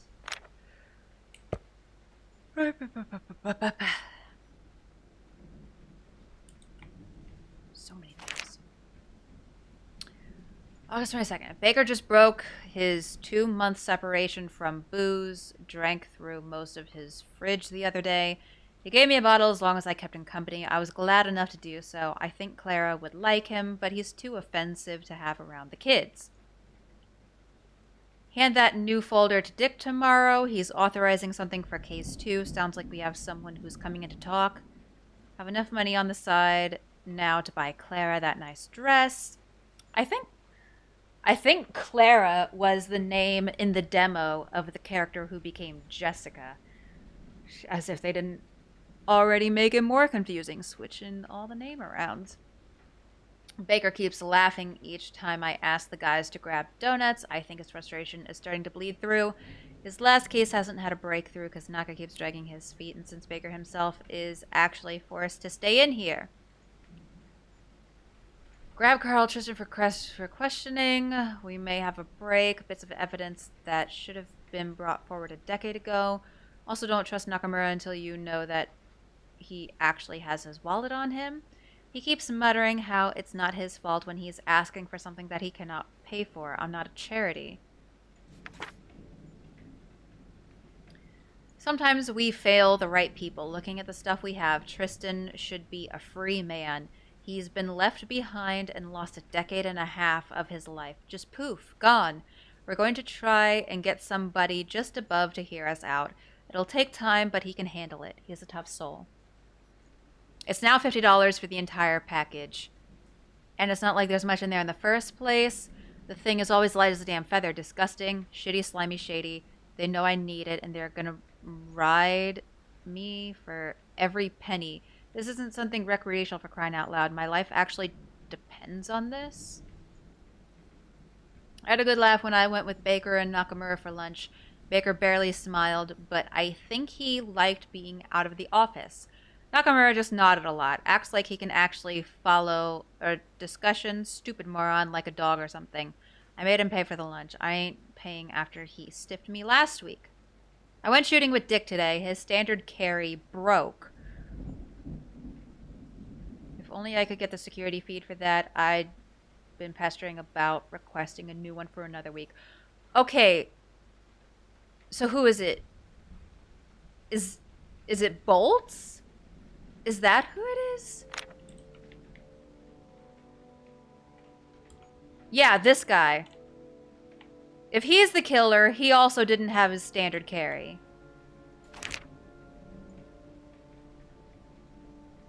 I think made him pay for lunch as in like he refused to pay the tab. And so he made Nakamura pay.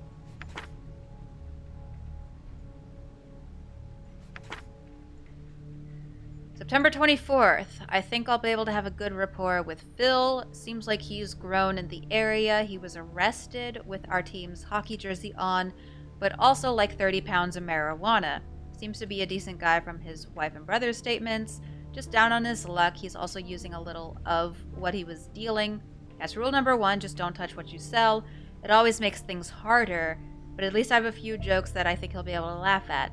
I just have to make sure Nakamura doesn't screw with this. He needs to keep quiet when I'm trying to connect with Phil. We're not doing any sort of act. We're keeping everything straight. This feels like Snyder is the dirty cop. I get the feeling Snyder is the dirty cop.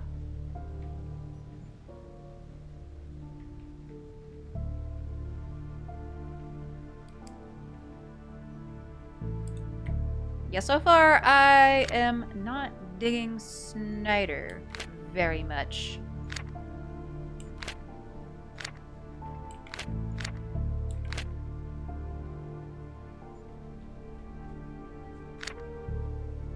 Received action from guard, new proper procedure, for a new client to call, blah blah blah.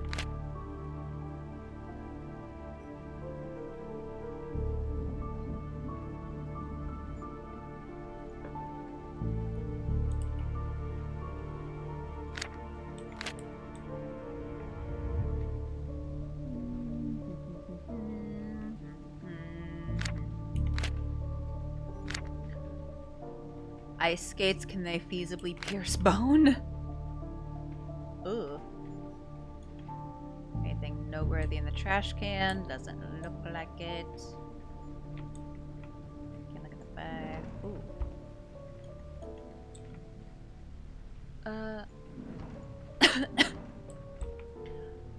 Oh, come on. There's gotta be something in here I can look at. Otherwise, why would you let me open the drawer? Oh, come on. Come on!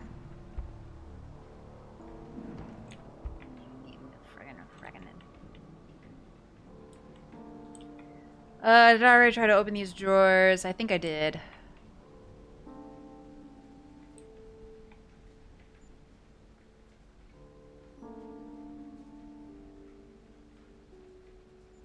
There's B-Day next month, do not forget. Oh! Oh! Damn it. Oh! There's so much information! So many people! We still don't know who the killer was! Looks like they're trying to point at Nakamura. Which really, really fucking sucks.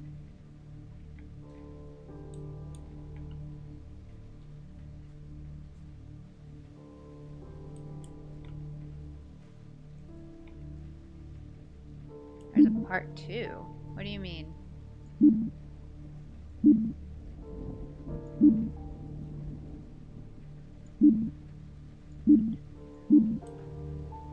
Oh, this half of the office? Yeah, I need to go through shit here. I don't think it's gonna be as much, hopefully.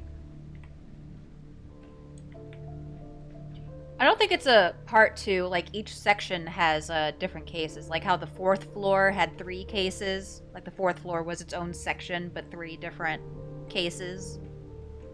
You know? The evidence is sufficient. Okay. Who needs to read anything?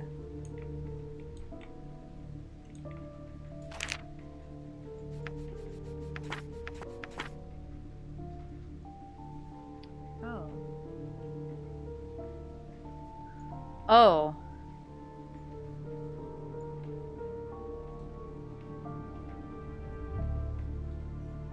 Oh shit.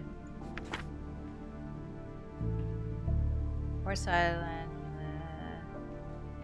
Who was this?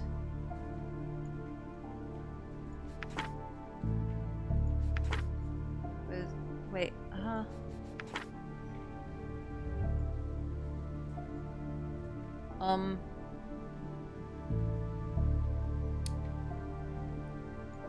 Is that...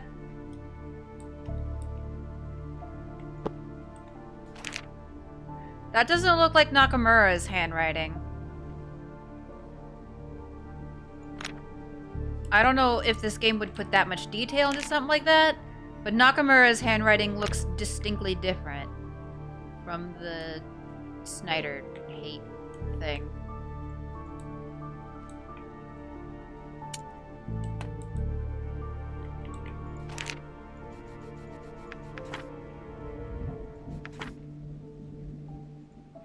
He's doing it again. He's taking over my shit. He's stealing the case for himself now. What the hell is this? He's still going through my reports before turning his in. Why is he always doing this shit to me? Whose handwriting is this? Why is he still reporting my files to Harry? So I think we can confidently say Snyder's not the killer. Harry's not the killer. Whoever wrote that seems to have snapped. So, whose handwriting is that?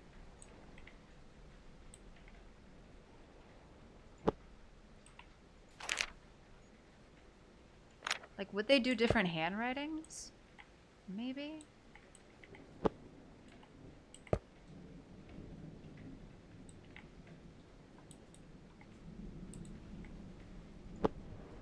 Oh. Write recommendations for Mendoza. Faulkner's report. Morning incident. Look up. Call Mary. Average gunfight too short for Sun City running killer cases. Okay.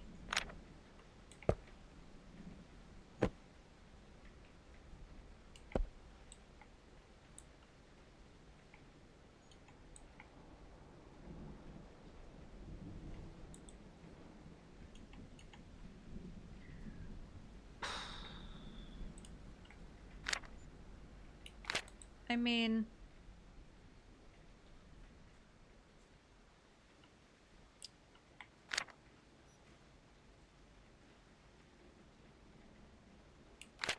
what?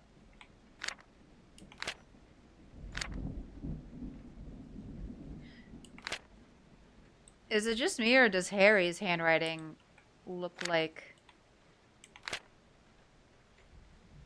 the handwriting that was on the back of those reports?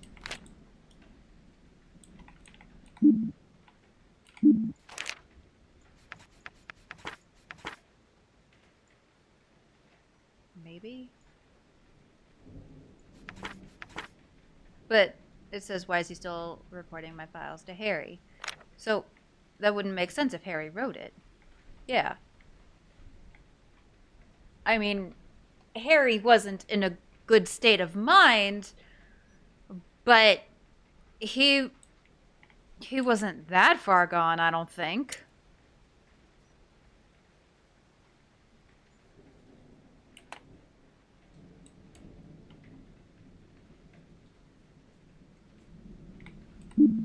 Oops, nope.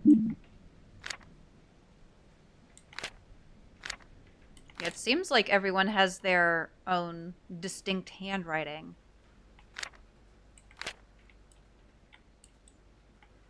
Oh. Grocery list. S is an F. Make sure to order another delivery by tomorrow. Supply already running low. Look for cheap stuff if push comes to shove. Okay, so I think definitely Snyder is the dirty cop. He's doing some stuff on the side that he should not be.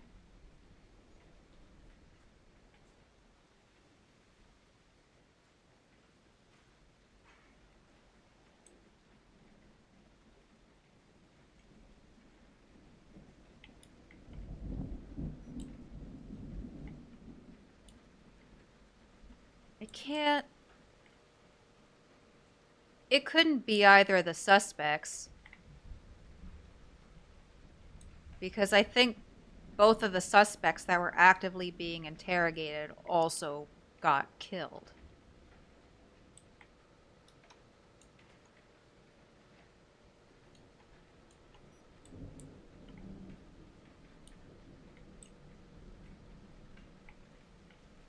Oh.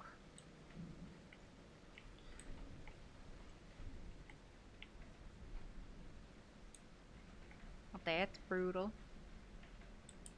Oh, pfft. I'll shut the clock. Why?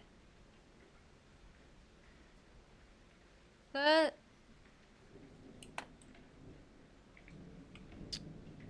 looks,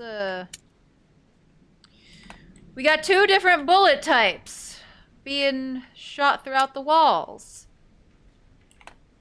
As if this wasn't already complicated enough. Ah! Shit, fuck.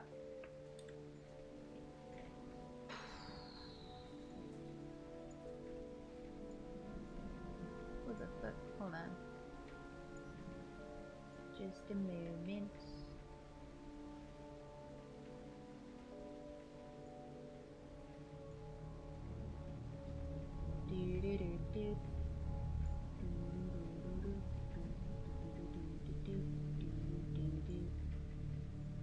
Pardon me. Declining friend requests from porn bots. No, thank you.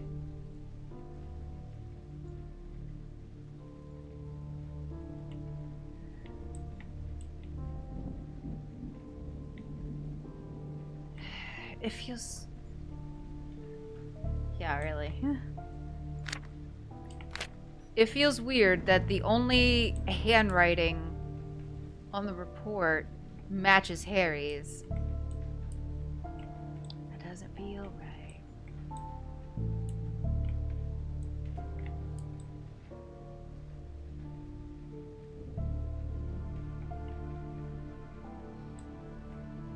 Did I read any of these? No.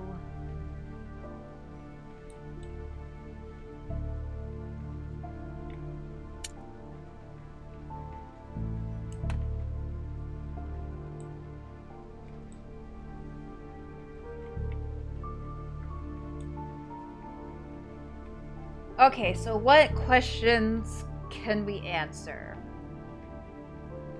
What is in the package by the exit? That is the gun that Harry was trying to send to his son Kyle. Was the gun standard issue? I'm gonna guess no, probably. I feel like, based on, since Harry's office was right here, he was most likely the one who died by the office doorway, unfortunately. The dirty cop was Snyder. 6 people were murdered. Was Harry Baker in a reasonable state of mind? No.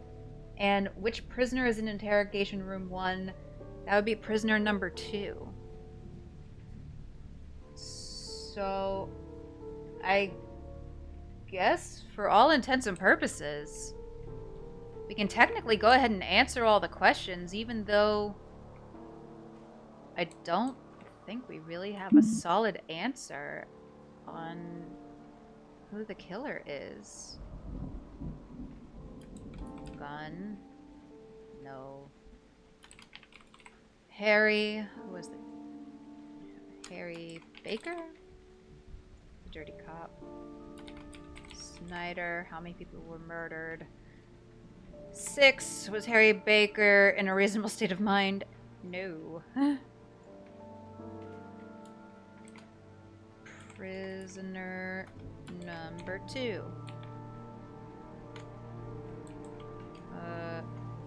2? It's not letting me answer numbers.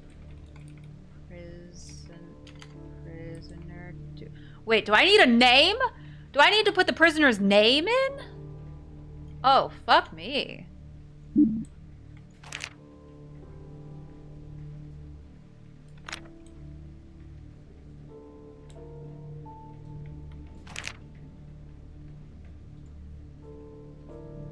Uh-oh, spaghetti-o.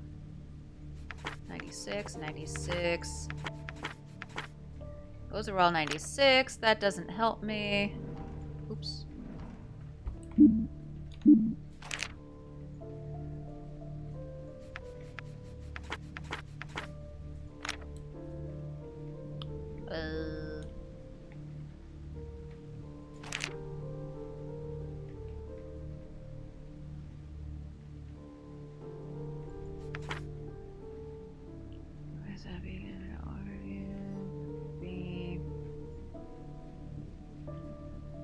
Suspect 3 will be questioned in 3 days.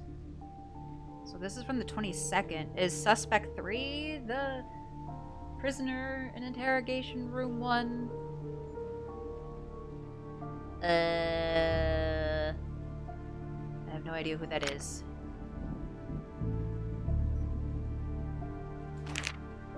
It doesn't give any names.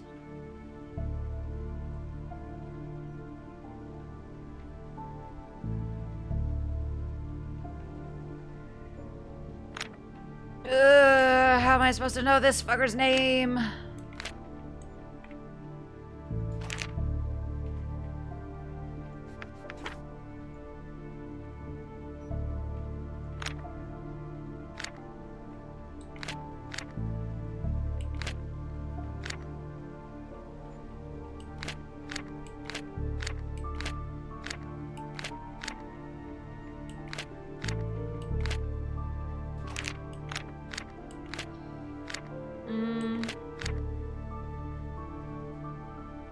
Peter? His name was Peter Jose. Maybe that's it? Which prisoner was Peter? This is probably gonna be all wrong. All so very wrong. Oh dear. 2 out of 7! Ouch!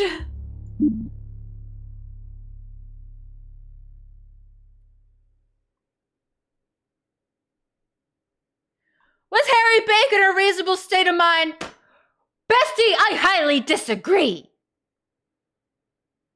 I'm just saying. So wait. How many people were murdered? But I counted. I counted 6. So Harry was the one who died by the office doorway. That's correct. The dirty cop is Snyder. The gun the killer used was standard issue?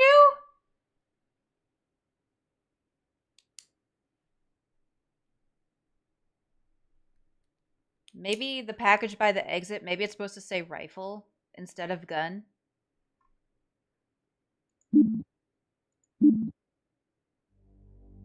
Which case file would you loading bloodbath? Let's try that again.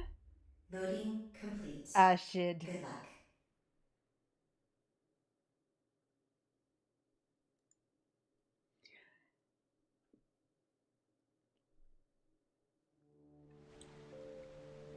Yeah, felt very much like Harry was definitely not in a good state of mind, but you know, okay. Okay, so 1, 2, 3, 4, 5, 6. What gives?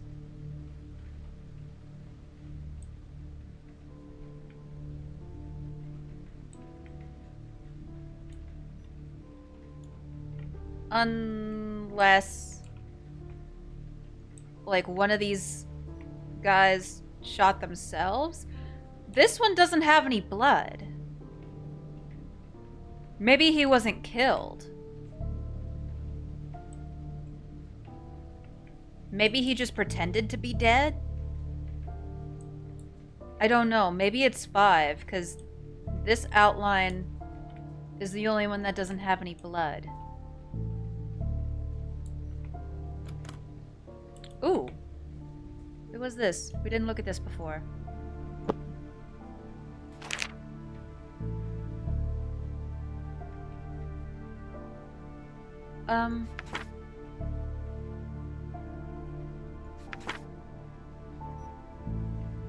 Is this the handwriting?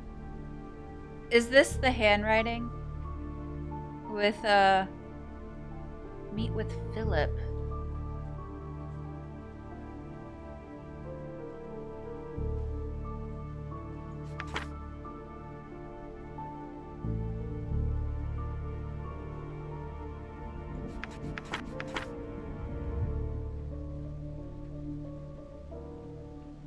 Lunch with Dick and Jimmy.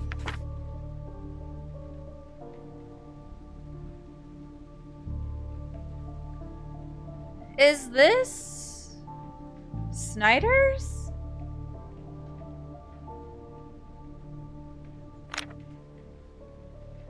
This looks like Snyder's planner.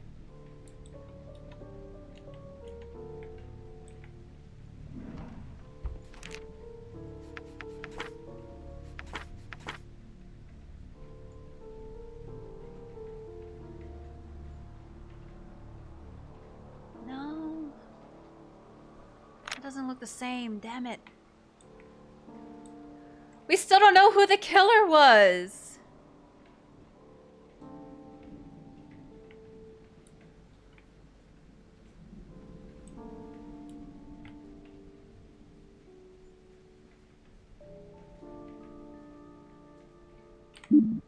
Okay, well, let's change that to rifle. I guess the gun was standard issue. Harry died by the office doorway. Snyder was the dirty cop. Let's try 5 people murdered, because maybe one of them didn't actually die. I still don't think Harry Baker was in a reasonable state of mind, but oh well. Prisoner 2. I don't know. 4 out of 7.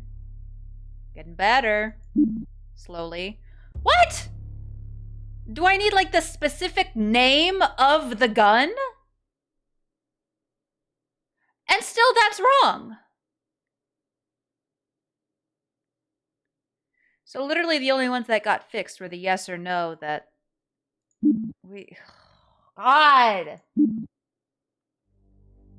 Which case file would you like to tackle? Loading bloodbath. We're gonna get this. Loading complete. Good luck.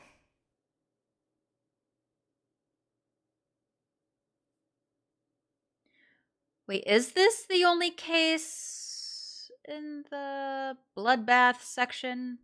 I think this is the only case in the bloodbath section.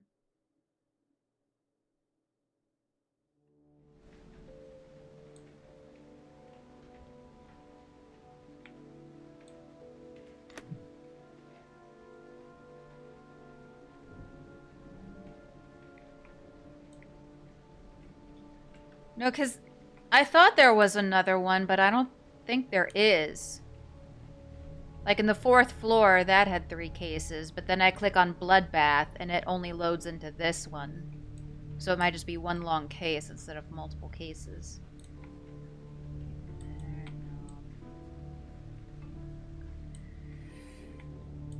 I'm not gonna lie, y'all. I'm pretty damn lost here.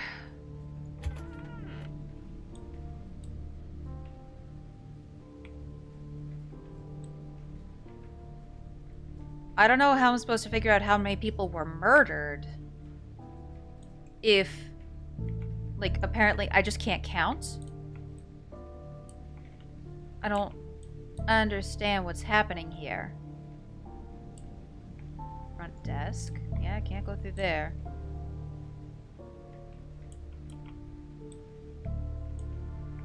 Like, there's no other outlines anywhere. Is it more than 5 or 7 or more than 6? Excuse me. Because if so, I don't know how I'm supposed to figure that out.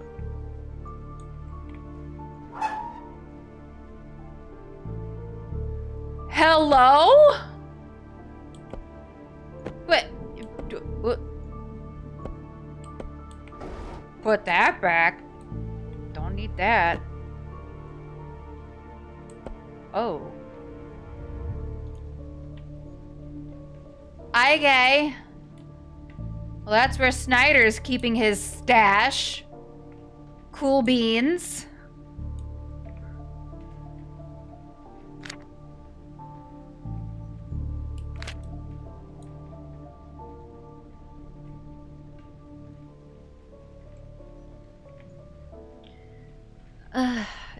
Yeah, cause see, I can't. The Cavalry Union. Oh, it's what? A medal? 5th Cavalry Union Medal. Is that what was sent in the package? A medal?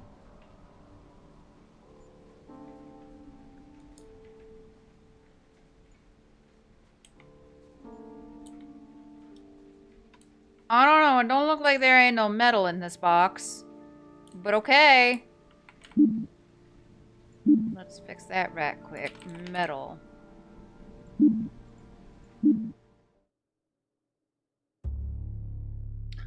Fuck you!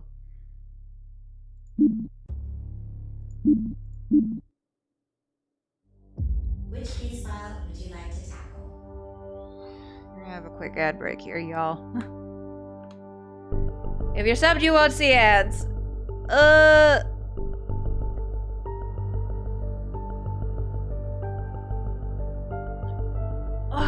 okay, I need to have a think for a minute.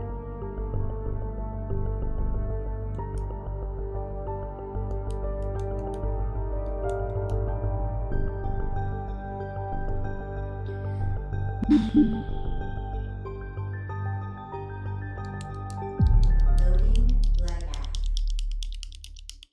Loading complete. I want to figure this out. Good luck. I swear to fuck.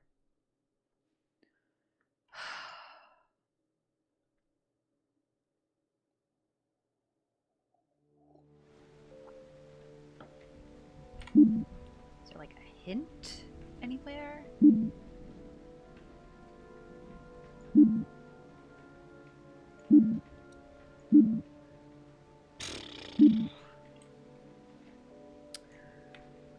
Okay.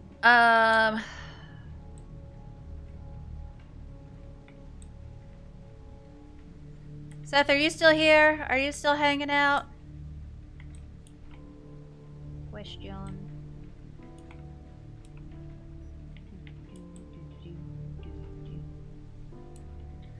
Okay. If you would like to, you don't have to, but would you mind, I have a link here. I have a thing that I've been referring to look up stuff like after the case is done. I've really been wanting to avoid looking up answers, but if you don't mind, could you check this out and just kind of like not give me the direct answers, but steer me in a direction?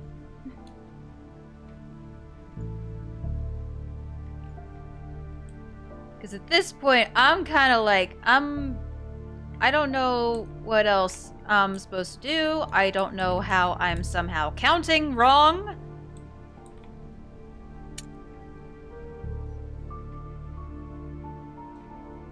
Wait, what? Why is there's a bloody bullet just sitting here on the desk?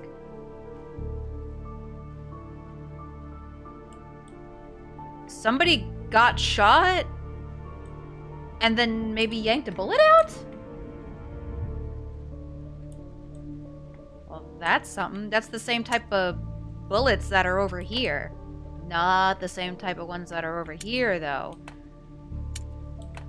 I don't know what types of bullets do what. That's... Oh! That's the type of bullet for... That's the type of bullet for this gun? This must be standard issue, maybe? I assume? Seems possible.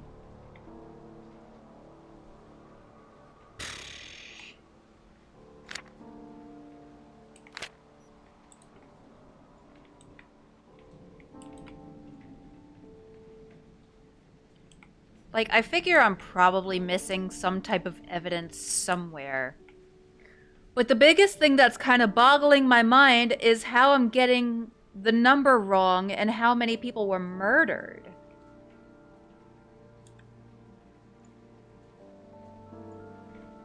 We are being for a few, but do you want hints, professional help after? Oh, that's fine. That's fine. I'll keep having a look around. We'll tackle one thing at a time. Like, I think based on that guide, it'll say at the top, like, essential evidence to look at. Maybe we'll start by going through that and see if I missed anything. Because if it's something like, you know, I missed a piece of evidence somewhere, and then that kind of gets me going. We'll go with that. Mayhaps.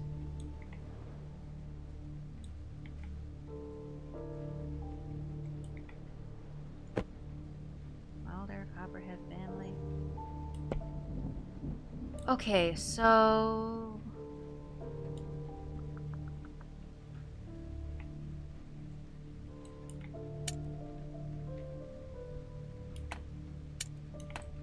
Is that...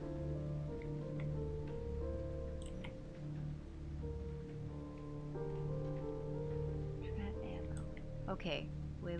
Wait. Okay, so we have... this box... Wilder ammunition.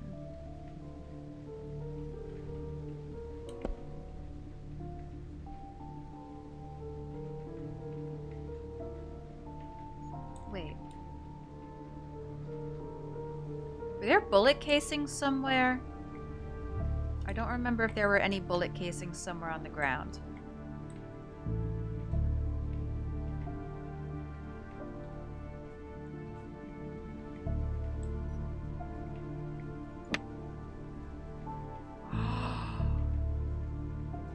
It was bolts?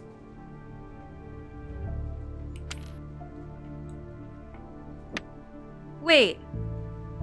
Bolts fired a whole... Yeah, it looks like he just stood here in this spot, maybe, and then just popped off a bunch of rounds. Oh, was it? I'm so confused. Because the shell casings here are the same type of ammunition for the box he has in his desk, but I would imagine that at least some of these shots, like maybe these here, were an officer trying to fight back.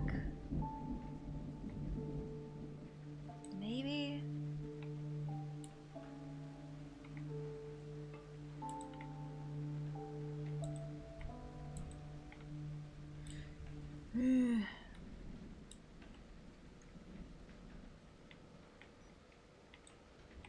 I'm still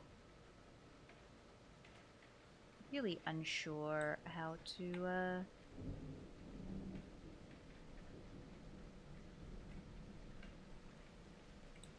Oh, wait.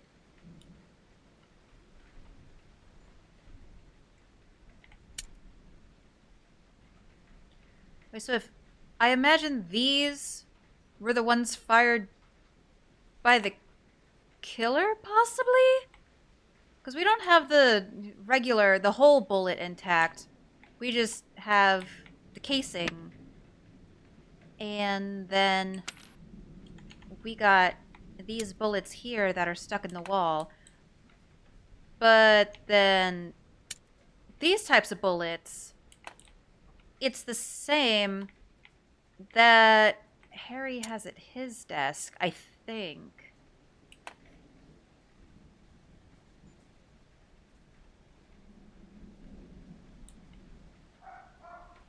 Bark, bark. Bark, bark. Biscuit says hi. That's a problem. We don't know what gun is supposed to be standard issue. And there's like 1,000,000,003 guns around here. Or mentions of guns and posters of guns and bullets of ammunition of different types. It's just... we don't know what's standard issue.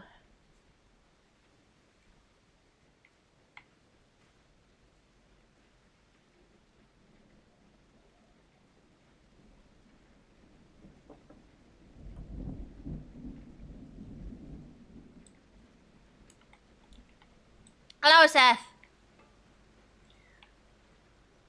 Okay. You have chicken and rice? Ooh, lovely. Yeah, so the only new thing I found out so far is there's a bunch of bullet casings right here. Like, right in the middle of this room. All of those.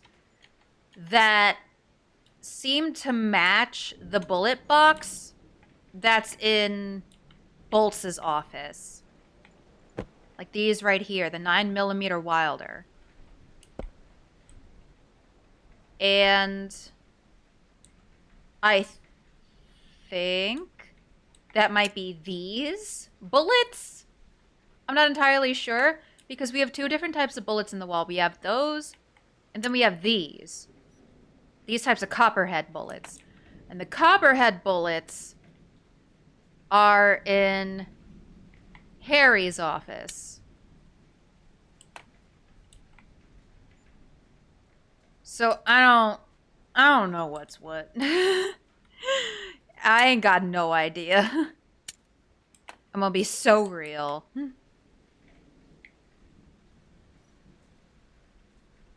Hit the clock. Yeah.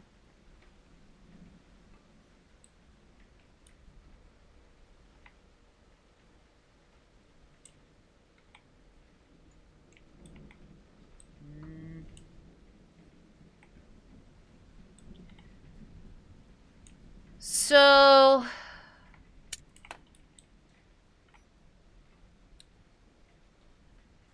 because I really think at this point I've kind of gone as far as I possibly can with what I've got. Because I don't have a clue what I'm supposed to put in for the... which prisoner was interrogation room 1. I know it's prisoner 2. But I feel like they're looking for a name that I don't have. For the first question, you have all the evidence needed. Relook over it. The answer is a lot simpler than you think. Also think about the sizes of things.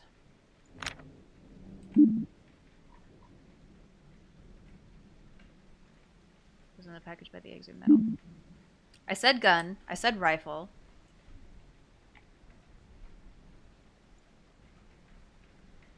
Because in the card, it said, I hope this gift reaches you in time and you can enjoy it. It may not always be there, but the past 15 years have made that evident. But I want to pass this on to you as it was given to me. This has been our family for many, many generations now, and it belonged to your great-great-grandfather, Bartholomew Baker. Shush, Biscuit! I'm trying to be a detective! And then there's this empty thing up here, where it reads 5th Cavalry Union Medal.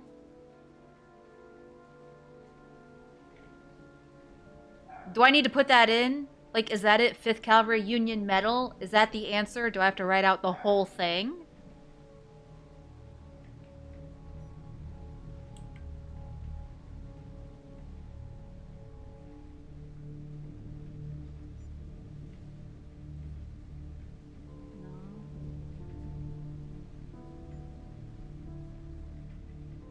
Is it a flag, maybe? Because whatever it is, it's apparently contraband.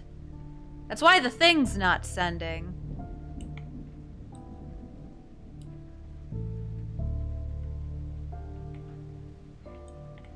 I'm gonna feel like a real ding-dong when I actually figure out what the fuck it is, aren't I? Look at the frame. I'm looking at the frame.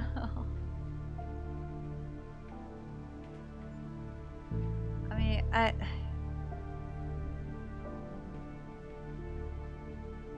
picture what would be there. I don't know.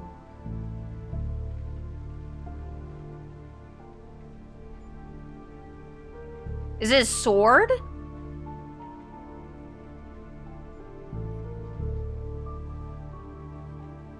I feel like it's gotta be a weapon of some kind. It's not a gun. Probably not a flag, because what type of flag would be contraband? Sword, maybe?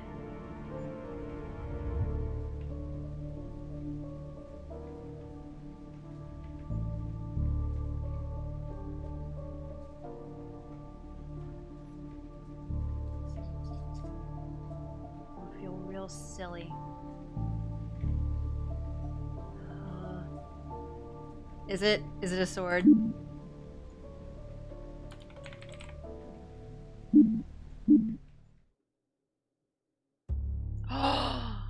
Bitch.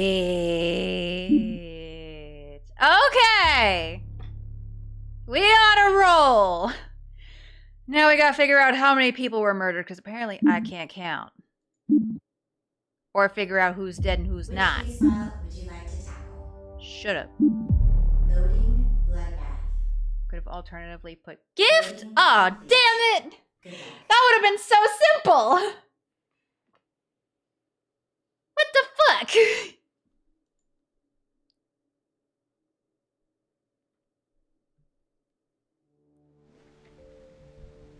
Pardon me a moment. Ben making food. Come on, make me food. Okay, now we need to figure out how many people were murdered, which I still swear is 6. Because we got 1, 2, 3, 4, 5, 6 outlines. One of them in bloody. So I figured, you know, maybe that person wasn't murdered or something. I don't know. It's a little bit confusing by the fact that this one singular person over here doesn't have any blood. It definitely doesn't seem like it's less. So my next thought would be more. But then who the hell is the 7th person?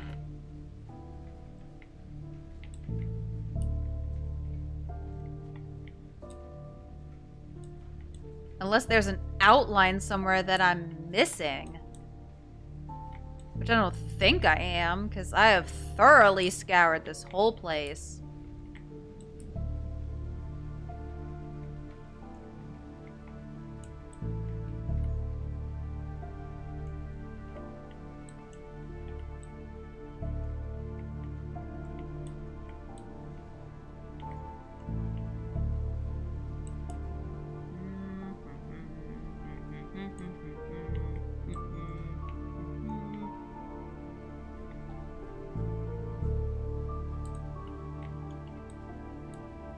I thought maybe someone was hiding under their desk and got shot.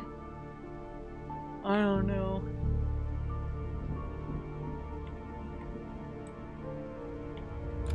Oh. Susan Bolt's payday and loans. Is that his wife? Oh. Nakamura bugged me today after lunch about if Susan could offer a smaller type deal, but I told him that she wouldn't. He wants petty change enough to buy fountain drinks and ramen, probably. Susan already expressed that she wasn't interested unless he had enough to pay off his already late rental charges and then some. I told him to just harass Mike for some change, if it's just for snacks and shit like that. I mean, he's always got cash just lying around. I know Mike might not help, given his dislike for the guy, but it'd be worth a try. Nakamura just turned and left. Seems like that put him in one of his moods. It's been a long day. There's just been so much going on in our current case. Both Mike and I hit the mother lode. This is the holy witness we've been waiting for. She's going to break the entire case against Carl Tristan. From here, notes we can read that the 11 kilograms of DDP-39, I don't fucking know, that the company was transporting was switched out at the last second for another trucker. Tristan didn't mishandle the insider stuff. He was either set up or a very unfortunate victim of pure coincidence. Whatever it is, this is evidence enough for us to pull this out of the fridge and grab any warrants that we will need. Is Carl Tristan... Is he the prisoner? Because there was some mention from someone, I don't even remember who, there's too many people, about someone who spent like a decade in jail when they shouldn't have. I just need Baker to not keel over and die. I found him on the corner of Swiss and Baker's this morning. He was a complete wreck, dragged him here in the car. He's a liability right now. That evidence for his case a few weeks back went missing. I'm 90% sure he just partied all night with the final portion of it. Nakamura may be the largest hiring blunder we had in the last decade, but if Harry doesn't shape up and stop running afoul of then, even Nakamura may seem like a decent partner. And if this goes on just a little more, we'll have to really confront him. Note, have the back seat washed before the party next week. I'd rather that Nakamura and Mike not constantly try and get in each other's way. The bickering is constant on most normal days. They are often testy after their individual morning walks. I think they likely run into each other and fight. Today is exactly one of those days. They come back in at the same time and were complaining. Sir! Give me your biscuit. Give me.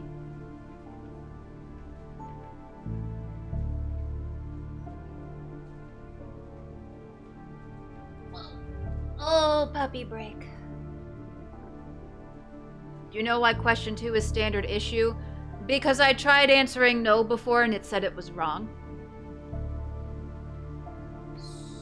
So, because we don't know for certain who the killer is. Like, even the shots that were fired, like, the problem is we don't know which gun is standard issue. So there's 2 different types of bullets, but we don't know which is which. Harry has the copperhead bullets on his desk with a gun that he's disassembling and cleaning. So maybe that could be kind of like a logic thread to say that that gun is the standard issue and therefore the copperhead bullets are standard issue? I don't know. What a baby. Hey, baby. Okay. Go lie down. Okay. They come back in at the same time and we're complaining about something that I care too little to understand. I really did try and ease the tension, but Mike was playing hard ass. Hell, it got to the point that Nakamura got quiet. It set Mike off, and he understood to shut up. Baker just watched the entire show. He was waxing his swords. Well, I guess that was the hint that he had a sword in there. He gets some type of sick pleasure watching all this. I can feel it. If Nakamura is the nutcase, then Baker is the lost cause. I got to meet him today. He looked healthy, seems fine. He's unusually well for someone in his shoes, rather kind for someone who's had all their stuff taken from them. The bank literally got rid of all his possessions. His health is good, and he's showing no signs of a relapse from his prior issues. Okay. Baker was yanked from his case this morning. Mike is now in charge of the questioning of Philip Clements tomorrow. Oh, wait. May join me a little later with Carl. Okay, so I think it's either Carl or Philip who was the prisoner in the interrogation.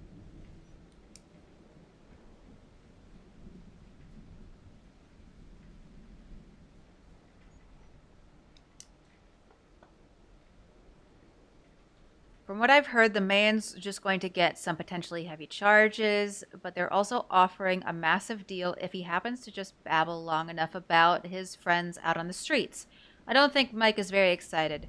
I think he respected Baker enough that he's peeved at all of this. He never liked Darren since he fudged the big case last year. Those two together will be messy. Baker was passive, a little too passive. He immediately ordered a plane ticket over the phone. Lots of mumbling. He's been acting off since his last shootout.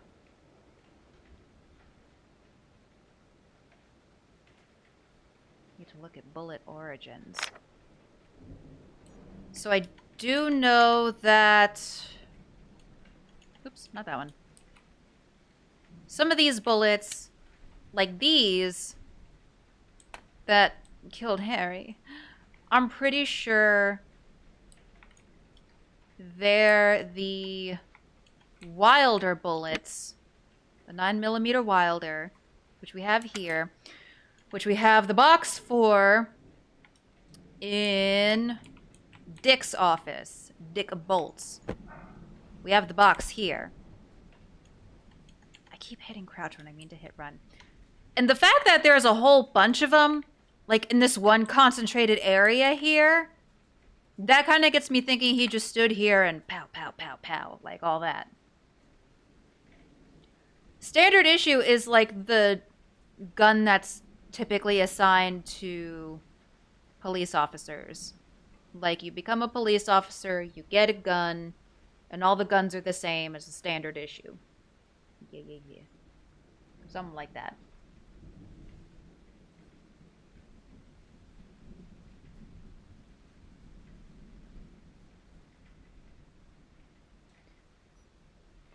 But it would be nice to know, like, actually why the answer is what it is. Like I said, we also got some Copperhead rounds. Which maybe, like that one? Oh, maybe... I don't think Harry could... Harry? Oh, wait. Oh, the bullet's facing from this direction, so it's like Harry was standing here, maybe with his gun, and he shot. Possibly. And then he died. Yeah, go ahead. Let me know. Answer for Q2. Because we already know the answer. Just the explanation. And then there's also the bloody Copperhead bullet here. Which... maybe the killer got shot and yanked it out? Something like that? Because I don't think there are many other Copperhead rounds. There's that one in the clock. And then I think that's it for the Copperhead rounds. Most of the ones in the walls, like here and then over here, they're all the Wilder shots. I was paying attention to the bullet origins. The killer appears to have stood from the interrogation room chair and over the course of it taken 10 shots. Find all casings here 9mm, so if it wasn't standard, were the possibilities. It could have been that the killer stole a revolver from Yeager's office beforehand, but the guns are .50 and a .45, which means he couldn't have taken the shots. We also don't know if any other shots were taken due to the gun manual from Snyder's office. If those revolvers were used, they wouldn't drop their casings, so we pay attention to Nakamura's composition book. Mentions having a fancy baby. There's a poster on the wall, but if you review that, it mentions using .40. I'm just hearing that it's not Nakamura, and I'm really, really happy about that. So yeah, with all these bullet casings, it does make sense that the killer just stood here and fired off a whole bunch of shots. And if those were the rounds that were being used, it had to have been bolts.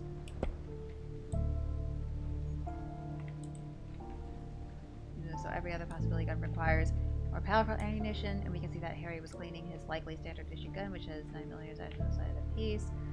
Killer's with. Every other possible gun requires more powerful ammunition.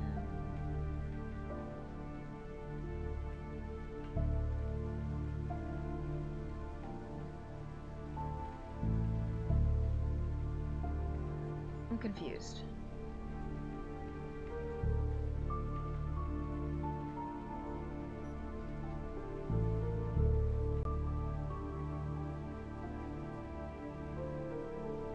What has to do with Harry's position?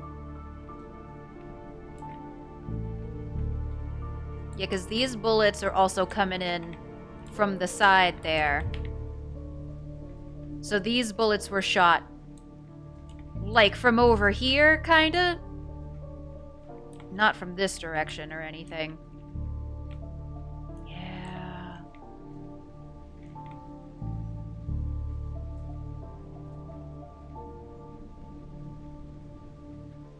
Maybe the killer was already in interrogation.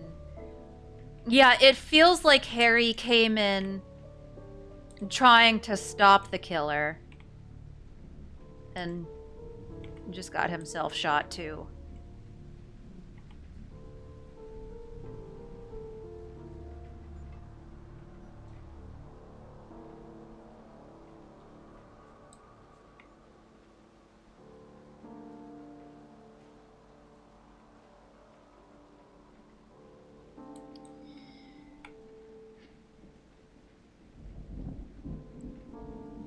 I'm still... Okay. So I get that.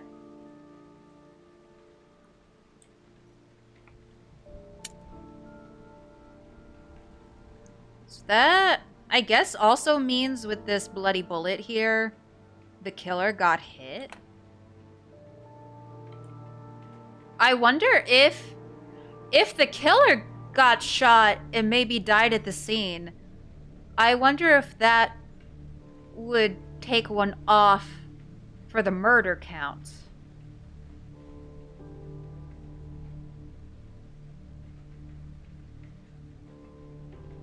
And then also maybe in that combined with this one here doesn't have any blood, which is still really confusing, and I don't quite understand why, if there's no blood, why is there an outline of a potential body here? So if we remove this one, and if one of these, maybe that one, is meant to be the killer who just got killed by someone in self-defense or something, then maybe that would make it 4? Would that be 4 people who got murdered?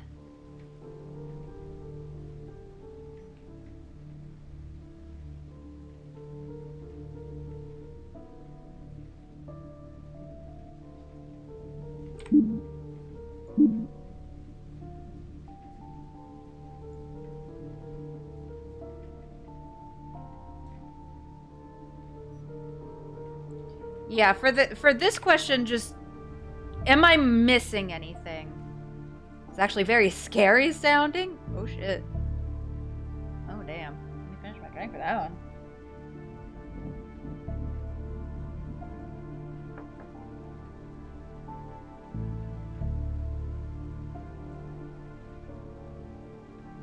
Like, is 4 correct? Or am I missing something?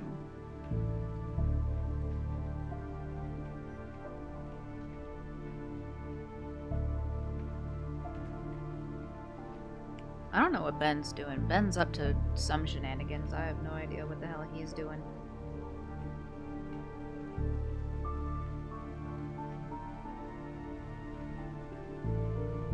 Biscuit, go lie down. Go lie down, pup. I know you don't need anything right now. You've already been potty. You've been fed. You've been watered.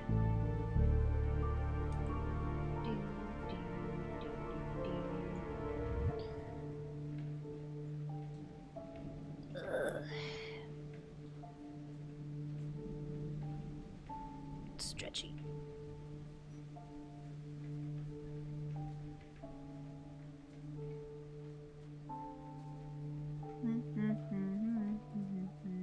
Hi, Biscuit. Pupper might need to go out. He did a number 2 earlier, but he may need to do a number 1. So I'm gonna take a quick BRB. It's a bit early, but if Pupper says we need a break, then we get a break. So while I wait for Seth to get back to me with answers and stuff, I'm gonna take a quick BRB. If y'all need to get up and stretch, get a snack or drink, whatever you need to do, now's the time to do so. And I will return shortly. Y'all behave yourselves.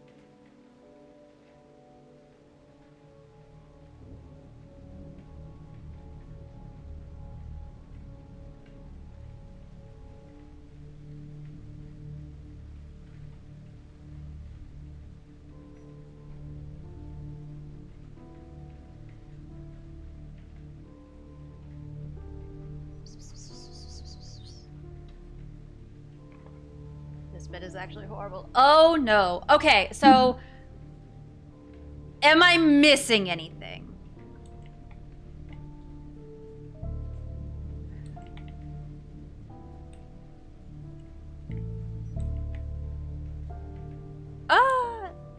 You know, I never really thought about this blood trail here.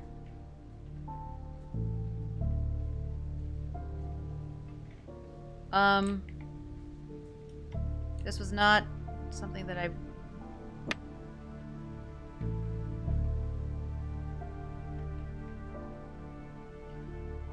Hold the phone. Hold on a minute. No. No. Okay. Well, Okay, so... Let's see... Okay. So, what this looks like, whoever the killer is, I'm still not 100% sure. I was kind of leaning towards Bolts just because of the box of ammo he has in his office, but I'm not 100% convinced. So whoever the killer was, I guess they maybe got shot in the leg by Harry, dug the bullet out. Maybe they came over here and kind of did a self-unalive.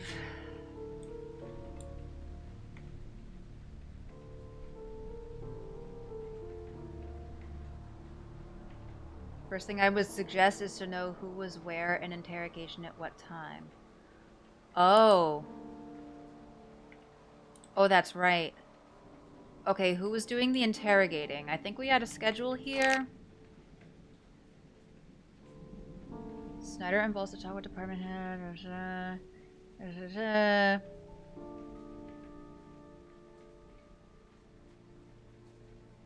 Harry's in charge of watching over prisoners. Okay, wait, hold on. Trader come and finish reported to meetings. Snyder and Bolts to talk with department head. Expected call later today to Bolts from HR. Escort of prisoner 1 and 2 to respective interrogation cells. Transfer of keys to Snyder. Questioning of prisoners. Switch at 12:45.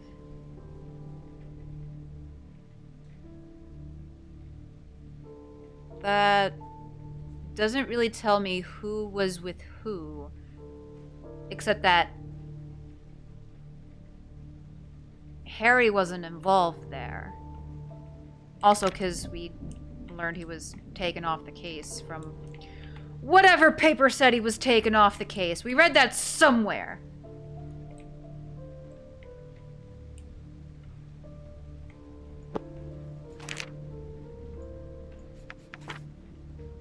They took Harry out of our case. They put in Michael Snyder. Refused to ever work with him again. So who's doing the questioning? No planning shit. Everybody's got planners somewhere. Yes, I think. Oh, there's yours.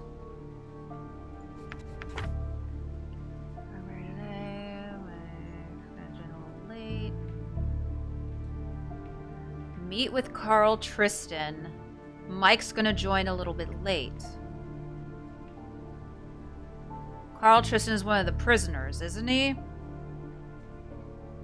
So, it was Bolts and Snyder were two of the people who were doing the interrogating, I think?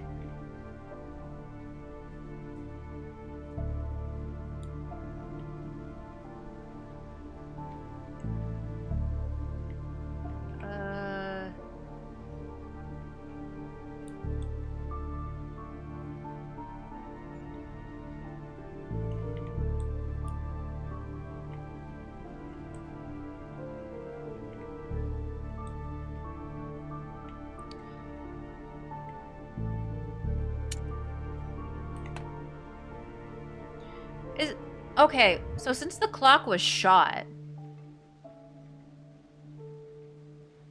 I wonder if that indicates it stopped on the time everything happened. There's Carl, Tristan, and Philip. Something, I don't remember his last name. But Carl and Philip, those were the two prisoners. Those were the two people being interrogated. I did get those. Eventually. Who was supporting? So there were 3 people doing interrogating? No. You have a planner somewhere. Where's your planner?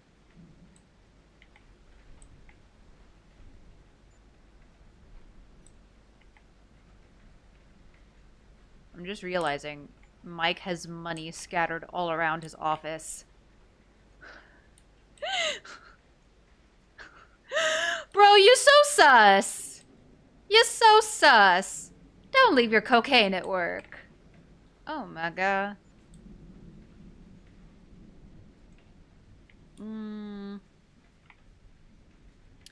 Wait. Wait. Wait, wait, wait, wait. Wait, wait, wait. Very other case they put in Michael Snyder. I hate that man. I can't accept this.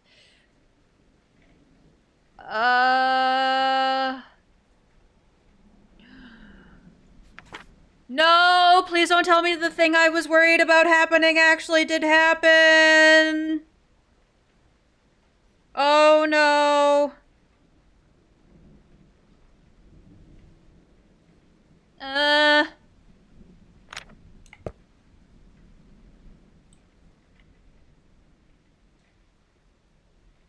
I guess something I also haven't really thought of is why the fuck is this file cabinet here on the ground? Someone, like, really just straight up snapped who was already in here. And this window is shattered. This one is not. So I would imagine that whoever the killer was, they must have started in here and then moved out here.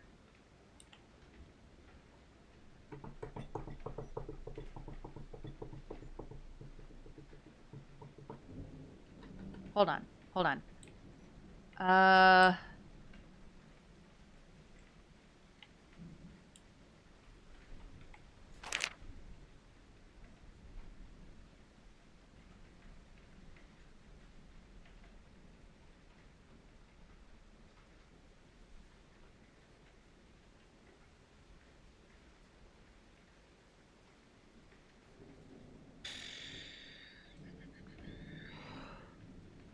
Rushing up prisoners. Switch at 12:45. But it wasn't 12:45 yet. It was just before 12:45 if the clock stopped, you know, when everything started happening. So they hadn't switched yet.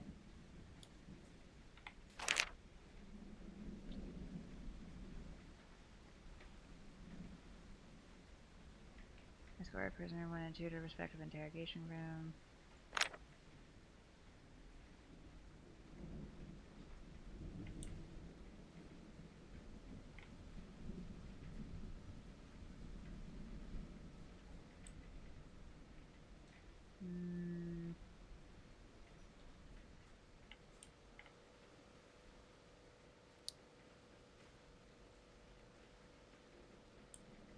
It's interesting that these chairs are like all neat and pushed in. These ones are very, very not. These chairs are all over the fucking place. This room is a bit more of a mess. Oh, was this dude still... Oh, he was still handcuffed to the chair, wasn't he? Oh, that's rough, my dude.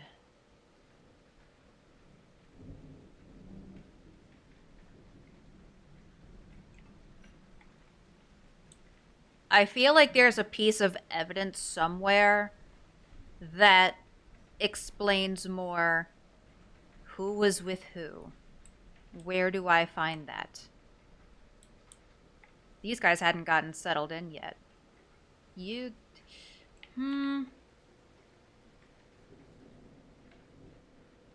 Again, the fact that this outline... This outline has no blood. And... I'm trying to figure out how I want to word this. Like, this guy just kind of looks like he sort of... just... laid down, maybe? Or just kind of... like that? Not like, you know, somebody who got shot. If that makes sense. But I mean, I feel like they wouldn't put an outline there unless there was a body there. So I guess maybe he died in some other way. God, I don't know. Yeah, I figured... I don't think he would try to fake his death. I definitely don't think his death is faked. Because when someone would have come in here, they would have been like, oh yeah, this dude isn't dead. But...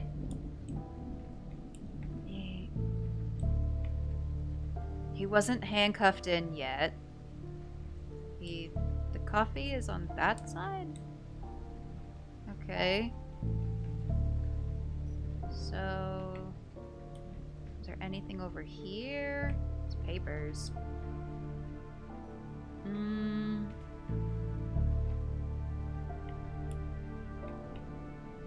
Wait.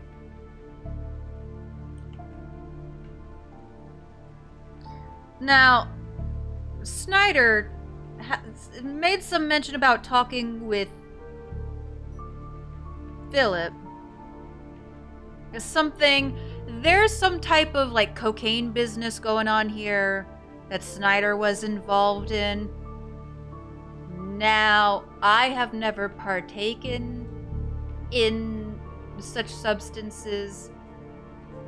However, I do know that it quite gets your heart racing. A lot. Did this dude's, like, heart explode from a combination of, like, caffeine and cocaine? And then maybe, like, the shock of all this bullshit? How embarrassing. How fucking embarrassing for you, my guy. There's a shootout happening and you die, but you don't even die from getting shot. Getting done in by some fucking coffee and drugs. Oh. Is that right? Is that actually right?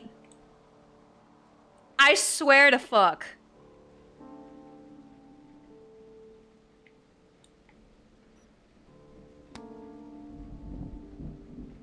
He had a heart attack, hence why his arm was on his chest. That... Okay. Yep. I figured there was something weird about why there was no blood here. Oh my god. So... Huh. Okay, so... Easy question, hopefully. Because I imagine that the guide gives like a timeline of things that happen. Was the heart attack before or after all the shit kicked off?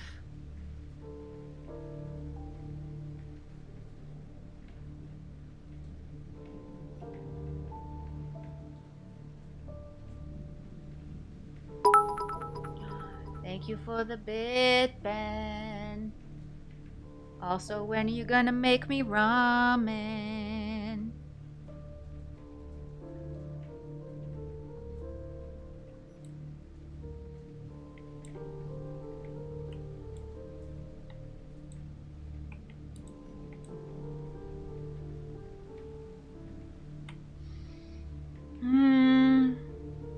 Okay. So I don't know if the heart attack or whatever prompted some type of thing, or maybe it happened afterwards. But in Nakamura's journal, it's specifically said that if Snyder makes some other type of comment, he is gonna blow a casket. Which I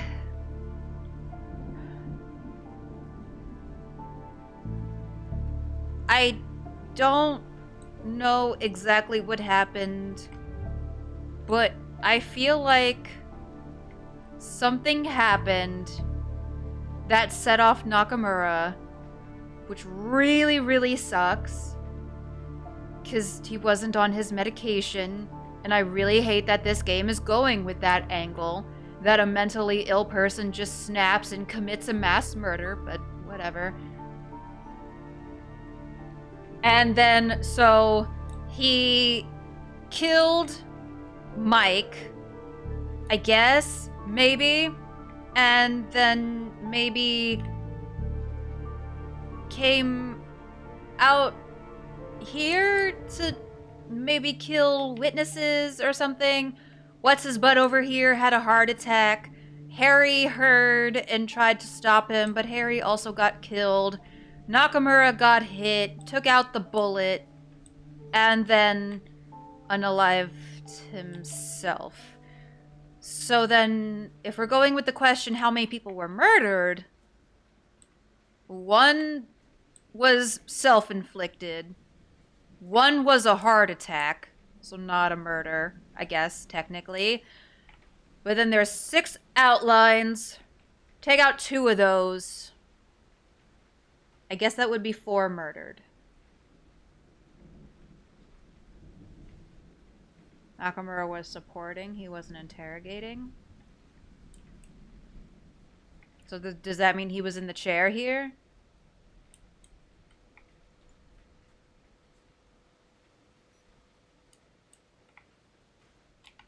Let me answer some questions real quick. Still don't know how Harry Baker was in a reasonable state of mind. Which prisoner was in interrogation room 1? Philip? I think he was the drug guy, if I recall. There's far too many names here.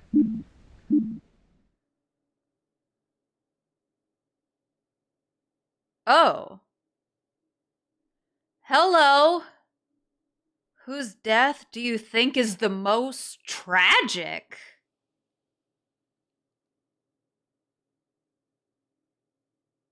I think that means I got all the questions right. But yeah, you can go ahead and let me know everything that happened. I'm kind of torn between Nakamura and Harry.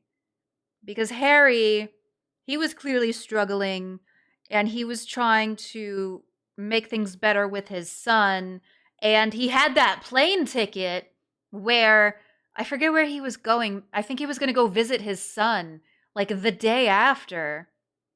But Nakamura, obviously, like, the mental health system completely failed him, and he wasn't getting the help he needed. He wasn't able to pay for his medication. I think I'm gonna go with Harry.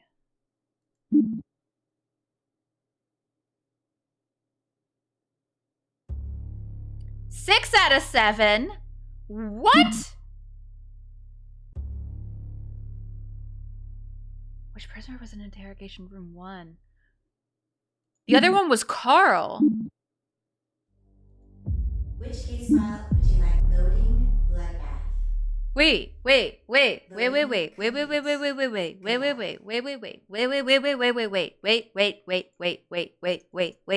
Hold on.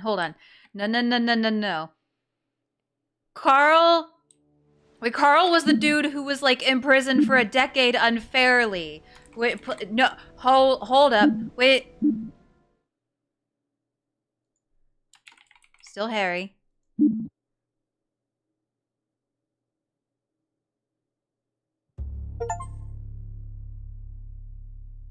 It was Carl who died of the heart attack.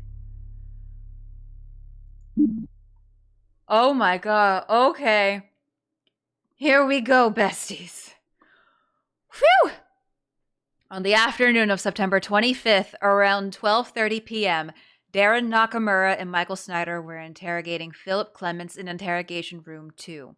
Harry Baker was in his office cleaning Richard Boltz's broken pistol, having just been relieved of active duty. Richard Boltz was sitting down with Carl Tristan in Interrogation Room 1, waiting for the other interrogation to end. Darren had not received his required dose of medicine to deal with his oncoming schizophrenia. As he sat with Michael Snyder, a man who he already deeply hated, he heard enough jokes at what he personally believed were at his expense. He snapped and began shooting his colleague before standing and shooting the suspect in Interrogation Room 2. In a rage, he then stormed out, blockading the observation room. So he was in Interrogation Room 2. Okay. Harry Baker heard the gunshots at 12:34 p.m. and began to scramble to find a usable weapon in his office cubicle. Remembering that Richard Boltz was nearby, Nakamura began to walk towards the other interrogation room. As Nakamura approached the other interrogation room, Harry Baker finished loading his revolver in his office cubicle. Harry Baker cracked the door to the observation room and took a few shots at Nakamura. At this point, the clock was struck by a stray bullet, making it display its final time of 12:35 p.m. Nakamura quickly returned fire and shot numerous times back at his partner. Oh, that's right, they were partners. Both Nakamura and Harry were hit, with Nakamura getting lucky and shooting Harry in a vital spot. Harry Baker slumped in the office doorway and proceeded to bleed out, dying at 12:40 p.m. Nakamura limped over to a nearby desk and pulled out the bullet that Harry shot him with. His injuries were large enough that he knew he would die by bleeding out. Nakamura then saw Richard still in Interrogation Room 1 with Carl Tristan, the suspect that had been falsely imprisoned years ago. It had been 10 minutes since Nakamura had begun his rampage, but he was not about to calm down just yet. Remembering that Richard never truly helped him with money. Oh, that's right. Because Richard's wife was like a loan agent or something. And Richard refused to help. Nakamura stumbled to the door. Richard attempted to charge him, but he was shot in the head. After Richard fell down dead, Nakamura stumbled and collapsed against a nearby wall, sitting below a clock that Harry had accidentally shot during their crossfire. Carl Tristan, old and with a weak heart, began to have a heart attack and toppled to the ground, dying around 12:55 p.m. Okay, I changed my answer. I think Carl's death is the most tragic. That's gotta suck. Like, they just found out he was in prison for 10 years when he wasn't supposed to be. And this was his chance to now get out, and then he has a heart attack and dies. Overlooking the carnage that he had created and hearing the dying breaths of Carl Tristan, Nakamura began to calm down. Surrounded by dead colleagues and former friends, he decided to take his own life before he bled out. It's estimated that he sat against the wall for 15 minutes before taking his own life. Shit. Damn. Woo, that's heavy. Which case file would you like to tackle? So Nakamura killed Snyder. Harry killed Phil? Phil killed Harry. I think the guide might be wrong then. Because that's not how it was literally explained by the game, but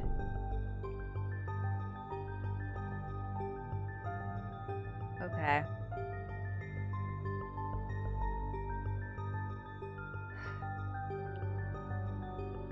Yeah, Nakamura and Harry shot each other.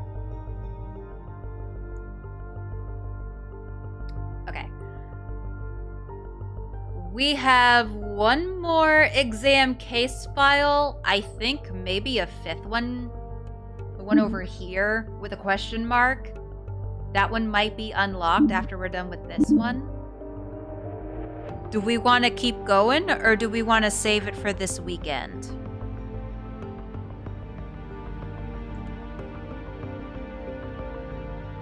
I think maybe we should save it for the weekend.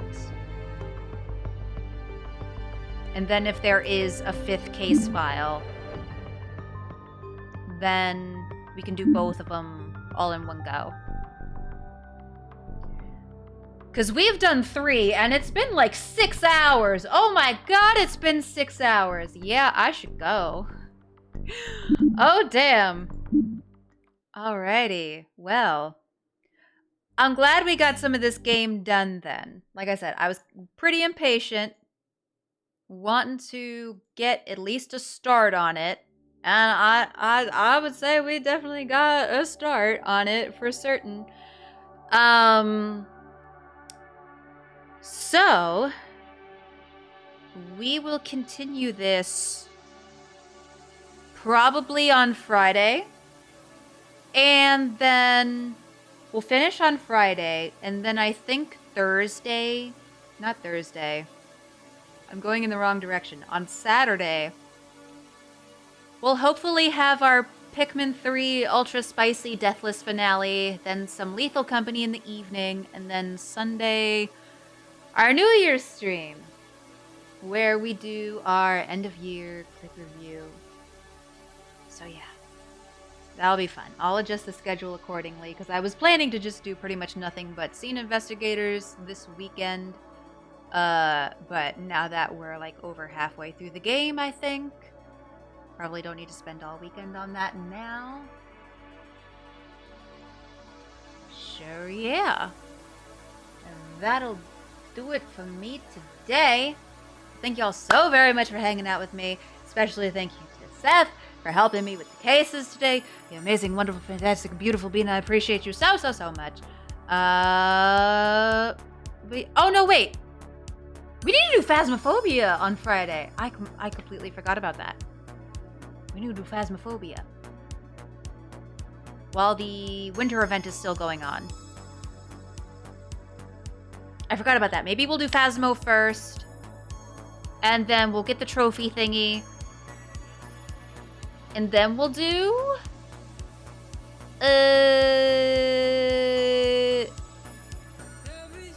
then we'll finish up Scene Investigators, maybe? Possibly, depends on how long it takes to finish Phasmophobia. Possibly.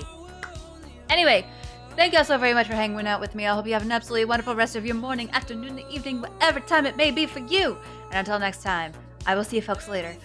Bye-bye!